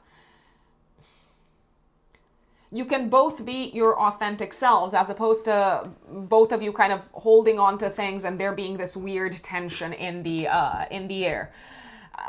Can this be a moment of significant healing and emotional release for you, Capricorns, especially when it comes to your connection with the past, especially when it comes to your connection with parents, with family members, maybe with ancestors? Yes, but don't expect this to be like a pleasant, joyful walk in the park. Expect this to be like an overflow of feelings and emotions kind of hitting you out of nowhere. I also believe that from the 10th until the 22nd, you're going to become very, very, very aware of how your day-to-day life is going to change. Your day-to-day life looks like it's going to change either on the work front or on the health front or on both fronts. But I'm actually inclined to say you're excited about this. Or maybe there is a part of you that, as much as you're obviously a pragmatic person, there's a part of you that is quite hopeful that this is going to be for the better and that you will enjoy what the day-to-day aspects of your life look like more from now on. I would urge you to trust that part of you, Capricorns. The sun goes into Leo, into your 8th house, 22nd of July, so it is going to illuminate for the next month. financial matters, the topic of like debts, taxes, loans, inheritances. By the way, this entire month, but especially from the 10th until the 22nd, Capricorns, there may be some big news, big reveals in relation to debts, taxes, loans, inheritance, the partner's finances. And it could be that whatever is revealed leads to a huge reset on your end, financially speaking. More culminations on the same front, 27th of July, so financially speaking, but also in terms of what it is that you are ready to release and let go of in your personal life, what it is that you've been holding on to, and it could be of an emotional nature, in order to be fully healed. I do want to flag that we have also a full moon activating 29th of July, active 3 days before, 3 days after. A full moon activating the same axis in your chart. A full moon in Aquarius. Conjunct Pluto on the day of the Jupiter Cazimi. So, what does this mean? The end of the month brings another peak, another culminating point financially for you Capricorns. It can also bring a culminating point in your relationship sector, and it can bring a financial culminating point for your partner as well. There can also be a big kind of reveal on your side or on your partner's side when it comes to where things are headed from a financial standpoint. There is a chance that a big sum of money is coming into either of your lives, or there is a chance that you might reach a big agreement with someone of a financial nature around this time, around the 29th of July. I am inclined to say that you are very nicely aspected because the Sun-Jupiter conjunction is a time of blessings. You are very nicely aspected to receive a boon from someone. So maybe you're receiving a lump sum of money, or maybe someone wants to invest in you, or maybe someone wants to offer you something as a gift. I mean, I am inclined to say more as a loan. At the same time, it also feels to me like you have to discuss whether this is the right approach or not, whether this is something to say yes to or not really. You may have to discuss this whole thing with either a spouse or a business partner or someone who's got a say over how things work for you from a financial perspective. There's also a possibility you may be able to pay off a significant amount of debt around this time. Someone might pay you back. There is also a chance you might want to invest in something around this time, my dear Capricorns. Again, this is not financial advice, but if there is an opportunity coming your way around this time, I would recommend kind of considering it, looking into it, taking some time to think things through. The other thing that's happening last week of July, there's so much going on in this part of your chart, Capricorns. The nodal axis is changing signs. So basically from the 27th of July until 2028, actually, the North Node is going to go into Aquarius, into your second house of income, and the South Node into your 8th house of other people's money in Leo. Wherever the North Node goes, energies flow in, and the North Node is generally connected with growth and expansion. Wherever the South Node goes, energies flow out. The South Node is associated with release, with surrender.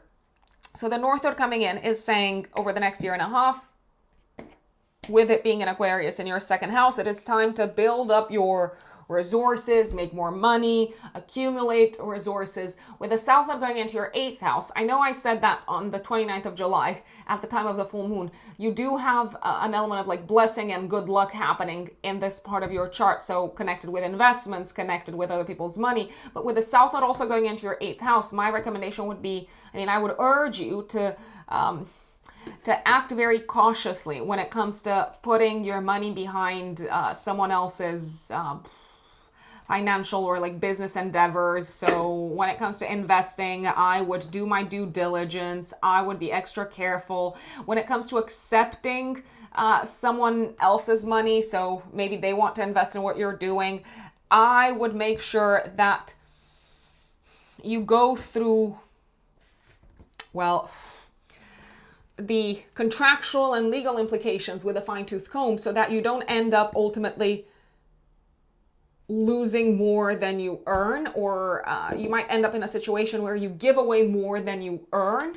So sometimes it might be better to just focus on what you can do with your own assets and resources as opposed to taking in loans. So just putting this on your radar. Last but not least, the South Node can also be very helpful when it goes into your 8th house in regards to you paying off debts potentially. But do tread carefully there. And that is Capricorn. Now let us move on to my fellow Aquarius suns and Aquarius risings. July of 2026, Aquarians. What on earth? What on earth is going on, Aquarians, in the sky? So much is going on. And I'm going to do this unorthodox thing that I sometimes do. And I'm going to jump across the month and pinpoint some of the most important energies unfolding. And sometimes they might not be in chronological order, but I can tell you they will be in the order of importance. I can tell you this, okay? So, lots going on. First of all, Mercury is still retrograde in your 6th house. Mercury is also the ruler of your 5th house and of your 8th house of shared assets and shared finances. So you might experience until the last week of July challenges in communication with children, with work colleagues. There may be some difficulties in kind of getting things done at work, especially if they involve other people, especially if they involve finding solutions to matters that are somewhat hidden. When it comes to creative solutions, when it comes to tapping into your creative juices to do your work, sometimes it may feel like you're maybe lacking a little bit of inspiration, or it's hard to find that thing that's gonna really cut it. It may just also feel like work is a bit slower than usual. It could be due to you not having as much inspiration as you normally have. It could be due to other people's problems. It could be a variety of things. Take it easy. Be gentle with yourselves, my dear Aquarians. Now, Mercury retrograde is going to end last week of July, but the post-retrograde shadow period ends 2nd week of August. So just give it time until the 2nd week of August for things to settle, work-wise, maybe health-wise as well. Because I feel like on the health front, and this is not medical advice, by the way, please take it as pure entertainment only. If you've been doing some digging, some investigations and thinking, oh, what is it? Maybe some of you are having some symptoms and you're not sure what this could be connected with. Initially, it could be hard maybe for doctors to pinpoint what it is. There is even a possibility you might get not the wrong diagnosis, but an incomplete diagnosis, or maybe they need to do kind of like more tests. They need to run more tests. You may get your final answer in like end of July, August. Or if you do get some worrying results, I'm not saying that you will, but if something like that happens, please retake the tests, or please do another checkup, go for another checkup end of July, beginning of August, because with Mercury going direct, you're probably going to see things a lot more clearly. Now, I did tell you that, I feel like I've been saying this over and over again, but July is intense. I did tell you that I would jump from kind of like one set of energies to another, and you'll see why that is. Because there is basically 3 big things happening this month, apart from the Mercury retrograde, which is kind of coloring some of these. Mars is going to conjunct Uranus in Gemini, in your 5th house. This is exact on the 4th of July. On the 5th of July, Mars will trine Pluto. Now, you're going to feel both of these energies pretty much throughout the entire first week of July, Aquarius. Mars conjunct Uranus is saying that there can be some sudden, unexpected developments when it comes to children, when it comes to creative projects, when it comes to romantic partners, but also when it comes to your career, especially if it involves an element of creativity. I'm just going to say it. I'm just going to throw it out there. Some Aquarians might hear news, especially Aquarius risings, of pregnancy, sudden pregnancy. Some Aquarians might hear news of your child, if you have kids, all of a sudden quitting their extracurricular activities. There could also be, because Mars and Uranus can be a little bit incident prone, there could be some sort of a physical incident concerning children or concerning a romantic partner, first week of July. It may be something that involves a health-related intervention, and it may also be something that happens in a fun environment, okay? So my recommendation, if possible, would be to keep a very close eye on, if possible. I know sometimes these things happen and we have absolutely no kind of like say over them because we can't control people's schedules, lives, and so on. But I would generally recommend keeping a very close eye on your children if you have kids, especially if they are involved in any sports related activities, especially if they do any group type of activities with other kids. There is a little bit of an element of possible danger here around the 4th of July. But generally throughout the first week of July, if I were to err on the side of caution, I'd say if they don't have to like play football, or if they don't have to go hiking, if you have a kid and if they want to go hiking that week, if they don't have to, don't necessarily support them in doing it.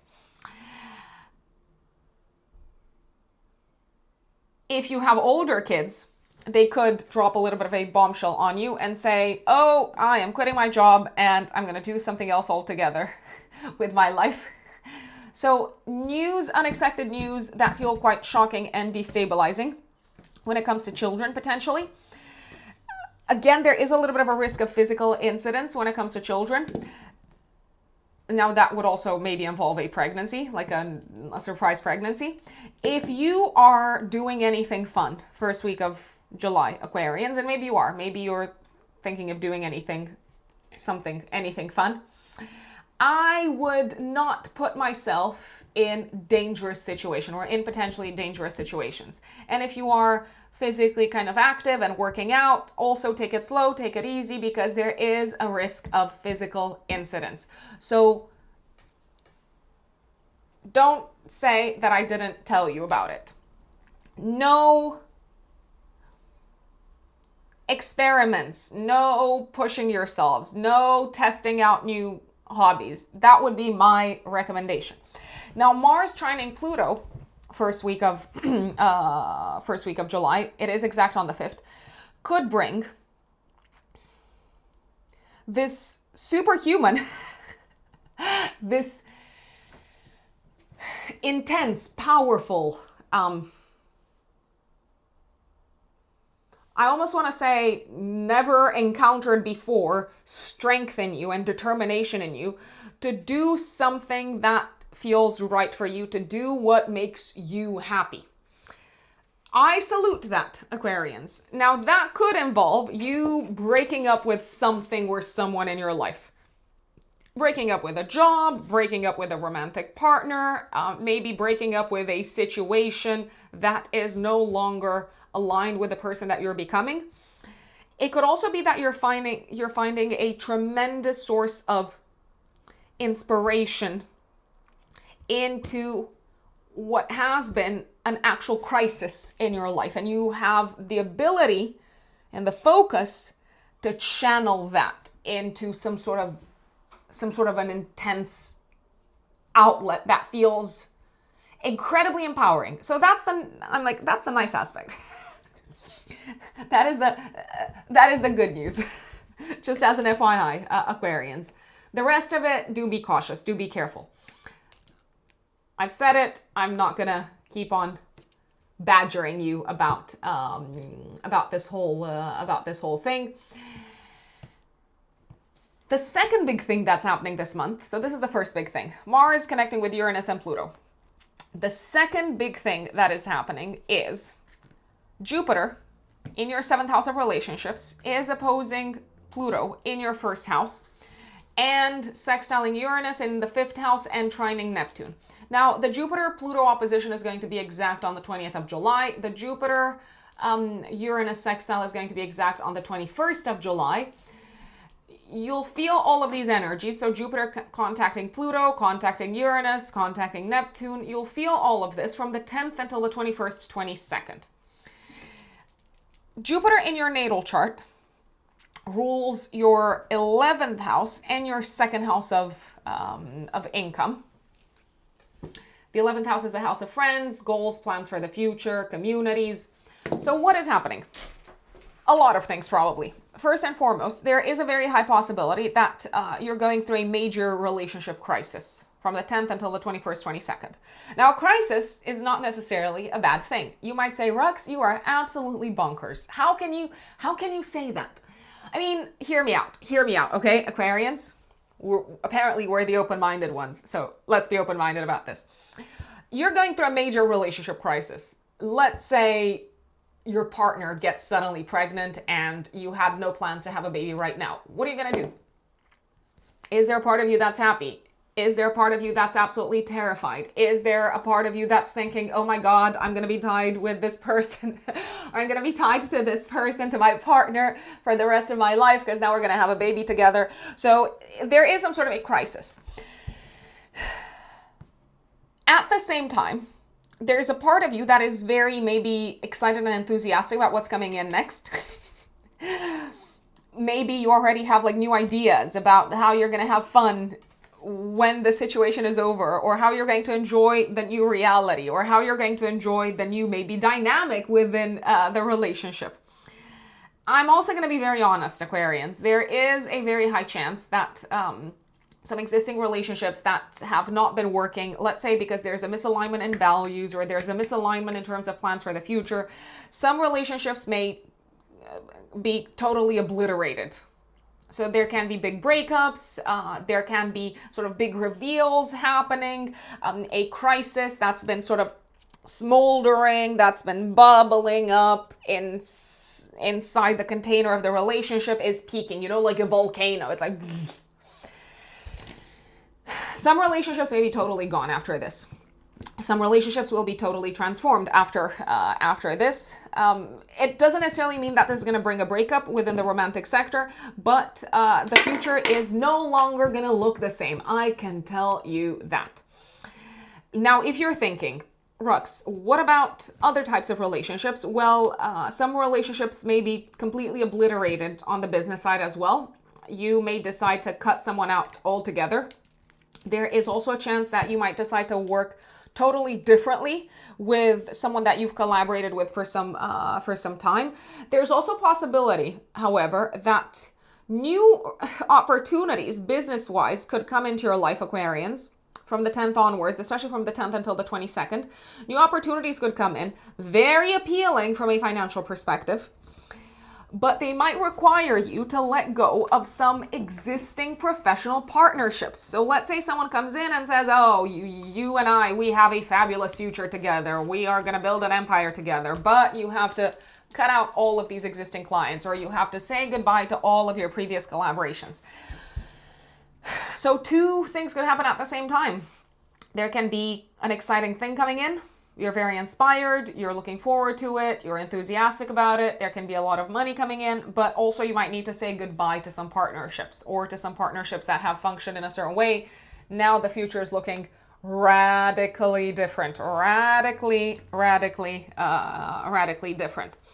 There's also a possibility that if you have a partner, Aquarians, I keep on banging on about this, they might come to your doorstep with some shocking piece of news where they say, hey, how about we move to Australia because I'm going to open a business there, or I've been offered a job there. What do you say to that? So you're at a massive crossroads in terms of life direction and in terms of your future with someone else. Now, if you have recently broken up with someone, or if you have recently said goodbye to an important partnership, another important partnership is coming into your life. And I can tell you, this one is probably going to shake up your entire worldview when it comes to partnerships and collaborations. There is also a possibility that you may feel like someone is trying to attack your reputation.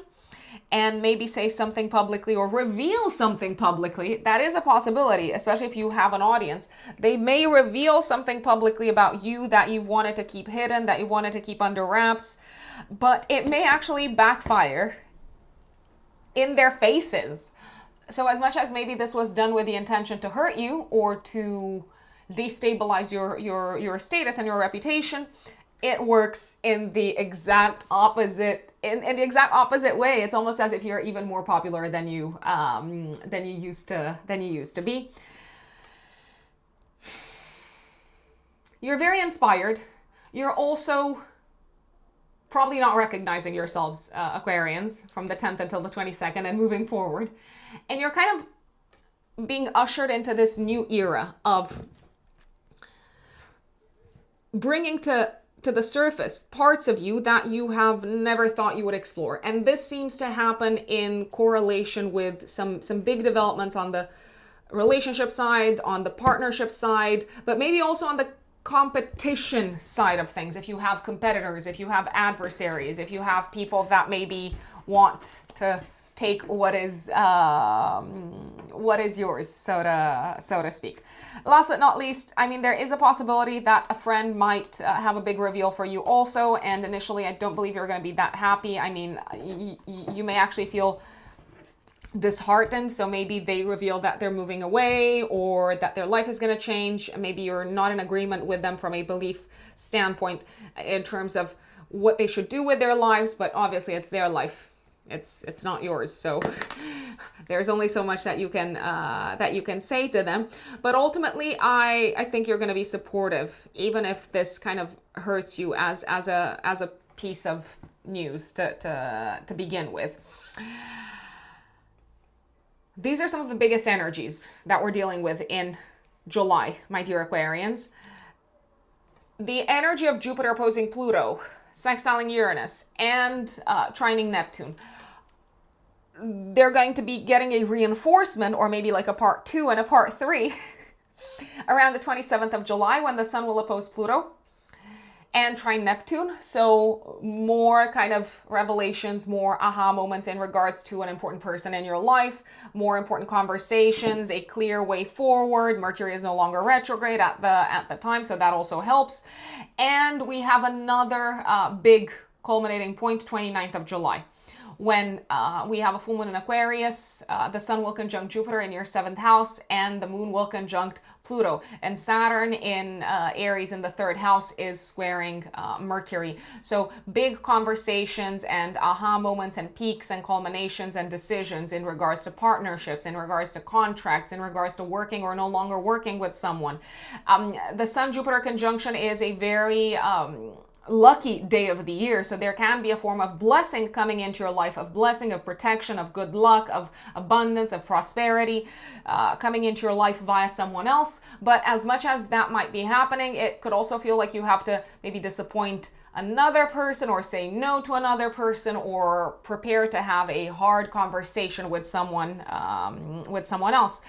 The full moon is in a nice aspect to Neptune, so whatever other people are bringing into your life, it's kind of letting you, or it's creating the setup where you're giving yourself permission to dream, and they're helping you dream, or they're making you dream. They're like, oh, we could do these big things. Like, let's go, let's do this. They might be very passionate about whatever it is that they're proposing to you.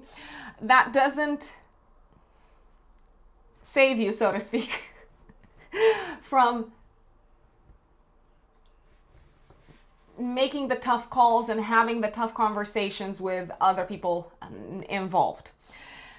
Now, I did say that there are 3 big things happening in July. One last thing is the nodal axis is changing signs, and we're going to talk more about this, Aquarians. The North Node, so on the 27th of July, the North Node, the true node, by the way, is moving into Aquarius in your 1st house, and the South Node moves to Leo in your 7th house. This energy is going to be active until 2028. The North Node is showing us where to put our focus and what's kind of primed to grow. And the South Node is showing what is exiting our lives, or where the celestial kind of tides flow out, where things are kind of on a descending path, so to speak. you've got a year and a half ahead of you, Aquarians, to basically almost like become a new person, if I may say so myself, to step into a new version of yourselves, to focus on yourselves, to focus on your body, to focus on who you want to become, to focus on a journey of self-transformation. Other people are probably going to take a little bit of a backseat, and some people might even exit your life throughout this period. The ones that stay, the ones that remain, and even the ones that come in, I would recommend first and foremost remembering that they're meant to support you. Secondly, not everyone, even if it feels like it could be like that on the surface, not everyone is a friend, not everyone is a supporter, and not everyone has your best interest at heart, just as an FYI.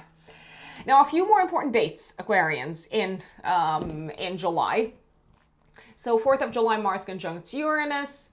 5th of July, Mars trines Pluto. 6th of July, the Sun squares Saturn. There could be a bit of a tough conversation at work. Maybe you have to deliver some bad news, or it could be that someone at work is very kind of cautious and does not want to implement whatever changes you're proposing, especially in terms of new ways of working, new tools. They're a little bit afraid to just roll with it. Neptune goes retrograde in your 3rd house on the 7th of July, and Saturn goes retrograde on the 26th of July in this part of your chart. So I feel like you've been learning a lot as of the beginning of the year, and Neptune going retrograde and Saturn going retrograde are very supportive of you taking a step back and reassessing how far you've come so far.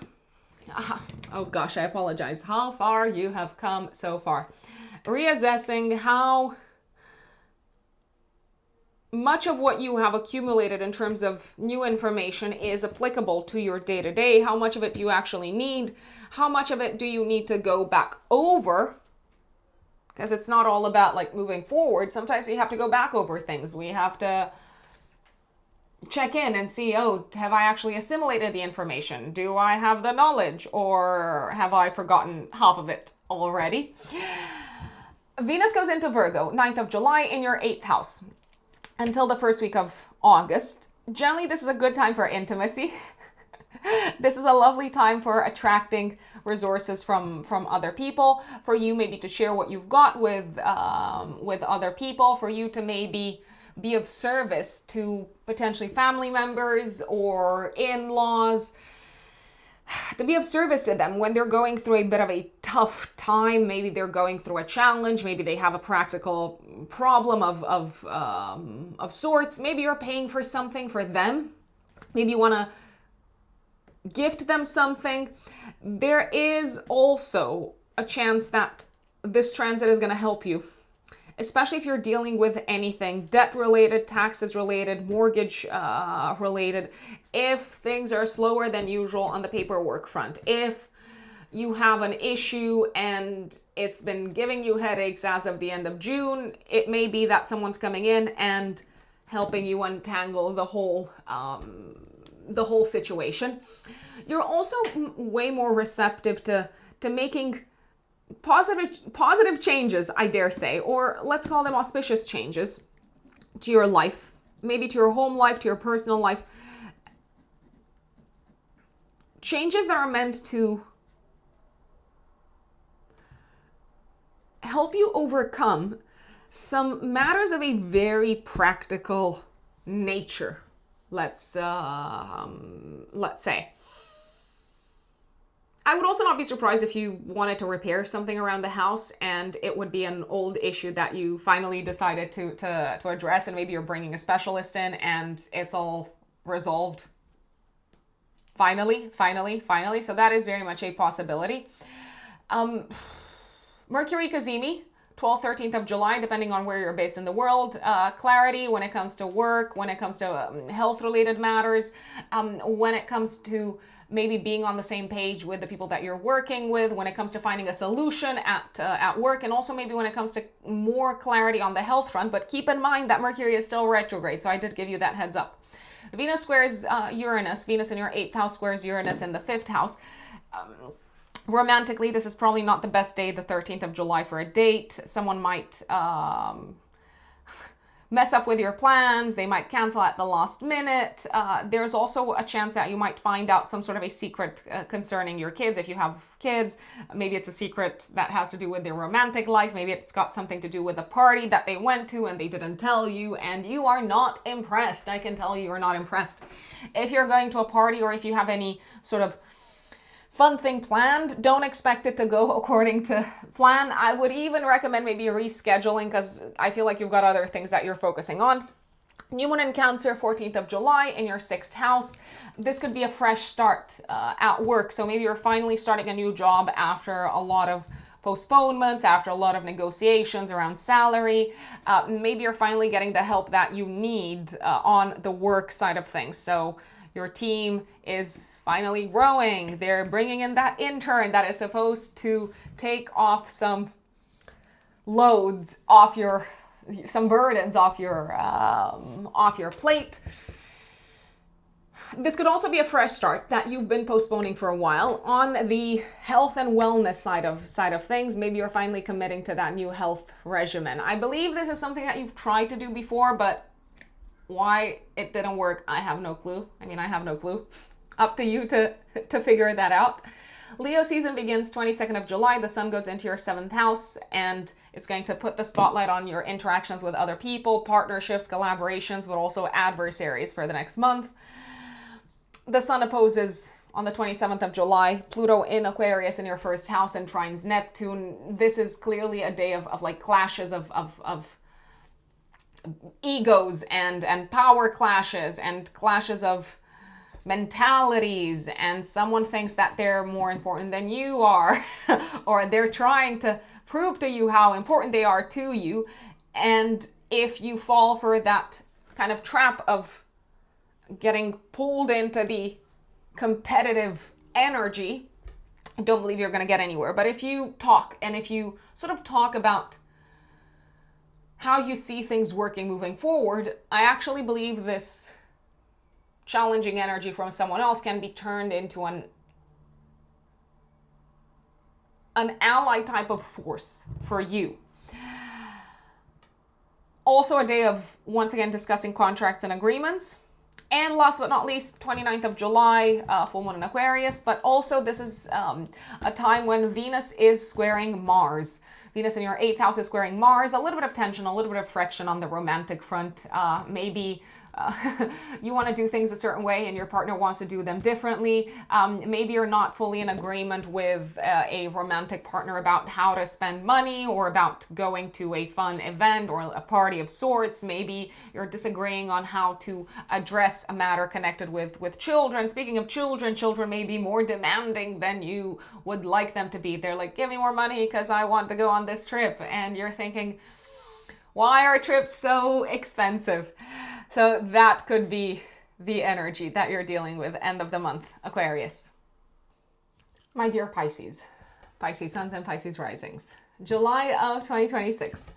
What does it have in store for you, my lovely Pisces?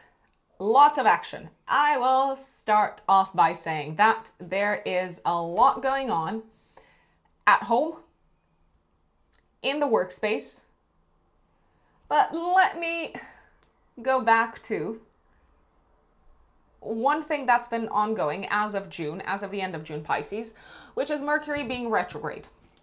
Mercury is going to be retrograde in Cancer in your 5th house until the end, well, until the last week of July, until the 23rd of July.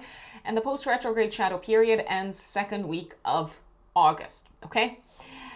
Mercury is the ruler of your 4th house and of your 7th house. What does that tell me? It tells me that you may have some challenges in communication with children, family members, partners, around what to do for fun, around how to address a home-related matter, around maybe plans connected with children, maybe plans connected with where children are going to live, where they're going to study, potentially. I feel like you're going back and forth in your conversations with someone. And again, the clarity may come end of July, maybe even August. Or you might feel like you're in agreement, like you've got a clear way forward around that time. There is also a possibility that you might reconnect with people from the past. Who exactly? So let's say you go to, I don't know, your father's birthday, and you reconnect with an old high school boyfriend because you're in town, they're in town, so it could just happen. Mercury being retrograde in your fifth house could spell return of the exes, Pisces. I am gonna say it. Does that mean that it's a good idea to move forward with them? Not necessarily. I mean, if you need to have some fun, have some fun. But keep in mind that you may change your mind, or the other person might change their mind, and this might not seem like such a good idea after the retrograde is over. There's also a possibility that if you have a kid, they could be dealing, maybe they're a little bit older, and they could be dealing with some relationship issues, some romantic issues, or some home and living situation issues whilst Mercury is retrograde. The solution may come, or the resolution may come end of the month, or even beginning of August. You may have a moment of clarity in terms of what the best approach is, in terms of what's been causing the trouble around the 12th, 13th of July, when Mercury will be cazimi, so the sun will conjunct Mercury. The time of the Mercury cazimi, so 12th, 13th of July, is also a time to kind of pay attention to, especially in regards to what makes you happy. What makes you happy in your romantic life? What makes you happy in the home space? What makes you happy generally when it comes to collaborating with others? It is also a time of important conversation. So if, again, Mercury retrograde is causing some issues on the communication side of things, take advantage of the 12th, 13th of July to have the big conversations, the big talks with your spouse, with your kid, with your parent. I actually believe that it may be sort of glaringly obvious what's working and what's no longer working around the 12th, 13th of July, and also what's making you happy and what is no longer making you happy. And other people, they basically deserve to know. So if you have that clarity, I think it's important to pass that on. Now, with Mercury being retrograde in your fifth house, there is also a chance you might be going over old creative projects, revisiting old creative projects. Maybe you have a lot of doubt around what to do next from a creative perspective. Again, take advantage of the Mercury cazimi, so 12th, 13th of July. Maybe talk to some people who you could draw inspiration from around that time. And give it also until the end of July, last week of July and beginning of August, to fully figure things out. First week of July, something else is happening. Mars is conjuncting Uranus and trining Pluto. Now, the Mars-Uranus conjunction is exact on the 4th of July. The Mars-Pluto trine is exact on the 5th of July. However, you're probably going to feel both of these energies, or all of these energies combined, throughout the entire first week of July, Pisces. Mars-Uranus conjunction can bring sudden, unexpected incidents. I was about to say accidents, problems, trouble at home, in your home, in your home life, on the property side of things, on the real estate side of things. So there could be an unexpected expense. There could be some unexpected, maybe legal developments that require you to pay more than you thought you would have to pay for a property related matter. Maybe there's something coming in all of a sudden out of the blue. Maybe a new law is being passed, or you hear some sort of an announcement that seems to have a sudden, destabilizing, disruptive impact on your home life, on your personal life, but maybe also on a family member. So there could be something coming in, let's say a major announcement regarding visa, citizenship, legal status, and all of a sudden you're like, oh, I have to scramble and take care of this issue because my mom is going to be affected, or my kid is going to be affected, or someone close to me is going to be affected. There's also a possibility something could start malfunctioning. It could stop working and start malfunctioning at home, and it may need to be even though that was not part of the plan, it may need to be immediately replaced. So it could be something of a technological nature, because Uranus is very strongly connected with technology.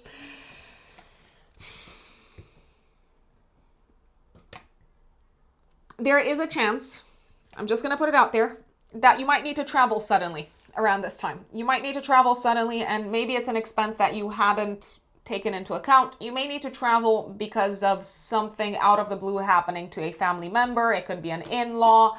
It could be some sort of an incident that they're dealing with, and maybe you have to pause everything that you're doing and you have to fly and attend to them in some shape or form.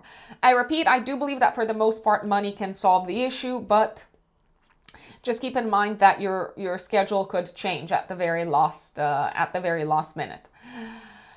Mars trining Pluto is saying that something is exiting your home life for good. It could be that your home and living situation is being transformed for good. It is being disrupted. I want to say forever, because Pluto is quite an extreme influence. So it may be that you are kind of taking action to completely reset your home life, your family life, your personal life. Maybe you're moving out of your house. Maybe you're selling a house. Maybe a parent is selling a house. Maybe you are making a big, radical, sudden decision when it comes to your living situation. There seems to be a part of this energy that involves an element of letting go, or of saying goodbye to something, or of saying goodbye to someone. So maybe you're no longer going to be living with someone. Maybe you're kind of selling things from the house. You're doing a massive clear out. So all of these are very, very possible. What is not supported around this time, Pisces, I will tell you, is things staying the same. I don't see things staying the same in your personal life, in your home life. I find it very, very hard to believe that that's going to be the case. Things are also not staying the same, at least for one family member. So maybe they're going through a big rebirth of sorts, and it looks like you might support them in some shape or form, both practically and from a general kind of financial perspective. The Sun will square Saturn on the 6th of July. I feel like there's a little bit of a clash between what maybe a romantic partner expects of you, or a child expects of you, and what your long-term goals are from a financial perspective. Maybe also you need to spend less money on fun things around this time. Neptune goes retrograde 7th of July in your second house of income, and Saturn goes retrograde in Aries in your second house of income on the 26th. So as of the beginning of the year, Pisces, you've probably been making some changes on the financial side of things, maybe in terms of approach to money, budgeting, expenses, costs. Maybe your sources of income have evolved. Maybe they've been restructured. Maybe you've let go of some of them. Things are kind of starting to slow down, and you're going to have the opportunity to reevaluate, I want to say, your long-term financial strategy. And I would also generally recommend kind of slowing down a little bit with the new approaches on the financial side of things, maybe trying out new things, experimenting with new things, new maybe services, sources of income. Now, this is not financial advice. Please take the advice of whoever it is that you trust in terms of financial matters. And this information is for pure entertainment purposes only. Venus goes into Virgo 9th of July, all the way until the first week of August. I like this transit generally because it is very auspicious when it comes to relationships, so it may feel like your relationships flow better. I can almost anticipate. I can anticipate. I can hear people saying, I am not in a relationship. I don't care for romance. I don't want love. And I'm like, this is not just about love. So Pisces risings especially, Venus transiting your 7th house can improve all of your relationships. It can improve your interactions with other people one-to-one. Now, if you are looking for love, I mean, why not? Do keep in mind, though, that Mercury is retrograde until the 23rd of July. So before you commit to anyone, because you may actually attract potential romantic partners with Venus in your 9th house, give yourselves the time until Mercury goes out of retrograde to maybe change your mind, or to take it slow, or to not jump fully in. Generally, people are likely to be much more kind of accommodating and maybe try to anticipate your needs and anticipate how they can be of service to you, pretty much from the 9th of July until the first week of August. If you've been struggling with making someone happy, again, Venus is going to help. I can also tell you this, they're much more open to being persuaded by you, my lovely Pisces. Venus will square Uranus 13th of July. This is also the day of the Mercury cazimi. I mean, 12th, 13th of July, depending on where you're based in the world. Venus squaring Uranus, you might feel it day before, day after. Plans could change at the last minute when it comes to something that you had talked about with a family member, with a parent, maybe also with your significant other in regards to a home and family related matter. There could be a bit of a rift on the communication side of things with a parent, maybe with a spouse. Maybe someone delivers news to you that you didn't see coming, and now you have to take a moment to process everything. There's also a chance that something could break around the house. Maybe it's like a beautiful object, like a vase or something. So that is a possibility. 14th of July, right after the Mercury cazimi on the 12th, 13th, we have a new moon in Cancer in your 5th house. So this can be a fresh start, but a fresh start connected with things that you've already thought about, that you've talked about for a long time, that you've maybe gone over back and forth, back and forth, back and forth. This can be a fresh start for you, Pisces, on the creative side of things. So maybe you're finally going back to that creative project that you've wanted to go back to, but you had a hard time figuring out how this is going to work, or you've been lacking inspiration, or maybe you were not so sure that this is the right approach when it comes to reviving this creative project. This new moon can also bring a fresh start when it comes to the communication side of things with a romantic partner or with a child. So the relationship seems to be improving. Romantically, you might decide to give someone another chance, but I've already said that. I mean, I've already made you aware of the fact that Mercury is still retrograde, just as an FYI. Children in general could experience a fresh start. Maybe they're going back to, I don't know, like playing something that they used to play back in the day. So maybe they want to go back to playing the guitar or playing tennis or something along those lines. This new moon is generally an auspicious new moon, I will say. 20th of July. Jupiter, which is your chart ruler, will oppose Pluto in your 12th house. And on the 21st, Jupiter will sextile Uranus in your 4th house of home, family, and living situation and personal life. Although these energies are kind of, so the aspects are exact, 20th, 21st, we're going to feel Jupiter opposing Pluto and sextiling Uranus. And Jupiter will also trine Neptune pretty much from the 10th until the 21st, 22nd of July. What does that mean for you, Pisces? So first and foremost, expect things to change dramatically. And I mean dramatically. And I know some people are going to be like, Rox, stop being so dramatic. But expect things to change dramatically in the work sector.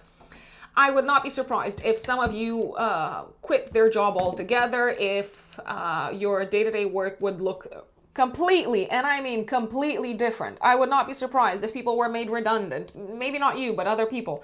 I would not be surprised if important team members left. I would not be surprised if you have employees that they would kind of suddenly leave, and maybe you discover after they leave that they've also made some mistakes and they've caused potentially some damage. You can repair the damage. I do want to give you this heads up. You might be sorely disappointed with them, but you can absolutely repair the damage. Ideas are coming to you. You're motivated, you're driven, and you know how to get out of this sticky situation. Now, there is a chance that you might be letting people go. There's also a chance that you might be saying goodbye to an old workspace. And that is because you've got something else lined up from a financial perspective that is way more appealing.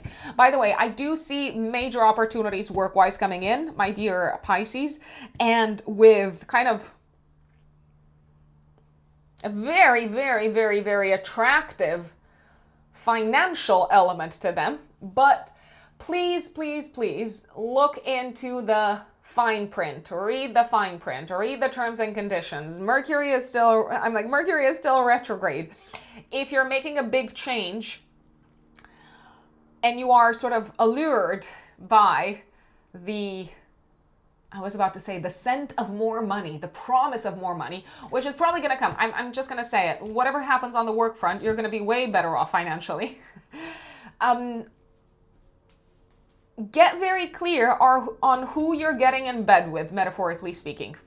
Because that Pluto in the 12th house is telling me that there might be some hidden elements, some hidden aspects that are not very easy to digest for you, metaphorically speaking, that you really need to take into account. You might need to make this, you might be making the same decision, but you might need to kind of take a little bit of a breather before you jump in. However, I believe you're very inclined to jump into a new thing all together. You're ready for a new adventure work-wise. The new adventure is coming. You're also ready for a big change on a day-to-day level. It is coming. Your day-to-day is going to look absolutely like 180 degrees different. So if we leave work aside for a second, your day-to-day is going to look totally different. It's a big shift. It's a total reset that you're experiencing from the 10th until the 22nd, 21st, 22nd. And this is just the beginning. There's going to be more kind of revelations and culminations also around the 27th of July when the sun opposes Pluto. Also on the 29th of July when we have a full moon in Aquarius activating the same axis in your chart. Whatever is happening work-wise, I repeat, this is going to be good for you. Financially, opportunities-wise, I'm not worried. Now, the one thing that I do want to bring to your attention is Jupiter opposing Pluto can also uncover a big crisis on the health front. This is not medical advice. Please take the advice of the doctor if anything comes up. If anything has been bubbling up under the surface, if there's anything that you haven't been paying attention to, if there's anything that you've been neglecting from a health and wellness perspective, if there are any changes that you need to make in terms of habits, boy, I can tell you, there will be something that's coming up that is making it like glaringly obvious, Pisces, that this needs to be done. That you need to change your habits, that you need to address an issue, that you need to do things differently from a health perspective. And I actually believe you're making that decision, and you could be making that decision and you could be going for it sometime between the 10th until the 22nd. But I feel like throughout that whole period, you're sort of taking it all in. The news is very kind of like big, it's dramatic, it's intense. I am looking especially at health-related matters connected with maybe your back or your heart, or maybe circulation, or ankles or calves. So these are just kind of like a variety of things that come up.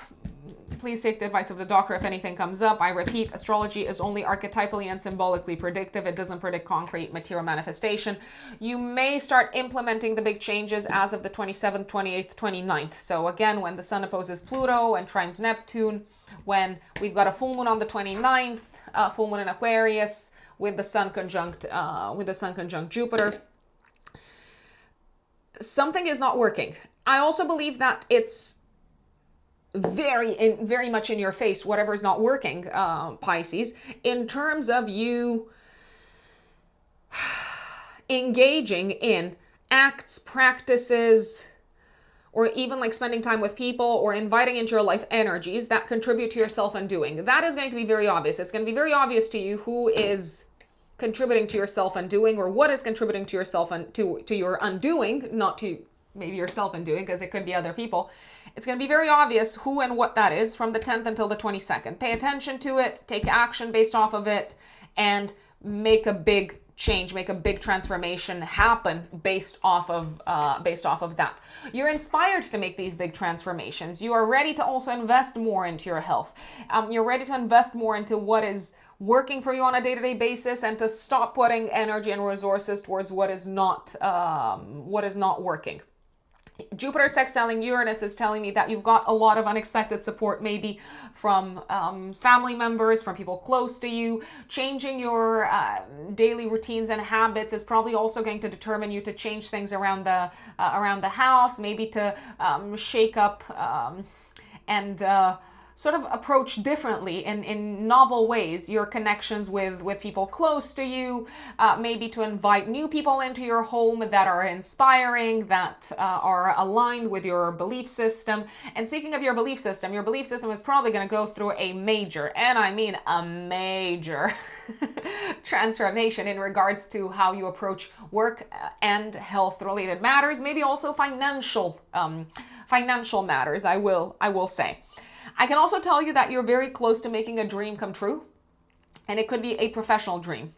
That's what I'm seeing. But you have to be willing to get out of your kind of cocoon and again maybe sort of take a dramatic leap of faith. Speaking of work, so I repeat, I mean, I did mention this already. You are going to have a full moon 29th of July active 3 days before, 3 days after, activating your work axis and health axis. It's a full moon in Aquarius. Saturn is in Aries at the time. It is squaring Mercury, so you have some doubts.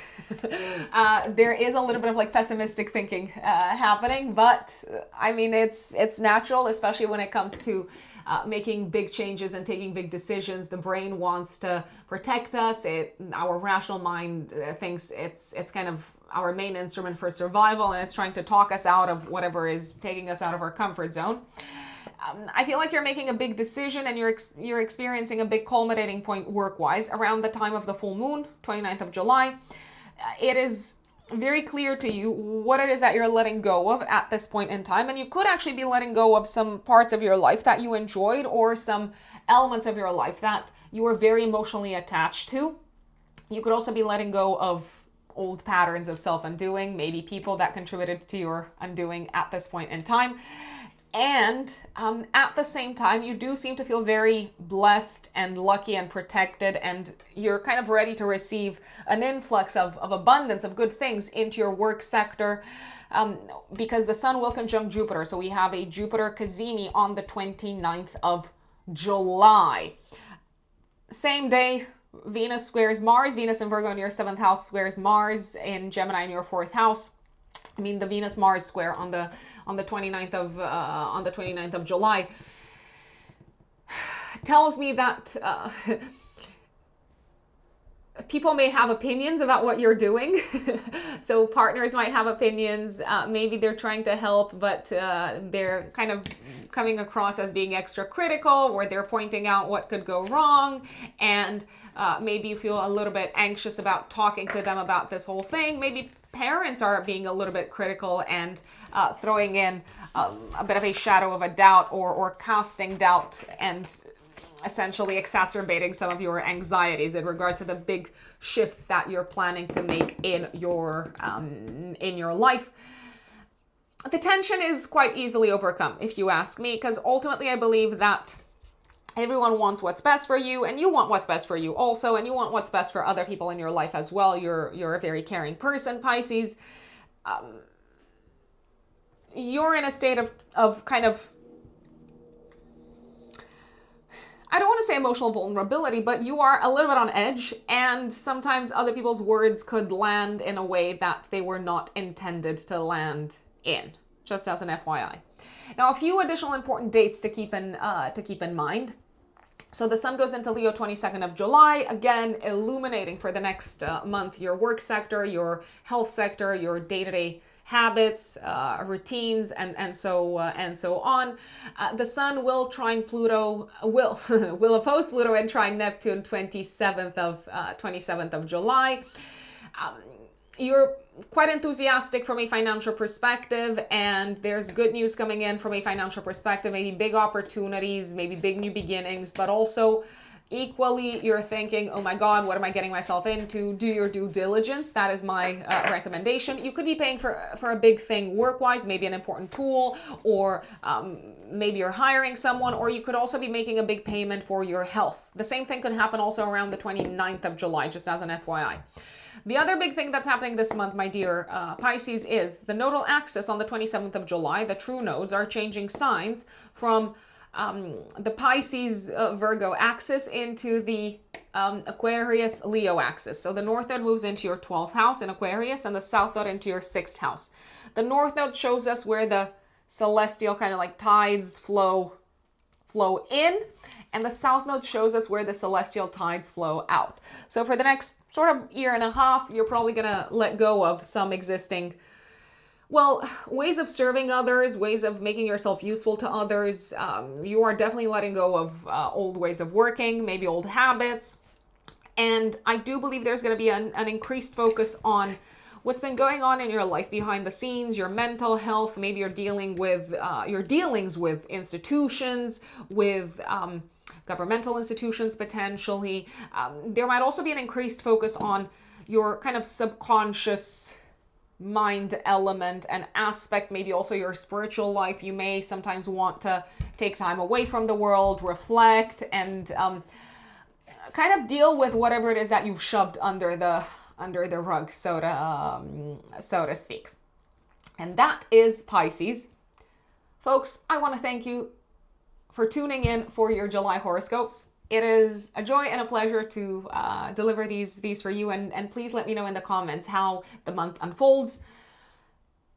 Also, if you want to work with me, a quick reminder that you can find me on my website, which is written in the stars-astrology.com. That is written in the stars-astrology.com. You can also find the link to my website in the description box and in the pinned comments. If you're active on Instagram, I'm also active on Instagram. So you can follow me at Rux Unbelievable. Rux Unbelievable in one word. That is my only Instagram account. It is the same tag, I think it's called. I apologize if I'm not using the right word. I have the same sort of like name on TikTok, Rux Unbelievable, but I'm less active on TikTok. I don't really spend time on TikTok. I'm going to be super honest, okay? So you can follow me on Instagram. If my content is useful, don't forget to give it a like, turn on the notifications button if you want to be notified about when I post new content, share it with your friends, subscribe if you haven't, what are you waiting for? And you can also make a donation to my channel using the thanks button underneath the video. Thank you. I'm grateful and appreciative of you being here. It is an honor to be your astrologer, and I look forward to seeing you next time. Bye.